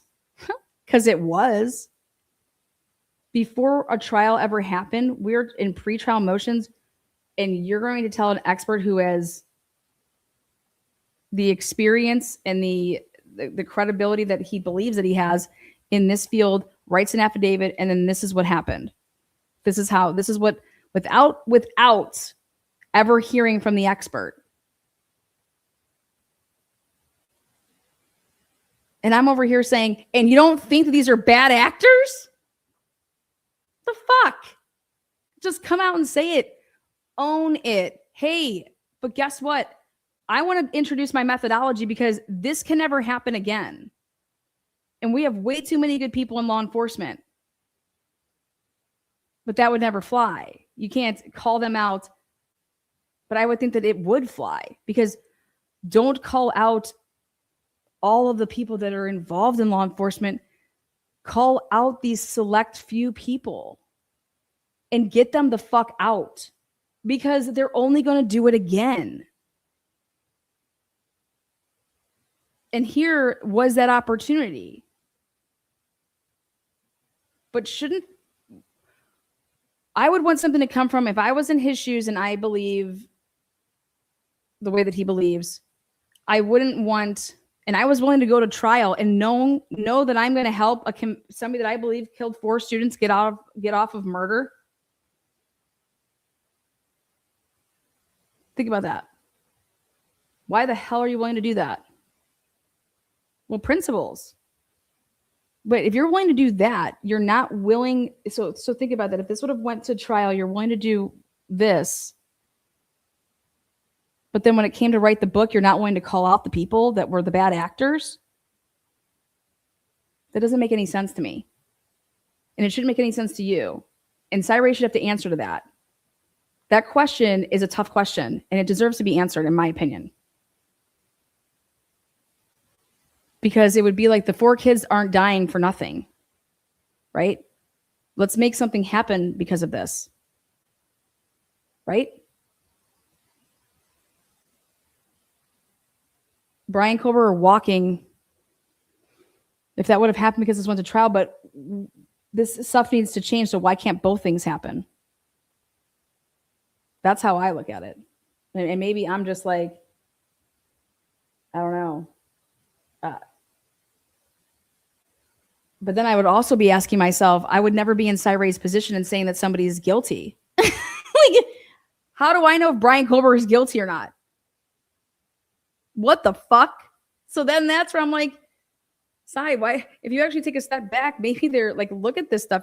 Would there be a reason? Is there any possibility that this kid was framed and he was picked actually for a reason because of something?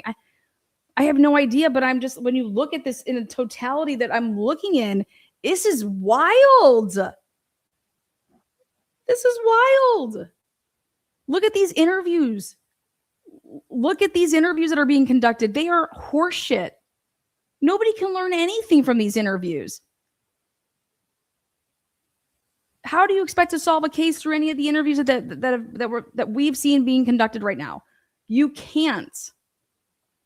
And it's because, guess what? Those aren't. And so when Cyray puts in his book that all the reports are public, no, they're not. The fuck they are, Cy. There is not a single federal report that's public. There is the fake investigation of the Idaho State Police and of the Mossville Police Department. And I say the fake investigation, what they knew that they could put in, how they were going to try to shape this. Give me the federal fucking reports. That's where the shit's at. Give me the work product that when you're writing up something and why you would be going to an investigation grows organically because of something. You would go and then, hey, someone mentioned this person's name in an interview. Okay, so then we go and we talk to that person. We have no idea why these people in this investigation are going and making the decisions on, and that's what Ann Taylor's problem was. She put that out there, like, who's calling the shots here? Why did you go and talk to this person? And when they mentioned this, why wasn't this followed up on, and blah, blah, blah. And why are you picking these leads to follow and not those leads? Who the fuck is calling the shots? Who's making the decisions? Who's saying what's pertinent?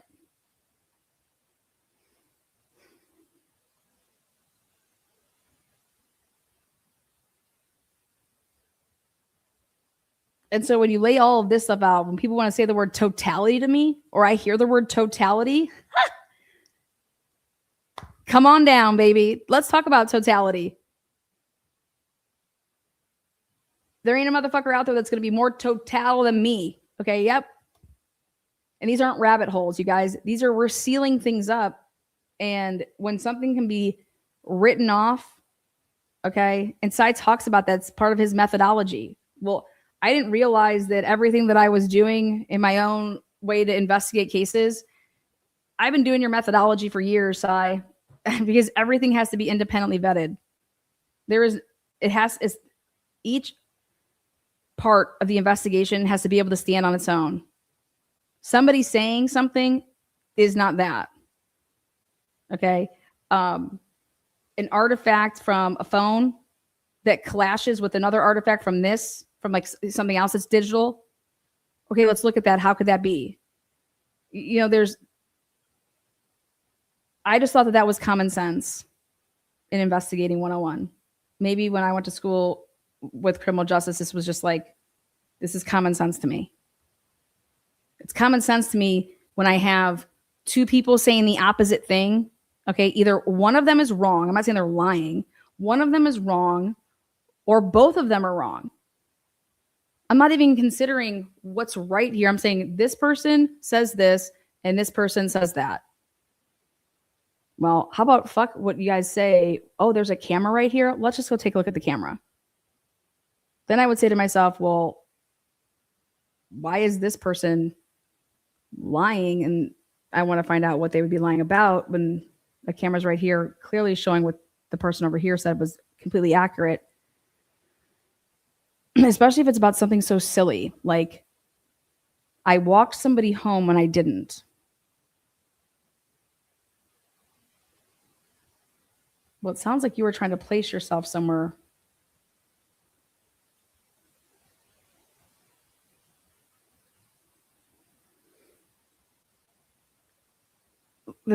Heather, the common sense to vet all information, but they did not follow up on anything. Yeah. The fact that there's other blood in the house that does not belong to Brian Kober doesn't matter to these people. Well, fuck, if it was my kid, it would matter to me because I'm getting everybody that had anything to do with my fucking kid's death. Your motherfucking ass is on a platter. There are no fucking passes. Anybody that was involved in protecting, covering up, obstructing justice for my fucking kid.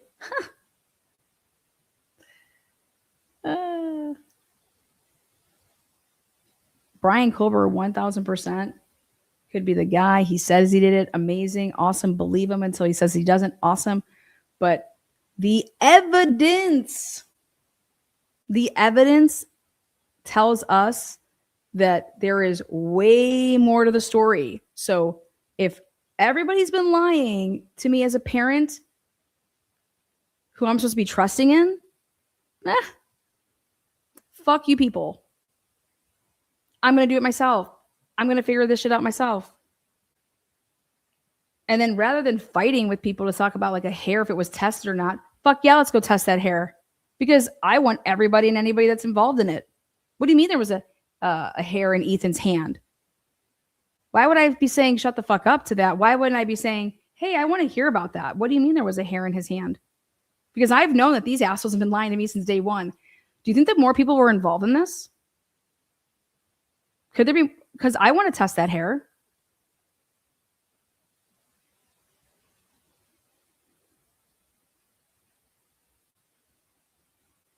That's what I would be doing.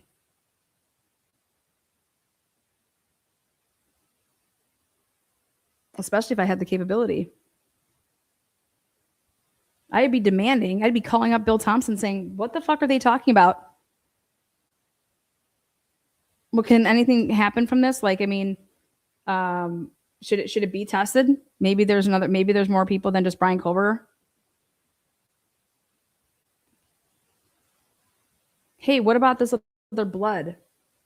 You know, since you guys have lied your faces off to us, can you do us a solid here? Hey, how about my kid's phone? They just talk about that they want the phone back. No, I want the phone tested. What do you mean? I want to know what do you mean you don't have my kid's phone and what the fuck was going on after 2:53? And you only know that because I'm just talking about phone calls. But Kaylee's not going to shotgun phone calls and then just fall asleep. That's not what my kid does. Okay, my kid lays in bed after that, and then they're on and they're looking in social media and they're falling asleep. And their phone's right there with them. But I don't think that she's shotgunning somebody to call and then just goes like this. Shotgun, shotgun, shotgun, shotgun. Sorry, I don't think that happened. Call me crazy, but I don't think that's what my kid was doing. While her roommate and best friend is laying there next to her doing the same thing, and then they just both fall asleep at the same time. Again, call me crazy, but I just don't think that happened. And then, if this is at 2:53, that why Dylan is saying at 4 o'clock in the morning that she heard my daughter. She's saying that she heard my kid at 4. Dancing and playing with Murphy, and there's music on. Wait, what? Like, are there steps taken by my daughter on her phone? We don't know that. Wait, what do you mean you don't know that? Because we haven't been able to get into her phone. What? Okay, well, how come everybody else has their phones back? Because we were able to make an image of it. We've already got it. That's why their phones were able to be given back. So Steve and Christy, you're never getting that phone back. Because they weren't able to make an image of Kaylee's phone yet. These are just so why aren't people telling them these things? Why would I be needing to say this out to the world? They need to keep that phone in evidence.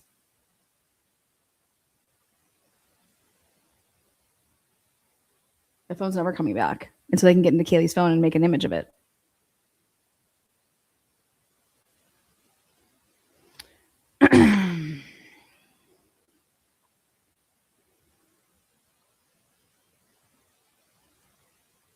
So I'm gonna finally formally ask the Gonsalveses to come on and do an interview with me. I think it's time. I've never asked them before, but I think everybody knows that I support them. I'm respectful, and I'm compassionate. And trust me, I get a lot of shit from you guys. They're like, Lana, why are you? I'm like, guys, fucking A, their kid was goddamn murdered. Was your kid murdered? Their kid was murdered. Have some compassion. They were lied to. And if you don't think that they were, fuck. They were. We were all lied to. Britt's like, Hanky Panky sent you an email, training records of Fosberg. All right. Britt, so grateful you exist, Lana. Oh, thanks. This live plus last night's live equals highly recommended replay watch. Even if you watch them both, also hit that thumbs up, y'all. Please and thank you. Yes. Yes. You know what's crazy is when you look at something like this, you're like, this doesn't make any sense. Well, it made perfect sense while we were just going through everything. Bottom line is that there is no probable cause. There is no nothing. There is no going down this. You guys, they didn't do any of this for anybody else. They weren't trying to develop, they didn't do anything. They were just sitting there. Literally, when I say doing nothing, they were doing nothing. What were these cops doing between December 1st and December 30th? That would be consistent with, building an investigation. No, they just sat there. And they walked and they went through the motions. And they performed some of the most ridiculous fucking interviews that I've ever seen in my entire life.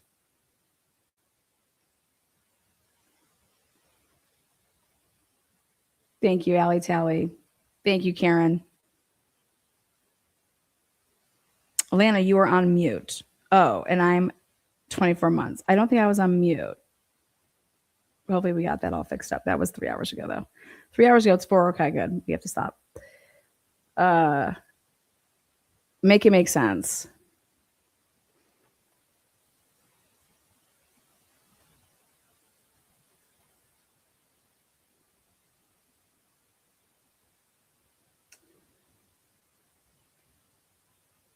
Thank you, Mary.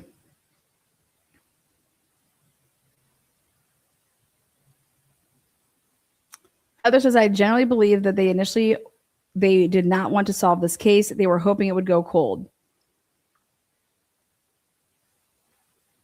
I personally believe that they were making moves to, again, they were in protect mode. At all costs, it's all about money in the universities. Okay? That's what this is about for them. Always, always. For Mitch Nunes to believe that what he walked into was a murder-suicide situation tells you all you need to know about that. They just suicide, like everything gets labeled a suicide. Anything that's like, there's no investigating. And that's when Warner's like, how did you get there? Like, how'd you get to that? Like, what are you doing? What are you talking about?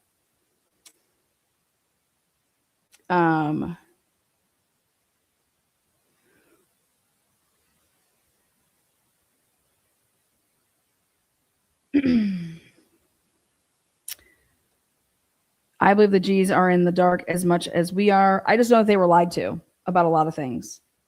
And the stuff that they say, it's like, where did you hear this from? What were you provided with that you believe? If you know they've lied to you numerous times, and I think the answer is going to be, well, some of the officers haven't. Just because Bill Thompson lied to us, you know, there's people that did give us information, and we're not going to out those people. That's what I believe. They're not going to out those people. Steve came out and said that nobody during this investigation into this leak ever contacted us. Well, they kind of can't because you have a lawyer. They have to go through your attorney. So if you have a lawyer, the police just can't contact you. Becky says, you have a heart of gold and the mouth of a sailor. I love you. Especially when I'm fired up, Becky. Like, what the fuck? This is Tina with What the Fuck Translation Services. What the fuck is going on here? So, Lana Mowich needs his name cleared. Well, how about his family get involved? Somebody contact his family. Maybe he doesn't feel like his name needs to be cleared because his family doesn't feel like it. I don't know.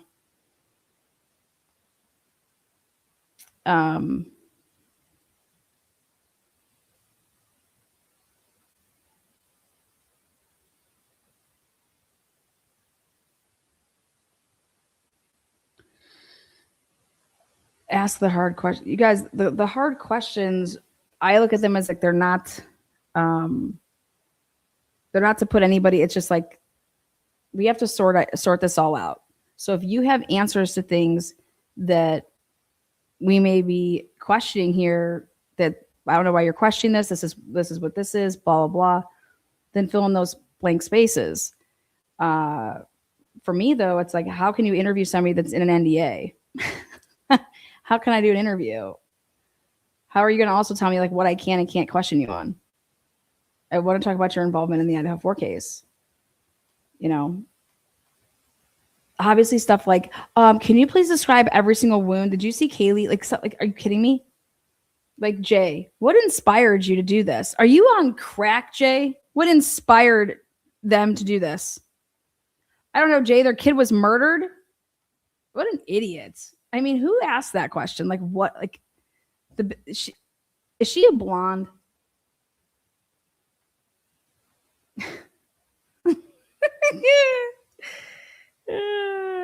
Fuck. Yeah, get those likes up or hit the thumbs down. Pick a thumb. Don't be a bum. All right, guys. We've taken up enough of your time.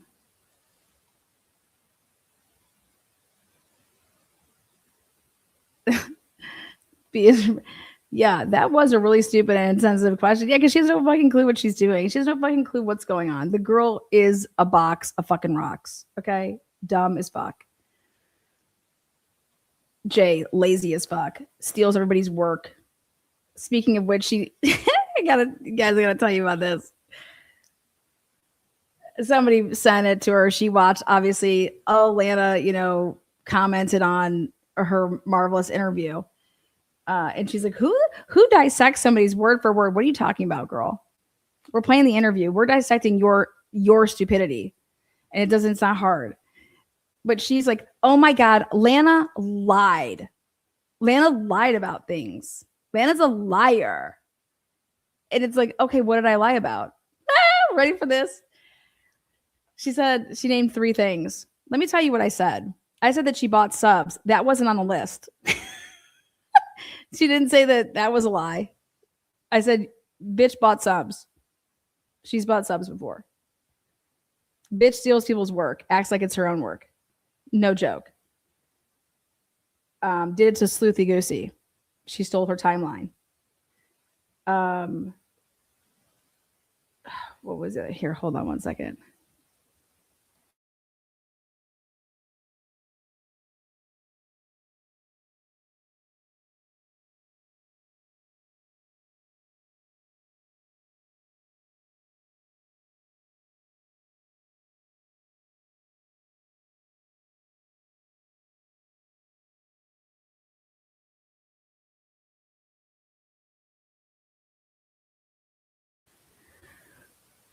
Oh, the second lie. That I lied to you guys about Web Sleuths and Othram working together and being business partners. First of all, there was a press release. It's out there to the world. You can just go on all that stuff. Also, it's there. Websleuths.com. You can go check it out. There was a big press release about it. She said that I lied about. Remember, she didn't say that I lied about her buying subs. What was the other ones? That you lied. That she said that that Trisha killed Beth B. While she didn't come out and say Trisha killed Beth B, she said she alluded to it and she knows that she did. And she did. She said I lied about her. That she called that. So Trisha, I talked about this in an episode. She's like, Lana's second lie is that she said that I called Trisha a murderer and I did not. Oh, you didn't? Yeah. You alluded 1000% to the fact that Trisha murdered her best friend, Beth B. Okay? It's there. It's in all your fucking episodes. What else? The third one I know, but she didn't say you lied about her buying subs. Yeah, her buying subs was not on the list. That to me was I died. I'm like, wait, she's talking about me lying about her and the one thing that you would think that you'd want to claim and, remember, because I was like, oh, look at her 100,000 person plaque that she's showing. But meanwhile, she's on a channel that has only 25,000 subs. But her J is for Justice one, 130,000, but she's been sued. I mean, WAFL was going to take her to the fucking cleaners. The other one was about you saying she spit on Othram's booth. Oh, that was it. Yeah. She's like, Lana is out here lying and saying that I spit on Othram's booth. I did not. I said, look at this. You're hanging out with people. I let the video speak for itself. Y'all pigs spit or acted like you spit on Othram's booth. Anyways. Go cry me a fucking river. Fucking baby. She's so fucking lazy. Lana, are you going to share the emails you received? I saw on another page someone mentioning finding something out about someone in the community. I'm not sure what. I have no idea. Finding out something in the community. I saw another page someone mentioning finding something out about something in the someone in the community. Don't know what that's about. Send me the email. I have no idea.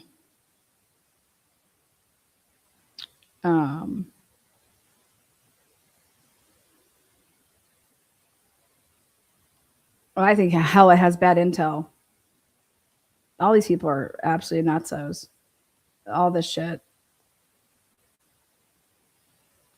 I've never dressed up as Shanann Watts. Never once. Fucking idiots. They all know it too. Dressing up. How does one do that?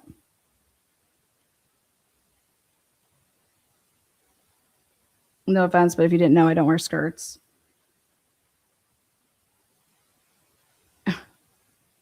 Raji, you are constantly working. When the F do you have time to lie? I know. Oh, shit.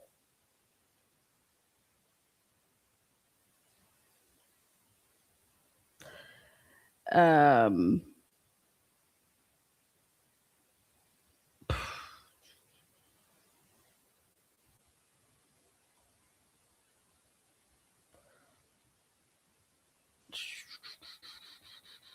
Malwich may have been the one Dylan saw in the trees, if that's true. Yeah, Dylan's just out there fucking checking the trees. I just don't believe any of that shit. I'm sorry. You know, whatever. There's so many things I can say about that.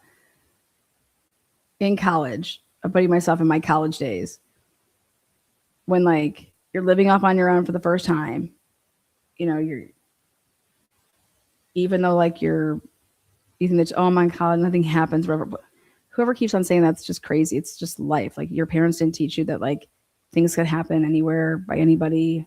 I mean, stranger danger. In college, if I would have ever seen somebody, guy, girl, in the fucking trees behind my house at night and just said, oh, whatever. Are you kidding me? Or like that it just say it out loud. You would be more freaked out because you were in college with that happening. Like no, like a bunch of girls, like, come on. You would have called boys over, right? And said, get out there and check those damn trees, or I'm calling the police. Or I'm just gonna call the police, call campus police and say, hey, I don't know, but I think there's like a dude in my trees back here. Can you get the fuck out here? You know? But guess what? There are no calls about any of that stuff. We got every single call from that house. There was no, nobody was in fear of stalking. Nobody was thinking that someone's trying to take their fucking dog and whisk it away for a couple hours, or like, you know, give it fucking bones and treats. And